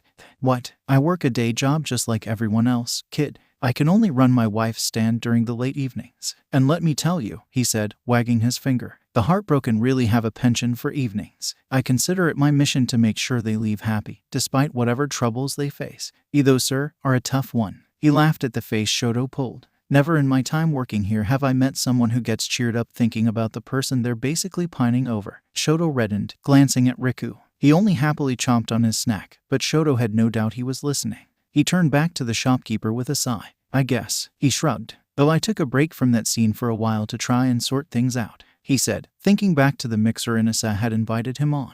Momo has been right. That was a disaster. I think I might tell him. He put a finger to his lips, and the shopkeeper laughed again. Bring him here next time. It'll be on the house. The big chair did little to calm his nerves. Riku's only saving grace was the fact he was sandwiched between Mr. Izuku and Mr. Shoto. His stuffed bunny remained firmly in his hands. Riku had never been to the doctors before, but somehow he still thought they were scary. Mr. Shoto explained Mr. Deku was a doctor, but Riku had a hard time believing it because he was so silly all the time. His only proof, really, was that time with Ms. Mayumi. He heard his name called, and he anxiously held onto Mr. Shoto's hand as they followed the nurse. They were taken to a room to wait again. Riku wondered how long they'd been waiting the first time. The nurse came back into the room with a clipboard, and Mr. Izuku handed her the paper he'd been writing on. She glanced at it before ushering the three of them to another room. Riku got a super heavy vest and was instructed to stand behind a weird machine. A few soft beeps later, and they were in another room. They waited more before a man with round goggles and a white lab coat stepped in to greet them.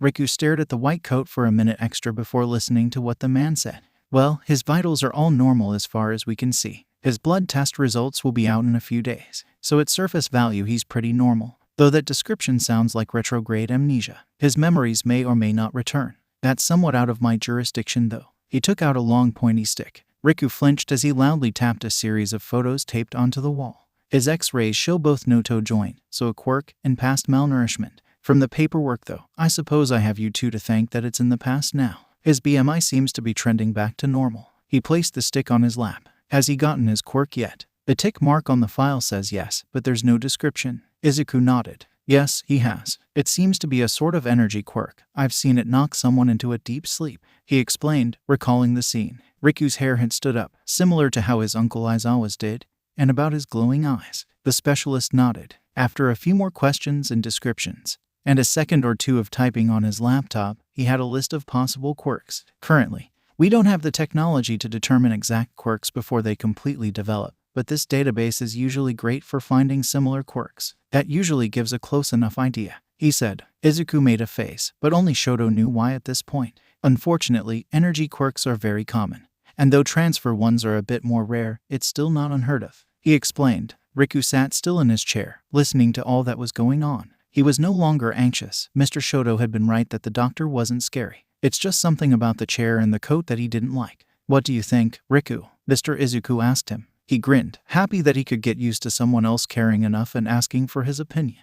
I'm happy I can't kill people, he said, kicking his legs. But Mr. Doctor feels confusing. I don't really know much about quirks. Shoto nodded. Riku not knowing made sense with his narrative, though most kids tended to be all about quirks at his age, be it for better or worse. The doctor, though, made a face that denoted confusion. Most kids your age are obsessed over quirks. He paused, but soon shrugged and turned back to his screen. It's not the first time he'd gotten a weird patient, and it's not feels confusing kid. It seems confused. Either way though, you're not wrong, he said. Izuku's eyes widened as he let out a small gasp. He knelt down next to Riku. Hey Riku, he started. Yes, wanna play a game? Ooh, yeah, he said, suddenly excited. Izuku grinned back at him. Great, okay, here's how it goes. I want you to tell me how I feel each time I tap my finger. Riku nodded, and Shoto peered at Izuku in slow realization. Oh, Izuku schooled his expression to remain neutral, but he focused his thoughts on how he felt his first time coming here. He actually hadn't known what was going on until the doctor told him he was quirkless. It was his 4th birthday,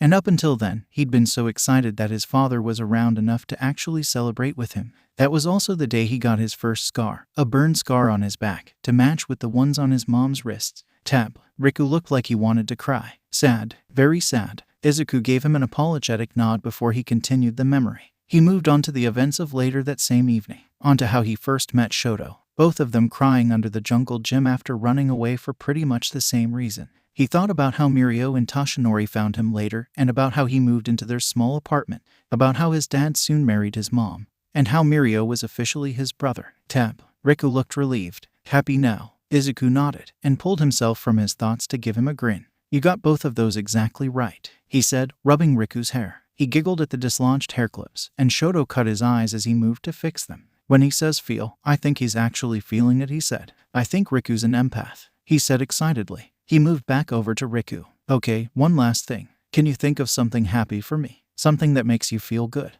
Riku nodded as Izuku took his hand. Riku thought about holding both his and Mr. Shoto's hands on the way here, and about how they'd both lift him up so his feet didn't touch the ground. He then thought about how he could play with Megu and Yumi when he went to his gymnastics lessons with Mr. Aizawa, and get a popsicle if he did good. He thought about Mr. Izuku's mom and dad, and how they'd been super nice to him. Lastly, he thought about Mr. Shoto's family, and how nice they'd been to him, especially Mrs. Rika, who was an excellent teacher. She let him have lunch with her on the days he didn't want to eat with everyone else. I see, Mr. Shoto said. Mr. Izuku nodded as he gently let go of his hand. His hair seemed a bit more poofy than usual. I feel like I could run 1,000,000 miles suddenly, he said, tapping his foot. His jitters reminded him of Mr. Mirio. He was always moving around. Riku giggled. He liked him in Misery a whole lot too. Izuku did feel like he could run 1,000,000 miles. It's like that one time in 2nd year he mistook Aizawa's water bottle for Hitoshi's and drank it, getting hit with a vodka energy drink nightmare. Or that time when he was 11, and so much as sniffed whatever was in his mom's coffee cup that morning.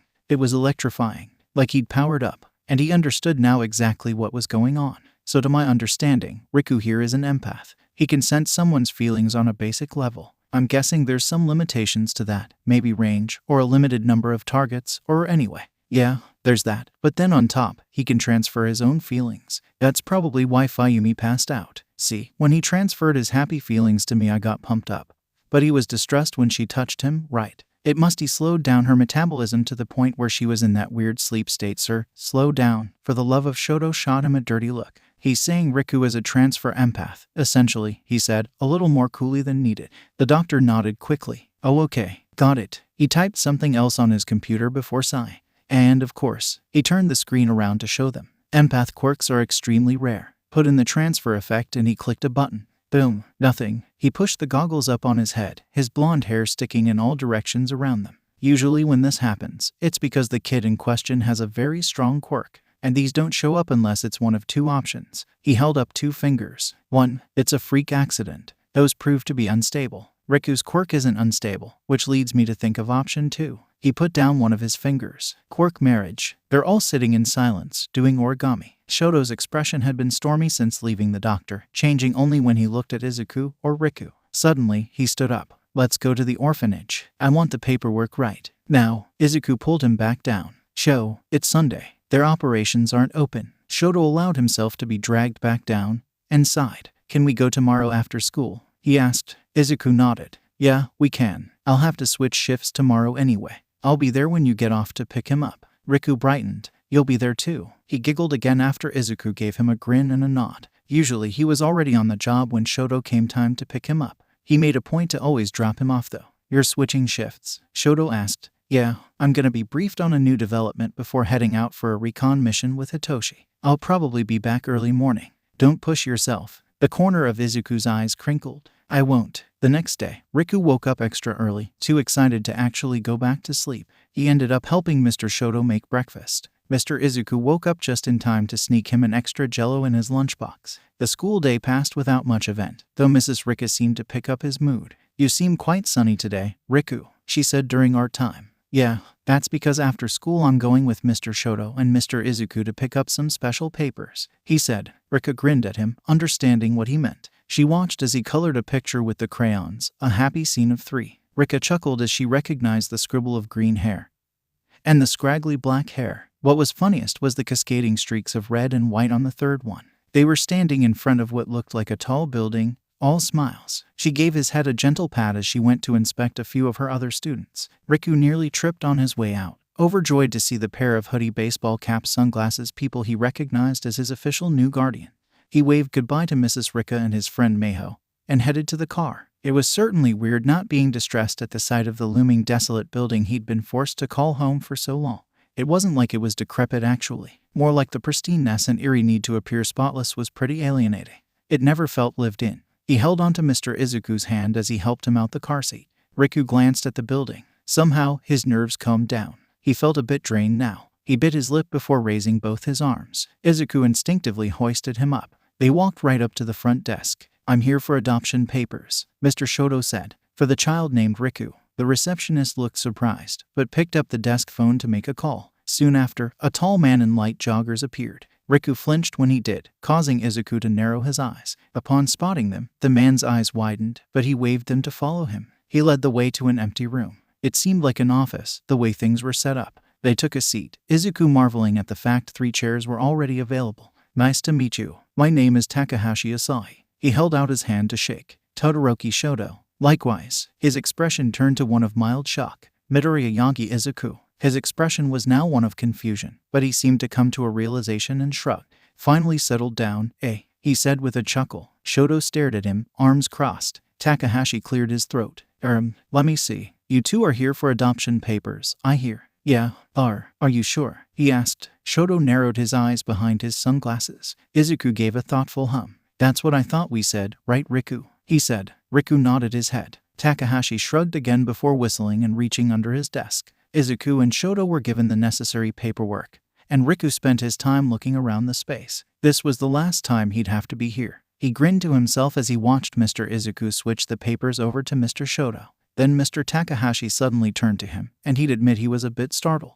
The man stared at him for a bit before letting out a sigh. Why don't you save some time and go get your stuff from your old room, huh? Riku nodded and got up from his chair. You want me to come along? Mr. Izuku asked. No, thank you. I'll be right back, okay? He said with a smile. Mr. Izuku returned it and watched him go out the door. He vaguely heard Mr. Takahashi comment on his sudden willingness to talk as he headed down the hall. The set of stairs remained as ominous as ever as a thought suddenly crossed his mind.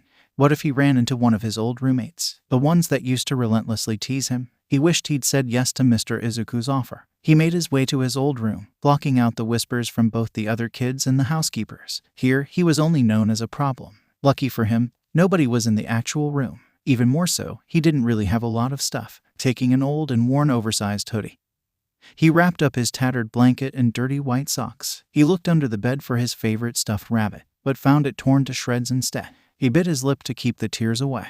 Gingerly, he gathered the pieces together. Something was amiss though. He suddenly felt like this happened before. A distant ache pulsed in his head. It was a different kind of headache than the one from his quirk though. More irritating rather than painful. He gripped the loose arm tightly. Yes, this had happened before. The night he first got here. The arm was ripped off by accident when it got caught on the doorway of the lobby. It was night, and he was holding someone's hand. He'd been running, and in Riku's back came a familiar voice. Puppet Boy is back. Did he get thrown out again? Came another. Oh man, I was enjoying the piece. He felt hands on his back as he was pushed. But Riku stood his ground. Mr. Aizawa hadn't trained him on balancing for nothing. Oh, that's a new development, said the first voice. Pushing isn't nice, and I'd appreciate it if you stopped, he said, carefully enunciating the big words. The shocked expressions of the trio gave him a bit of confidence in himself. He could do this. At a loss for words, they glanced at each other before directing a cold glare at Riku. One by one, they took small steps towards him until he was pinned against the bed with nowhere to go.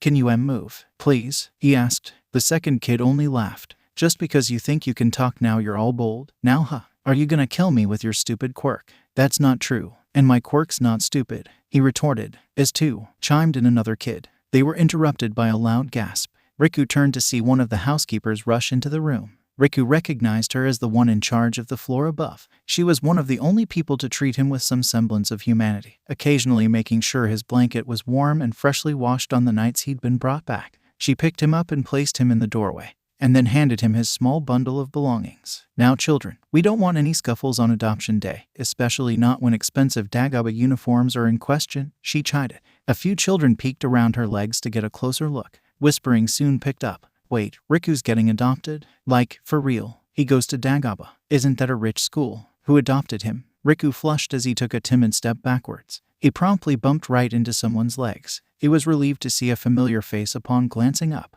He lifted his arms, and like clockwork, Mr. Izuku hoisted him up. Mr. Shoto appeared soon after, and took the sack from Riku, who used his newly free arm to clutch onto his shirt. Mr. Shoto chuckled as he pat his hand. All set? He asked. Riku nodded quickly. He could hear his former roommates whispering that the pair looked like celebrities. Izuku knew when to spot a bully. Looking at the trio of kids before him sent memories of his own childhood reeling through his head. He gave a forlorn sigh before handing Riku over to Shoto. He took out a pen and a piece of paper from his pocket notepad before scrawling out a number. He handed the slip of paper to the woman. Ask him to come speak here. Tell him Izuku asked him. If he says he's busy, tell him I said shut up. He then gave her a small smile. And thanks, he said. She nodded in confusion as she glanced at the number. There was a name too, Bakugo Katsuki. Izuku grinned at Riku's softly sleeping face as he tucked him into bed. He pulled the blankets over him as Shoto put away the bedtime stories. They both headed out the room, Shoto taking the torn bunny with him to patch up.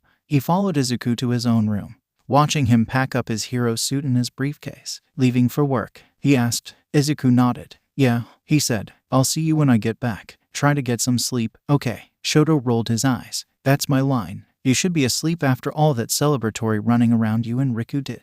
Izuku chuckled at the memory. Hey, that's justified tomfoolery, he said as he made his way to the door. I'm glad it all worked out though. I thought they'd give us a hassle about the fake last name, or the fact we're both independents. Shinso told you that it'd work out if we tried, remember? I also think the fact my identity isn't exactly a secret helped. Since they know I'm a hero, they understand our need for secrecy. He let out a sigh as Izuku opened the door. I'm just glad we're legally his guardians now. I can't imagine having his parents suddenly showing up again, wanting him back, and us not having anything to do about it. Izuku closed the door, suddenly making his way to his friend. Actually, me too, he said, putting down his briefcase. And Shoto. Izuku wrapped him in a crushing hug. I'm glad we're in this together, he mumbled. Shoto wrapped his arms around him, burying his face in the side of Izuku's neck. Yeah, he breathed out. Me too. In all honesty, neither wanted to let go. The embrace wasn't uncommon. Izuku had always been unabashedly physical, not afraid to hold his friend's hands or dole out hugs. Somehow, though, this felt different. Shoto knew what his deal was, but he couldn't place the stormy expression in Izuku's eyes when he had to pull away to answer his phone.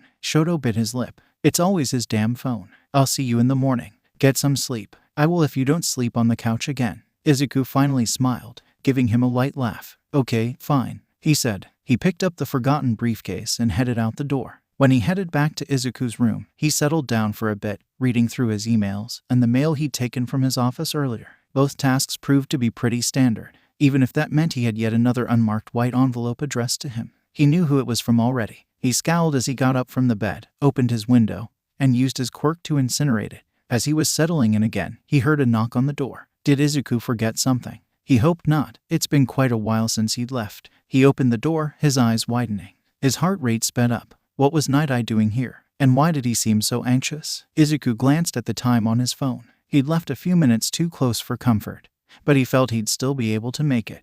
Mr. Tsukachi's office wasn't too far, anyway. As he was nearing the building, he heard a muffled scream. He immediately snapped to attention. The meeting could wait a few minutes. Somebody needed help. He glanced down the alley. He'd heard the noise. Slipping into the cover of darkness, he activated his helmet. It unfurled from his earpiece, encasing his head and obscuring his face. "Hey," he yelled. The scuffling subsided, and he strained to hear whispers. This was supposed to be a clean job. "You said the puppet master doesn't cover this area at this hour," one voice hissed. Izuku pursed his lips. So they'd known Hitoshi's patrol schedule. He listened harder. "Yeah, and I was right. My lookout says he hadn't moved. He's still at the agency." "Then who the fuck is that?" "Don't mind him, just stay put." The knockout gas kicked in so she won't be making any noise. They were so engrossed in their conversation, they failed to notice Izuku stealthily walk up to them. Lackeys, he determined. They had no experience. Normally, whispering is supposed to be quiet, he mused, startling the two masked figures. "Oh my god,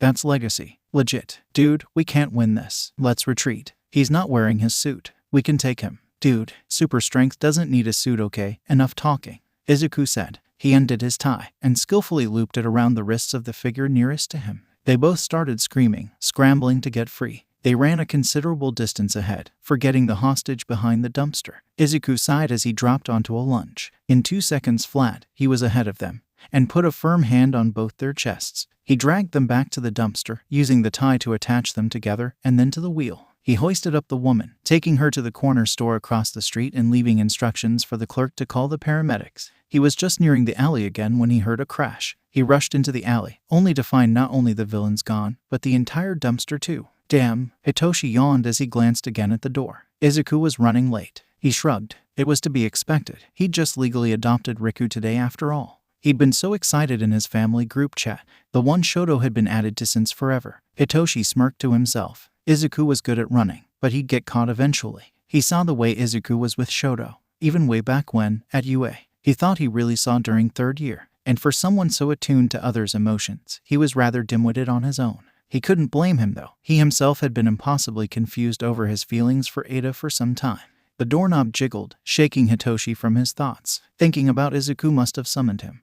Because just as he finished the train of thought, said man came crashing through the door in a hurry. His tie was missing, and his helmet was on. "Hi, sorry I'm late. I got caught up in an altercation." He pressed a button on the side, and the helmet unfolded back into an earpiece. Tsukachi sputtered. He said that like it's normal. "Is everything okay?" Izuku frowned. "They got away." He instantly brightened. "But I saved the victim, so that's good at least." "Ah, well I'm glad then." Tsukachi shrugged. "Anyway, on to the meeting. Remember how Eri came up with that method?" Izuku nodded. "Well, we traced the security and dash cams back to what seems like an underground nightclub. Here," he said, handing Izuku a printed photo. His stomach dropped. This was in his neighborhood. Had all this been going on this whole time here, right under his nose? What type of hero was he if he couldn't even spot that? He felt a hand clap on his shoulder. "Relax, Izu. Nobody could have known. It's not far from my house either, so I know how you feel. They don't call it underground for nothing though." "Okay." Izuku swallowed, nodding slowly. Tsukachi gave him a worried look before continuing. "The target was traced back to this location, based on dashcams showing him spend considerable time there, and coupled with the fact he started rampaging shortly after, we believe this is the site of distribution. Hitoshi and I planned a short recon mission for the two of you. It's a speakeasy, so I had to do some field investigation to determine the best mode of entry. The password is written, and randomly changes based on some method of arbitrary word number generator. Problem is, we don't know where or when this generator operates. Then how do we get in if we can't get the code?" Tsukachi gave a sheepish grin. "Well, it may seem elementary, but you two are going to intercept a pizza delivery. Your goal is to gain entry, inspect, report, and exit. Try not to cause a scene," he said, pointedly glancing at Izuku. "We've already contacted the store, and they've provided uniforms for you too. Your MUA is in the dressing room across the hall." The two nodded and parted ways with him. "How's Riku?" Hitoshi asked, closing the door to the first dressing room. "He's doing well. We were all pumped about today. He had a run-in with a few old bullies, but we intercepted that. Bullies? Yeah. He told us he ran away from the orphanage because he wasn't treated nicely there. Probably because of his quirk. You know, the whole transfer empath situation. Hitoshi nodded, pulling over the ridiculous baseball cap, pizza patterned. The MUA did a wonderful job, applying makeup to change Hitoshi's skin to a faint purple and contouring Izuku's face to look completely different. They set out a secret exit, re-emerging from another street a block away from their start point. The pizza bags they carried held another set of disguises. They set them in the back seat as they climbed into a delivery car. "You ready for this?" Hitoshi asked. Izuku just gave a firm nod. "Then let's do this," came the response. Hitoshi drove like a madhouse since he'd first gotten his license. That fact didn't change. As a result, Izuku was tasked with driving. He squinted through his fake glasses as he turned down a street, approaching their destination. Sure enough, someone with the statue of a bouncer was on the porch of the complex, smoking a cigar and reading a book. It would seem like normal night owl behavior unless you knew what to look for. Hitoshi gave his arm a gentle squeeze as he gathered the bags from the trunk, and Izuku followed suit. The beefy man stood up to greet them as they neared the door. "DD delivery," Izuku said. He conjured his old stutter, something he'd found came in handy when acting as a normal civilian.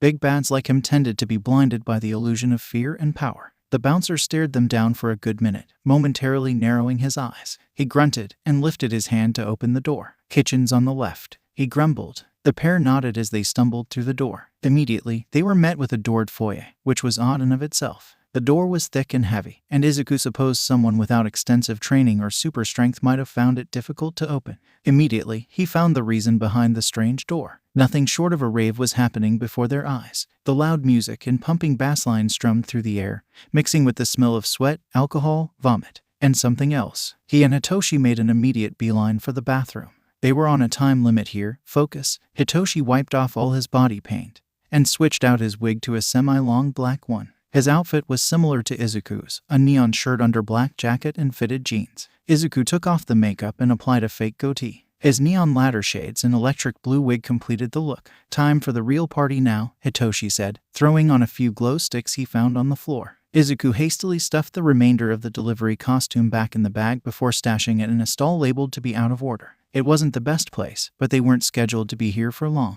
He'd be back before anyone could discover it. Hopefully. They made their way back into the crowd and emerged by the bar. Taking a seat, they idly watched the scene unfurl, ordering non-alcoholic drinks to not blow their cover. The bartender eyed them suspiciously, but said nothing. The bar was definitely a great place for gossip, because sure enough, a pair of roughed-up-looking people took seats not too far from them. Izuku also noticed the brief flash of a familiar face in the crowd. "Man, that was too close for comfort," the first man said, wiping his bloody nose. It sounded like it was meant to be a whisper, but the pair was clearly not lucid. "Totally," the other said. She sported a nasty busted lip. "I thought I was a goner." She took a swig of whatever was in her cup. "Hey, since we made it through trial 1, you think we're gonna get to fight the monster?" Her grin was one comment of a thrill seeker, one Izuku was familiar with. "Oi, not too loud," the bartender hissed at them. The man rolled his eyes, but they promptly shut up. "Wanna go dance?" Hitoshi asked. The unspoken message reached Izuku loud and clear. He gave a nod. They inconspicuously finished their drinks, leaving the cash under the glasses, and made their way back into the crowd of people.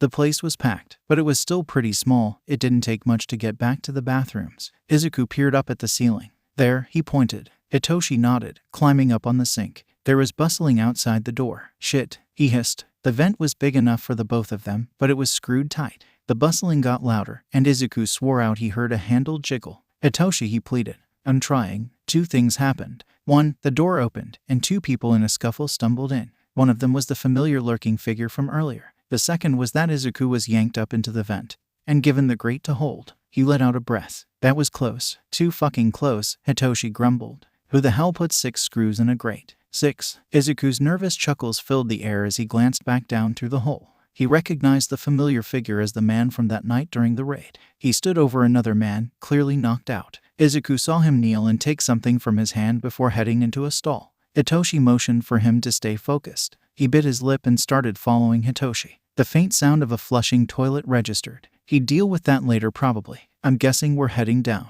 Hitoshi paused as he looked at something in front of him. "Yeah," he said. Then he was gone. Or not really gone. His hair stood up from the floor. "Oh great, a vertical vent." Izuku peered down the shaft, relieved it was only about the length of a floor, meaning that a fall wouldn't be the worst thing in the world. It also meant that it wasn't as much as a hassle as, say, an elevator shaft which he and Hitoshi had the pleasure of dealing with. "Thank you very much." "Clear," he heard a faint whisper. Izuku followed after his cousin, pressing his back against one side and scrunching his legs to press his feet against the opposite one. He used his palms to give him extra traction and support. He almost slipped, but made it far enough down for his fall to be more of a clumsy stumble. "You all right?" Hitoshi asked. "Yeah, I didn't fall," he teased. Izuku grinned and rolled his eyes. They resumed crawling, searching for an exit grate. Lucky for them, there was a dim light down a turn not too far ahead. Sounds of shouting and cheering grew louder with the light as they approached. "Oh no," was all Hitoshi said upon peering out. He backed away. "No way." He turned to Izuku, his expression one of pure shock.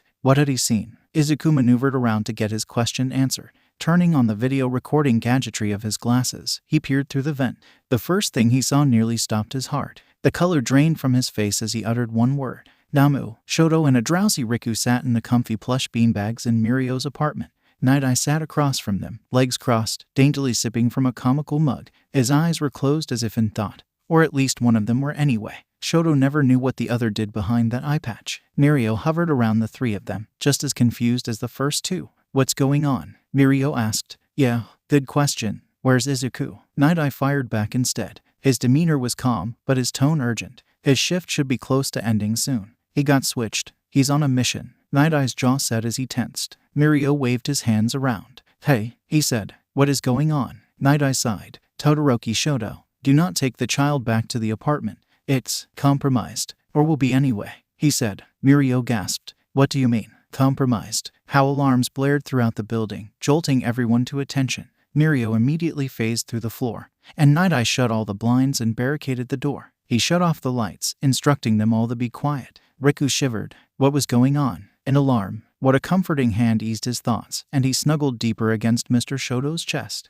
There was the pounding of feet and a crash heard. The tinkling sound of glass shattering followed, and a yell. The alarm subsided, and all was finally quiet. Mirio clipped back up through the floor, a grim look on his face. "Did you catch them?" "What happened?" Shoto questioned. He didn't mask the worry in his voice. "No, they jumped out the window." I couldn't see his face, but the door was gone. Like gone. There was a pile of dust. Both Night-Eye and Shoto paled. "No, please tell me this is a joke." "Dude, I more than anyone wish it was. The League of Villains killed my Nana, and almost killed Dad," he exclaimed furiously. Shoto winced. Mirio's shoulders slumped. I'm sorry, I'm just. He sunk down onto the floor. Izuku was right. He sighed. I mean, I kinda felt it too, but damn. Riku shuddered again reflexively at the mention of the mysterious League of Villains. He felt like he heard it somewhere, like his eyes widened. An underground fight club was the absolute last thing Izuku expected from a corporate rule evasion conspiracy investigation. He grimaced as the Namo pummeled its opponent to the ground, cheers and boos mixing together in a furious uproar. The MC of the event looked suspiciously familiar. Izuku stared at his flashy robes, a vague memory coming to light.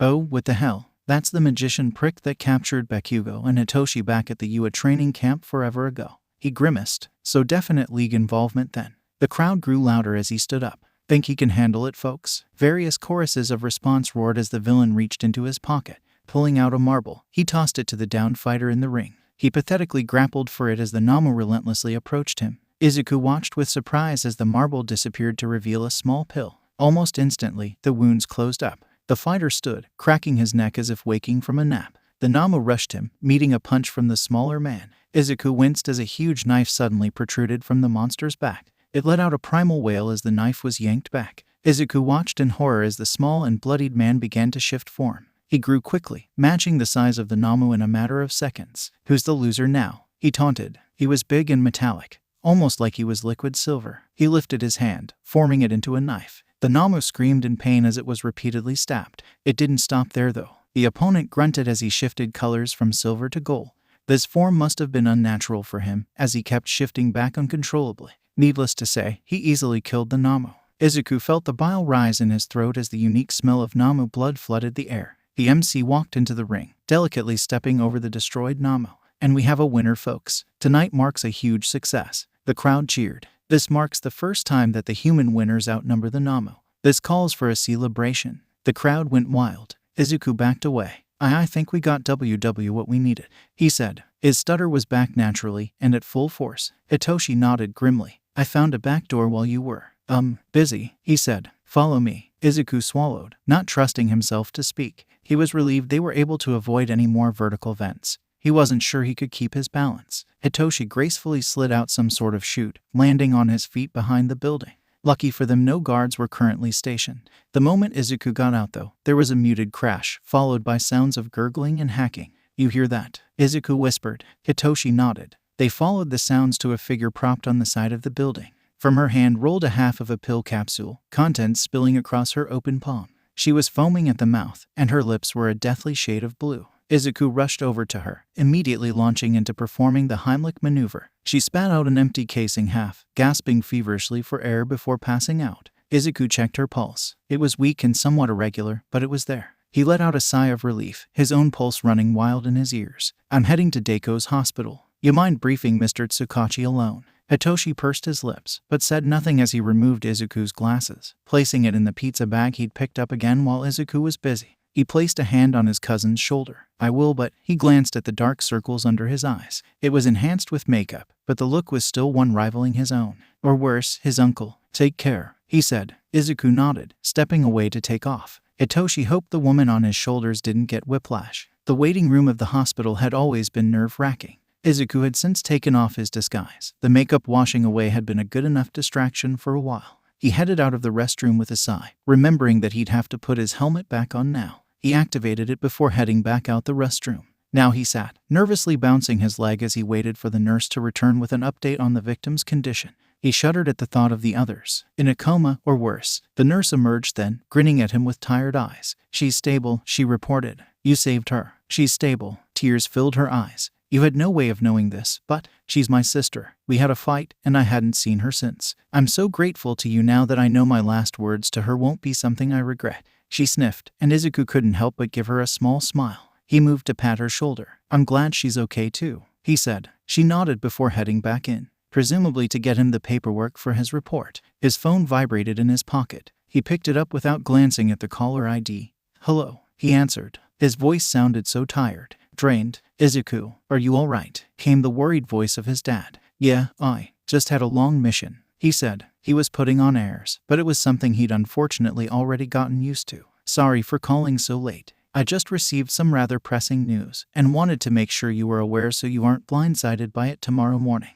He took a breath. All for one was found dead in his cell. Izuku's vision disappeared. Shoto peered at Riku in shock. He'd just finished his story of what he'd remembered from what was apparently time as part of the League. It wasn't much. Riku stumbled over his explanation, his memories still reasonably foggy. In the end, they'd only learned about a chair he was often sitting in. He remembered scissors and needles, but not what they did with them. He remembered a small room with a bed that he slept in, and a mysterious stranger giving him his stuffed bunny. He tried to remember more, but the dull ache in his skull stopped him. It wasn't much. In fact, barely any. But it was shocking nonetheless. And if he was there, why wasn't the League looking for him? Unless... A shrill ring pierced the air as a phone rang. His phone. Shoto picked it up, steadying his breath with a puff of cool air. "Hello, Shoto. I need you over here, right now." Deiku's voice sounded frantic. Shoto's heart rate picked up. "What's going on?" he asked. "I need you or Mirio here stat." Izuku's in a panic. Shoto wasted no time. Not even bothering to disguise himself, he scooped up Riku and ran out the door.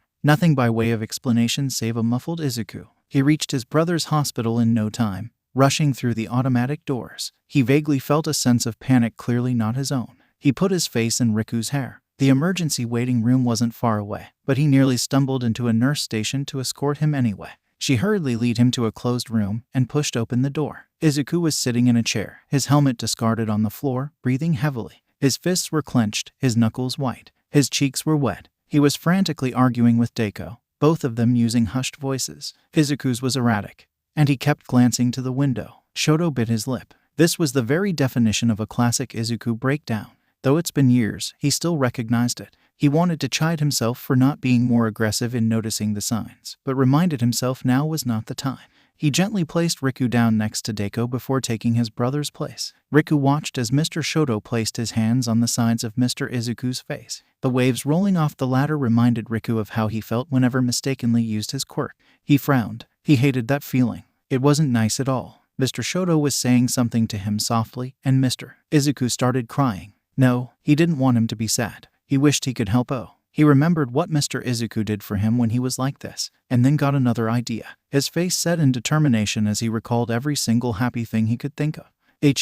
Maybe not happy. He switched to safe. Every safe thing. Warm things. He kept it up as he approached him, and wrapped his arms around Izuku's legs. Instantly the blubbering stopped. Shoto looked down to see Riku hugging Izuku's legs. Izuku gave a sigh, and slid down to the floor. He pulled Riku in close. "Thank you," he whispered. Izuku woke up the next morning to the clamor of pots and pans. Stumbling out of bed, he made his way to the kitchen. He was surprised to find his entire family there. His mom and dad were cooking pancakes and eggs on the stove. Riku was helping Mirio with the tea, and Eri and Shoto set the table. "Oh, Sleeping Beauty awakens." Mirio grinned. "What's going on?" Somebody in Ko started, glaring at Toshinori. "Decided to spill the beans early. You've been under too much. We're here to force you to take a break." Izuku's jaw dropped. A break. They'd just made a major discovery. He turned to Shoto for help. "He's the one that called," his dad supplied. "The betrayal," Izuku murmured. Eri giggled as she took his hand, leading him to the table. "Aren't you supposed to be in school?" Izuku asked. Eri just rolled her eyes. "I'm on break, remember?" He scratched his head.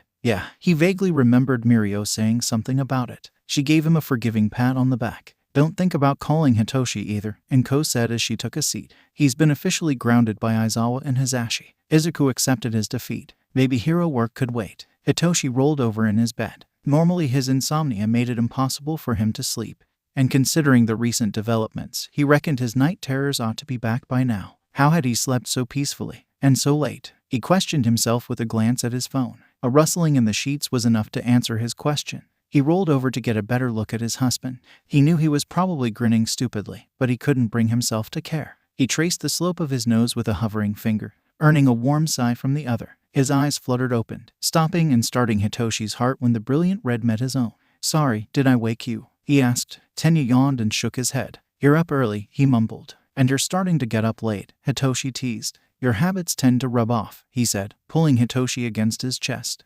Hitoshi let himself slide back down, Tenya's bare arms around him. Hitoshi shifted to plant a kiss on his chin. "You're cuddly this morning," Tenya observed. "I just realized how thankful I am to have you in my life," he said. Honest, blunt, logical. He could see Tenya's own dopey smile grow. He hugged him tighter. "I love you," he said. "I love you too," Hitoshi replied. From outside, Hitoshi could hear the tinkle of water droplets on the roof. No doubt Mago and Yumi would wake up soon. For now though, he was just comfortable lying here. "Remember first year?" Hitoshi asked. Tenya nodded at the fond memory. "When I nearly messed up my own confession?" He chuckled. Hitoshi grinned. "It was raining then too. It also rained when you proposed." "Oh yeah, that's true." A soft chuckle. "Maybe that's why I like the rain then. It reminds me of you." He felt his lids grow heavy with the melodic raindrops. Maybe he did need a break after all. The first day of Izuku's break was spent lounging around the house until he was bored out of his mind.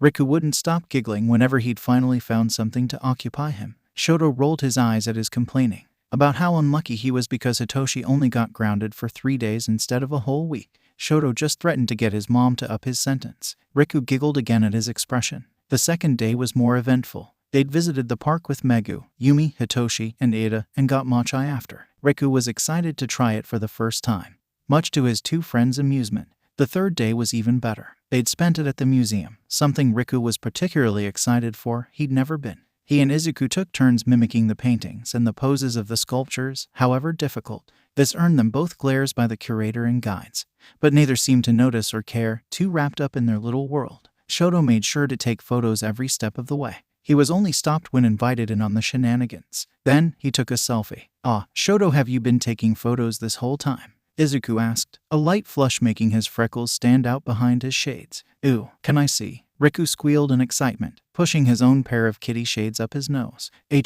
Maybe when we're in the car. Then you can actually see them," he suggested as he tapped his matching pair of glasses. Riku nodded, a grin on his face. "That'll be pretty soon anyway," Izuku shrugged. "I think there's only one exhibit we haven't seen yet." He gestured over to a small enclave leading around a corner exit. Shoto nodded. That was the highlight modern artists section. "Hey Riku," Izuku chirped. "Yeah, wanna see some modern local art?" "Ooh, yeah," Riku said, pumping his fist in the air. "Yeah, let's go," Izuku said. They made their way over, immediately impressed by the artwork. Izuku, thanks to experience with his hero journal sketches, was considered by many to be a good artist. Shoto's handle on it, though, was something else. Perhaps it was the influence of reconnecting with his mother. But he remembered not being able to draw a stick figure one year and painting still life the next. He recognized the watercolor medium immediately. His mother used it often. He took it upon himself to explain the execution to the others. Riku especially was delighted in learning the differences between gouache and standard watercolor. Most of the classical pieces they'd seen earlier were in oil. The artwork in of itself was interesting to look at. The softness of the medium meshed well with the stylistic choice, one reminiscent of old Japan. The splashes of gold and silver leaf offered a bold contrast. Riku and Izuku both appreciated the use of glitz. Shoto snapped a photo of them inspecting a painting, making sure to include their matching glittering hair clips. Turning his attention back to the art, he noticed something strange. It was a painting of a man's back. His skin was deathly pale, and his baby blue hair was held up by his hand, one that wore a stark silver glove. The pointer finger of the glove was missing, and the hand looked like it was dripping, dolly style. Shoto walked ahead to examine the next one. It was an elongated painting, showcasing the back of a group of people at a dimly lit bar. The cups were all blocked out in gold, and the only patron was his woman in skimpy clothes and wild blonde hair. The bartender also had his back turned, reaching for something off a shelf behind him. He had the same blue hair as the previous painting. The rest of the pieces didn't have people in them.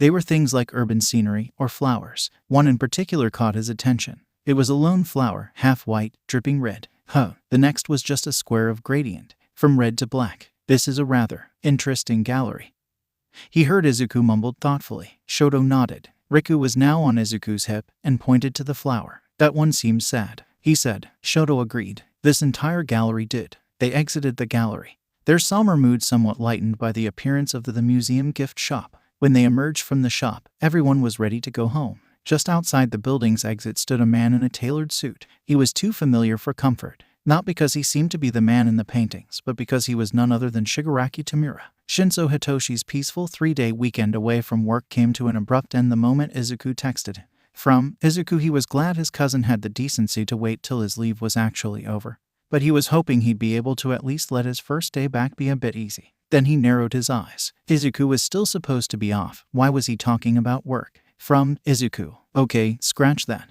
He was immediately back on the grind. Shigaraki Tamura, current boss of the LOV, just showing up casually to threaten his cousin and family, passing network of circumstantial roommates. He didn't think so. He wanted to call to make sure he was all right, but a glimpse at the time told him he was late to his shift. He groaned and jumped out of bed, shooting Izuku a quick text. To Izuku. Eri considered herself lucky she got to be on break the same week Izuku got grounded. It meant she had free reign to go bother him in his apartment. She was getting real tired of his crap real soon though. Every time she swung by, the unresolved emotional tension between Shoto and Izuku was enough to make even Riku glance at her apologetically. She frowned. It was kinda worse now that they both stayed in Mirio's apartment for whatever reason. She was told it was due to a break-in, but she had a feeling that wasn't all there was. Whatever, it's not like she couldn't find it out herself. She grinned. She'd find out while she's wingmaning her brother. She nodded to herself in determination as she made her way to the familiar gym. When she pushed open the door, she found Uraraka and Yaoyorozu already warming up.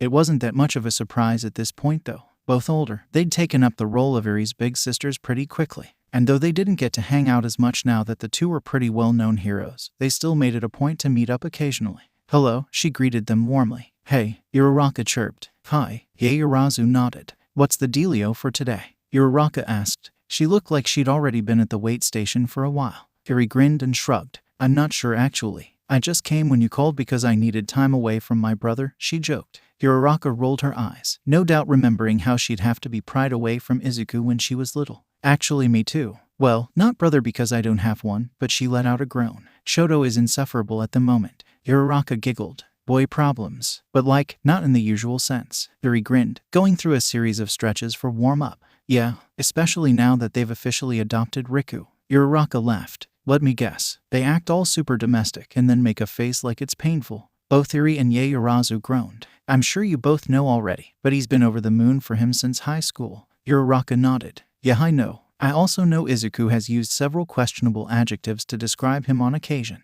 Oh my god, his long hair is so cute isn't exactly an exclamation of friendship, in my opinion.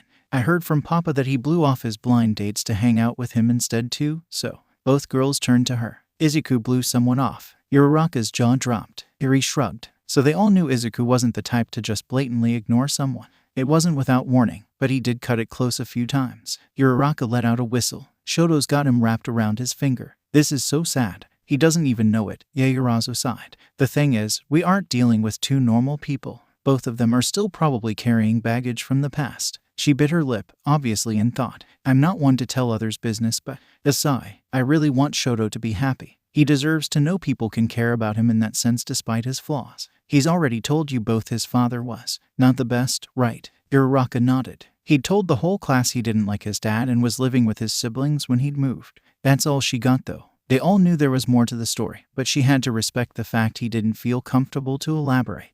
Ieyasu's lips were pressed into a thin line. Well, I believe that's the cause of his hesitation. We all know how blunt and direct Shoto can be. Him holding back is taking a lot out of him. Eri flopped to the floor from her lunge. Well, I'm telling you all outright, Izuku's being a scaredy baby because he thinks forming any new relationships are dangerous. Mom says she thinks he's still not over what happened to Nana, or Papa, or Hitoshi and Bakugo for that matter. There was an oof as she sat up. I just want him to know that keeping people at arm's length makes it actually harder to rescue them if need be. I think he's slowly getting at it. He finally told Shoto what's going on in his life now. Uraraka smiled wide. He did. Oh, that's amazing. You guys, we absolutely have to ride these coattails. How so? Ieyasu asked, skepticism on her face. By getting them out on a date. Duh, she chimed. Eri bit her lip. That might be a bit difficult considering they're both currently in helicopter parent mode. Shigaraki showed up yesterday. Both girls' expressions turned stormy. What the hell? Uraraka muttered. She furrowed her brow in determination.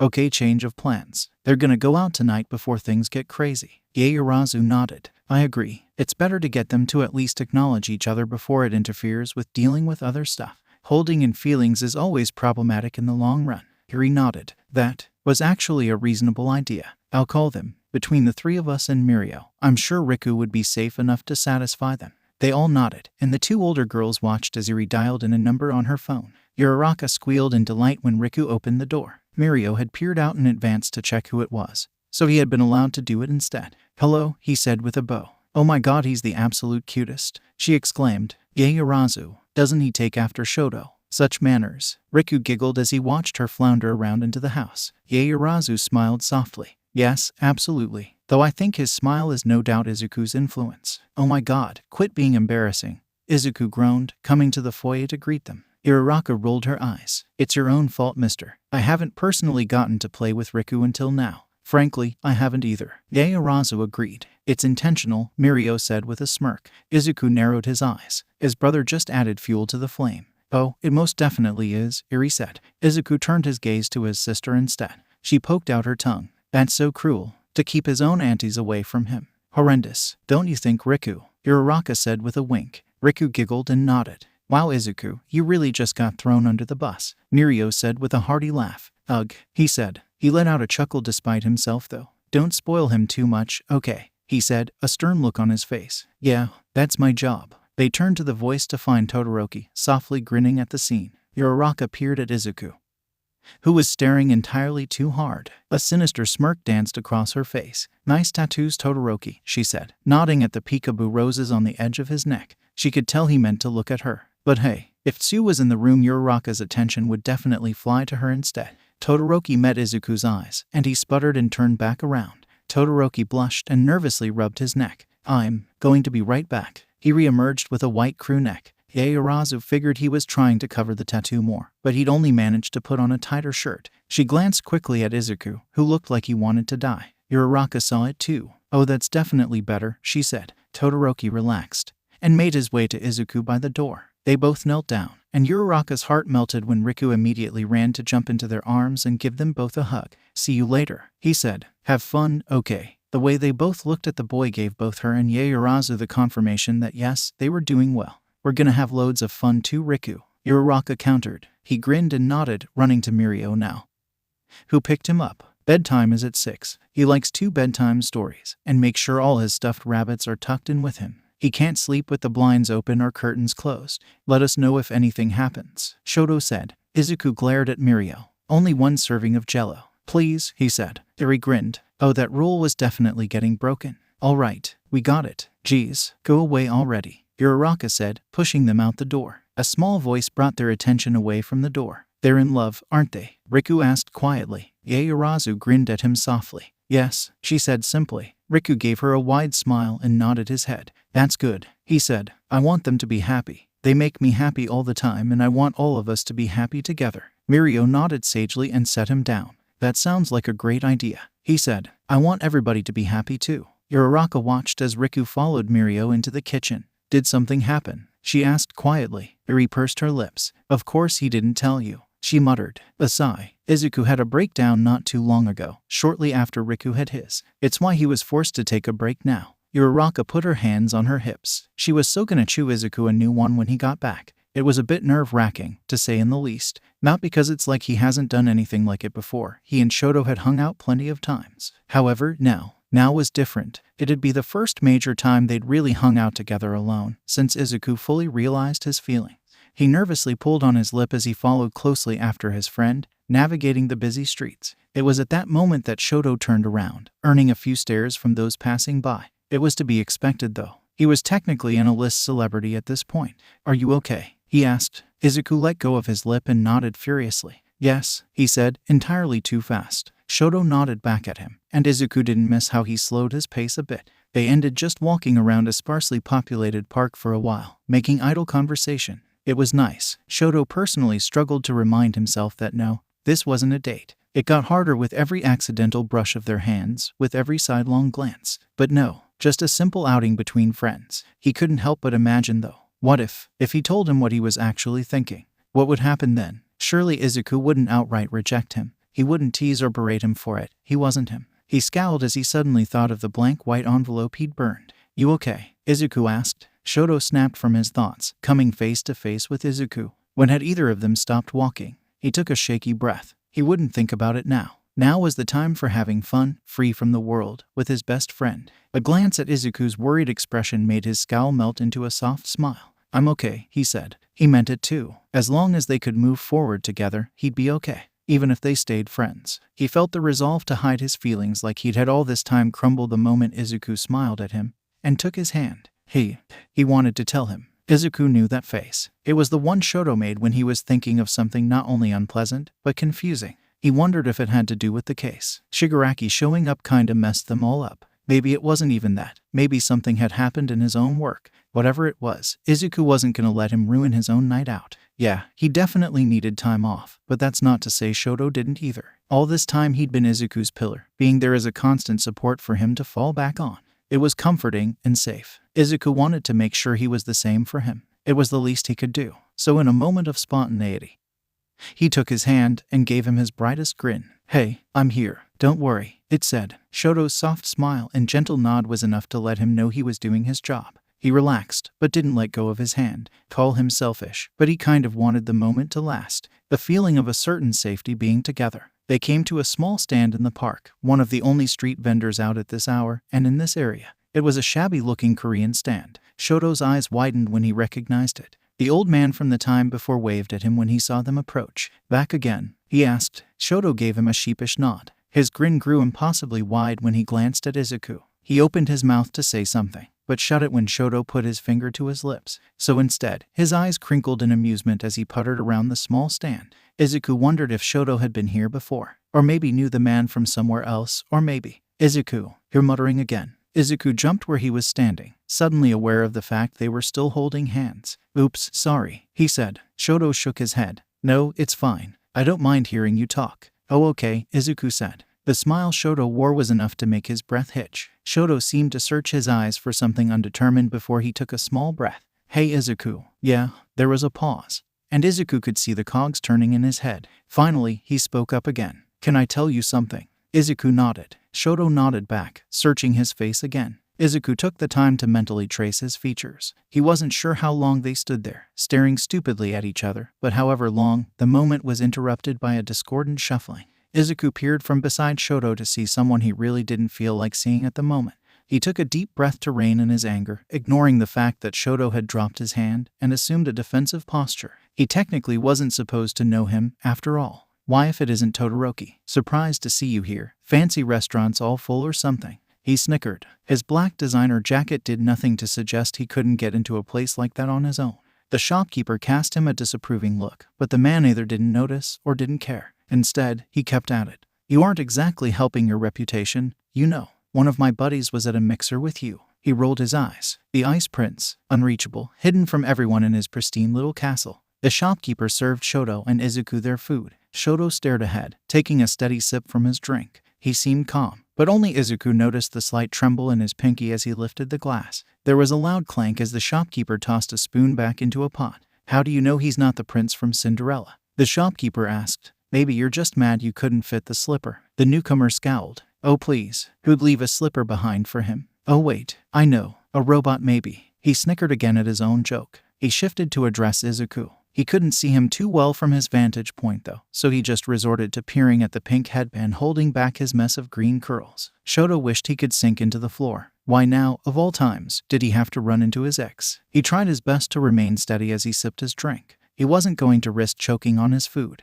What the fuck, man? Shoto glanced to the side to see Izuku closing distance. He almost choked on his water when he saw the expression on the man's face. Izuku was a ball of sunshine, but damn was he intimidating when he wanted. Thanks to a surprise growth spurt during his second year in high school, he was a good head taller than most, and a hell of a lot stockier. The fitted pink polo he wore not only highlighted that, but showed his many scars as well. His jaw was firmly set. Something about people that tend to smile often was that when they were mad. Hark, the man sputtered, taking a step backwards to increase the distance between him and Izuku. Izuku took another to close it again. What's your deal? Did you come here to make a fool of yourself or something? You want a fucking fight? Huh? Shoto tried not to snicker. He sounded like Bakugo. I am sorry, man. Look, I don't want any trouble, okay? I'll leave. Izuku narrowed his eyes. You better hurry. I'm feeling generous today. The man hastily nodded and scrambled away. When he was out of sight, Izuku let out a huff. Shoto pretended to miss the fading crackle of green electricity on Izuku's knuckles. He turned to Shoto, and the sunny grin that was back on his face was almost jarring.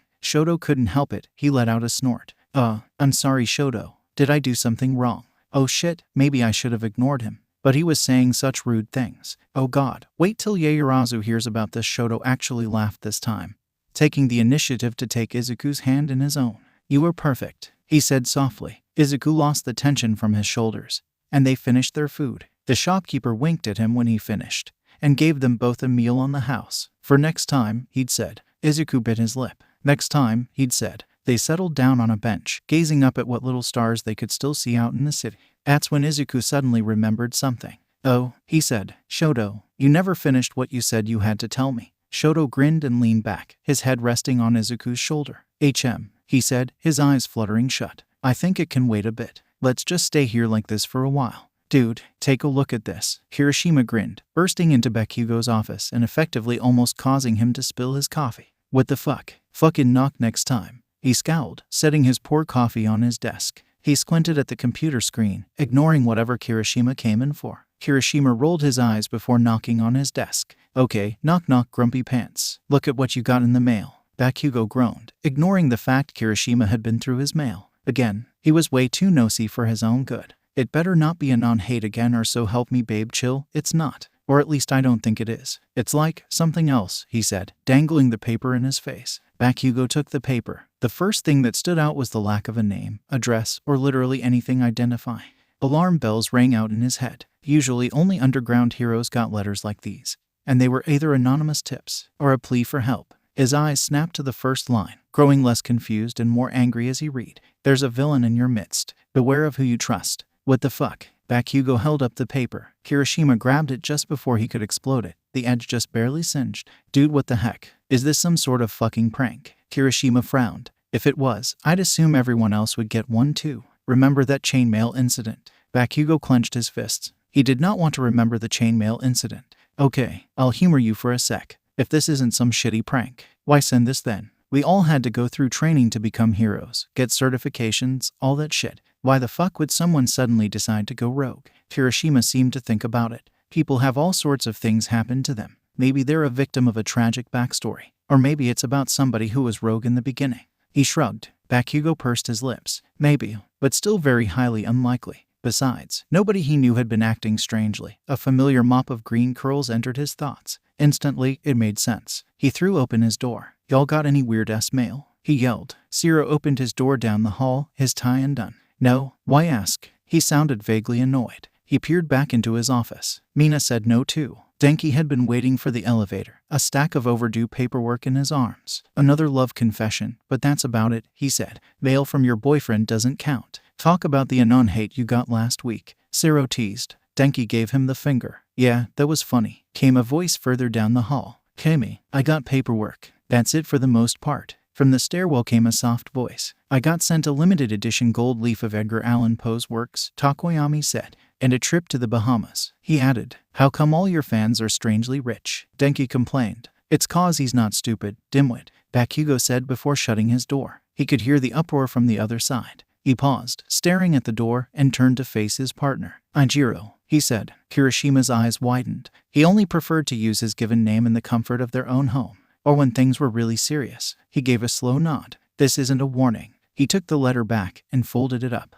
This, he said, holding it up, is a threat. What? We all know the fucking nerd is suddenly super secretive. Anyone with 2 brain cells worth the trouble can draw the conclusion. A person acts strangely secretive. A letter arrives warning of a traitor. This is bait Kirishima. He finished. The only saving grace is that I don't fucking hate him anymore. I'm not as nearly as volatile as these assholes think. Bakugo smirked. He supposed to be actually kinda was, but he was smart enough to know better than to retort to being a gossipy bitch about people. Kirishima nodded. That actually made a lot of sense. There's been a lot of talk between the agencies these days regarding Izuku's determination over a mysterious case, and his sudden forced leave. So, what do we do then? As much as I hate it, we're gonna have to pay the fucking puppet master a visit. Oh yeah, roasting session. I will end you. The meeting room of the agency was huge, way bigger than Hitoshi remembered it from his childhood, which made sense considering they remodeled it with each agency merged to accommodate new people. Hitoshi let out a hum. Were the agencies merging really a good thing?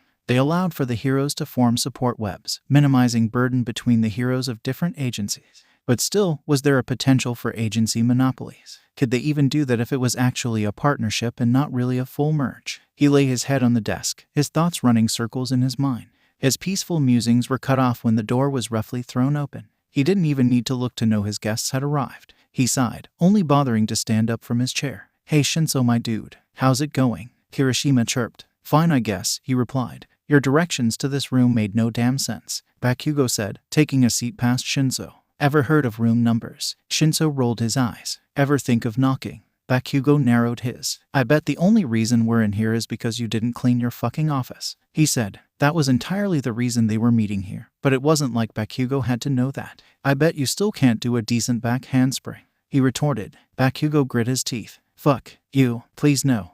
I'm married. Oh my god, I swear that's enough. Children, came a new voice. Shinso turned to find Mr. Tsukachi in the doorway, a yellow folder in his hand. Calm down, he said. Shinso took a seat, peering at the door in surprise upon seeing another familiar face enter. May? He asked. She grinned at him widely. Yep, that's me. Wish up. He peered at her curiously before opting to ignore the +1. He'd crossed that bridge when he came to it. Instead, he turned his attention to Mr. Tsukachi as he gave them the debriefing. Hitoshi emailed me that you two received a letter about Izuku. Kirishima shrugged. Well, it was more like a letter claiming a villain infiltration.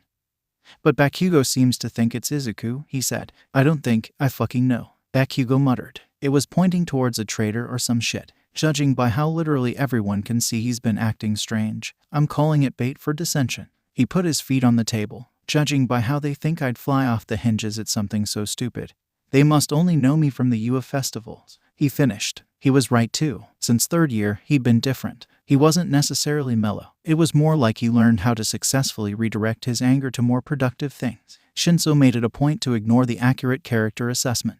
Mr. Tsukachi gave a nod and jotted something down. Wise call, he nodded. Okay, because I'm under the assumption that this letter was sent with the plan of causing confusion and discord within this specific hero agency group, I'll also assume it's a part of the bigger picture, he said. He handed them both a sheet of paper. I'll let you onto this investigation seeing you've had exposure to their operations, if my assumption is correct anyway. Shinso watched the two of them read the paper, each growing visibly more appalled. What the hell? Kirishima asked suddenly. Is this what Izuku's been dealing with? His face was near pale with a nod from the other end of the table. A corporate case of ethics code violation, with a hint of League of Villains. May said. Mirio, Uraraka, Tsu, and Todoroki were briefed already, Mr. Tsukachi told them. However, most of the preliminary grunt work was done by Hitoshi and Izuku alone. A recent infiltration also provided us more information. You must understand that this is also bigger than that paper. Some information has been left out for your safety, as well as the integrity of the investigation.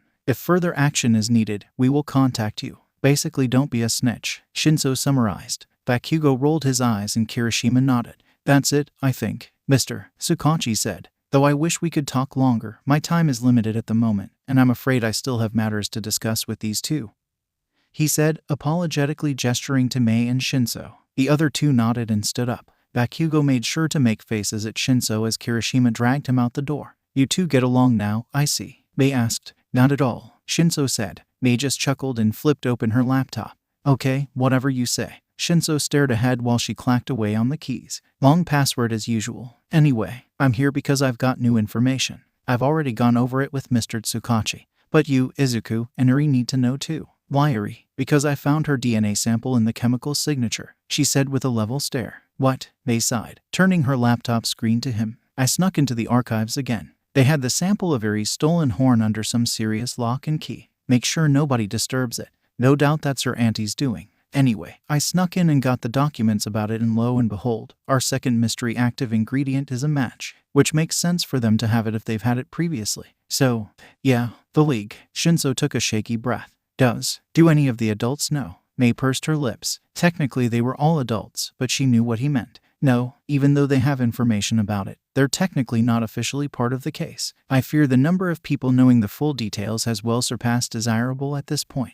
Any more information leaks at this stage, even to those we trust, can be dangerous. Hitoshi clenched his teeth. This was a bit too foreboding for his taste. When can Izuku know? He asked. And Eri, she needs to know more than anyone. I'll tell her when she comes in for pickup tomorrow. He sighed. The only time I'll condone trying to do internship work over a school break. Geez, are all of them workaholics? Mei groaned. No, I think they're just extraordinarily passionate and way too overzealous, Shinso offered. Agreed, Mr. Tsukachi said. And for Izuku, I was planning to tell him after his break, but in light of recent developments, he sighed. Give him a subtle warning about it. Don't disturb him too much. That kid needs this break. Shinso and Mei both nodded. Telling Izuku would have to wait. But about that letter, Mei said. The word choice was rather interesting, wasn't it? Why villain and not just traitor? She asked. There was an uncomfortable spark of raw curiosity in her eyes. Shinso shifted in his seat and Tsukachi busied himself with gathering up the papers. Interesting indeed, he settled for. He really hoped that wasn't about to come out the woodworks. Mei, Mr. Tsukachi started. Shinso let out a tiny breath. About the third compound, Eri sat on the old couch at her parents' house. She kicked her legs, lost in thought. She'd only meant to go pick some stuff up from Mr. Tsukachi's office. She hadn't wanted to hear that her quirk was essentially causing problems again. A forlorn sigh caught her dad's attention. What's wrong, sport? He asked. She couldn't help but giggle at his silly nicknames. Just a lot on my mind, I guess, she said. Even if she was actually given clearance to talk about it, she had the feeling she wouldn't. Knowing her parents, they'd get overly worried. And that never worked out well for anyone. She had absolutely zero motivation to get herself banned from her first real case. She was determined to see this through, even if it was a little uncomfortable for her. Boy problems? Her dad suddenly asked. She had to do a double take. What? No, she said. Oh, girl problems? He asked. She giggled again. No, Papa, I'm really just thinking, she said. It's about some stuff for my internship. I picked up some stuff today. I was thinking I can't wait to go back. Technically not a complete falsie. Toshinori gave a hefty sigh. Now I know exactly why Nana and Gran used to worry so much, he said. Please, for the life of me, you and your brothers need to start taking it easy. She gave him a nod. Okay, I think I can do that at least, she said with a playful chuckle. I'm supposed to visit Mirio later anyway. Maybe I can drag him out to the movies. Oh, please do, came a new voice. Eri looked up to see her mom settle on the couch next to Toshinori. You all may not always listen to us, but you three siblings sure do have each other's backs, if anything, she said. Eri grinned. That was most definitely true. In fact, it was Mirio's strong but gentle presence that comforted her during the briefing. He'd been there to assure her that nothing was her fault, and that she was okay. Had it not been for him, she'd probably be a mess right now. She didn't even have to tell Izuku what was going on. The moment she showed up with Mirio at the apartment, he'd done his best to offer soft reassurances. He didn't know a lick of what was going on, but he sure did know just the right thing to say. She left feeling light and happy, despite all odds. Yeah, she said, moving to squeeze in between her parents. I love them.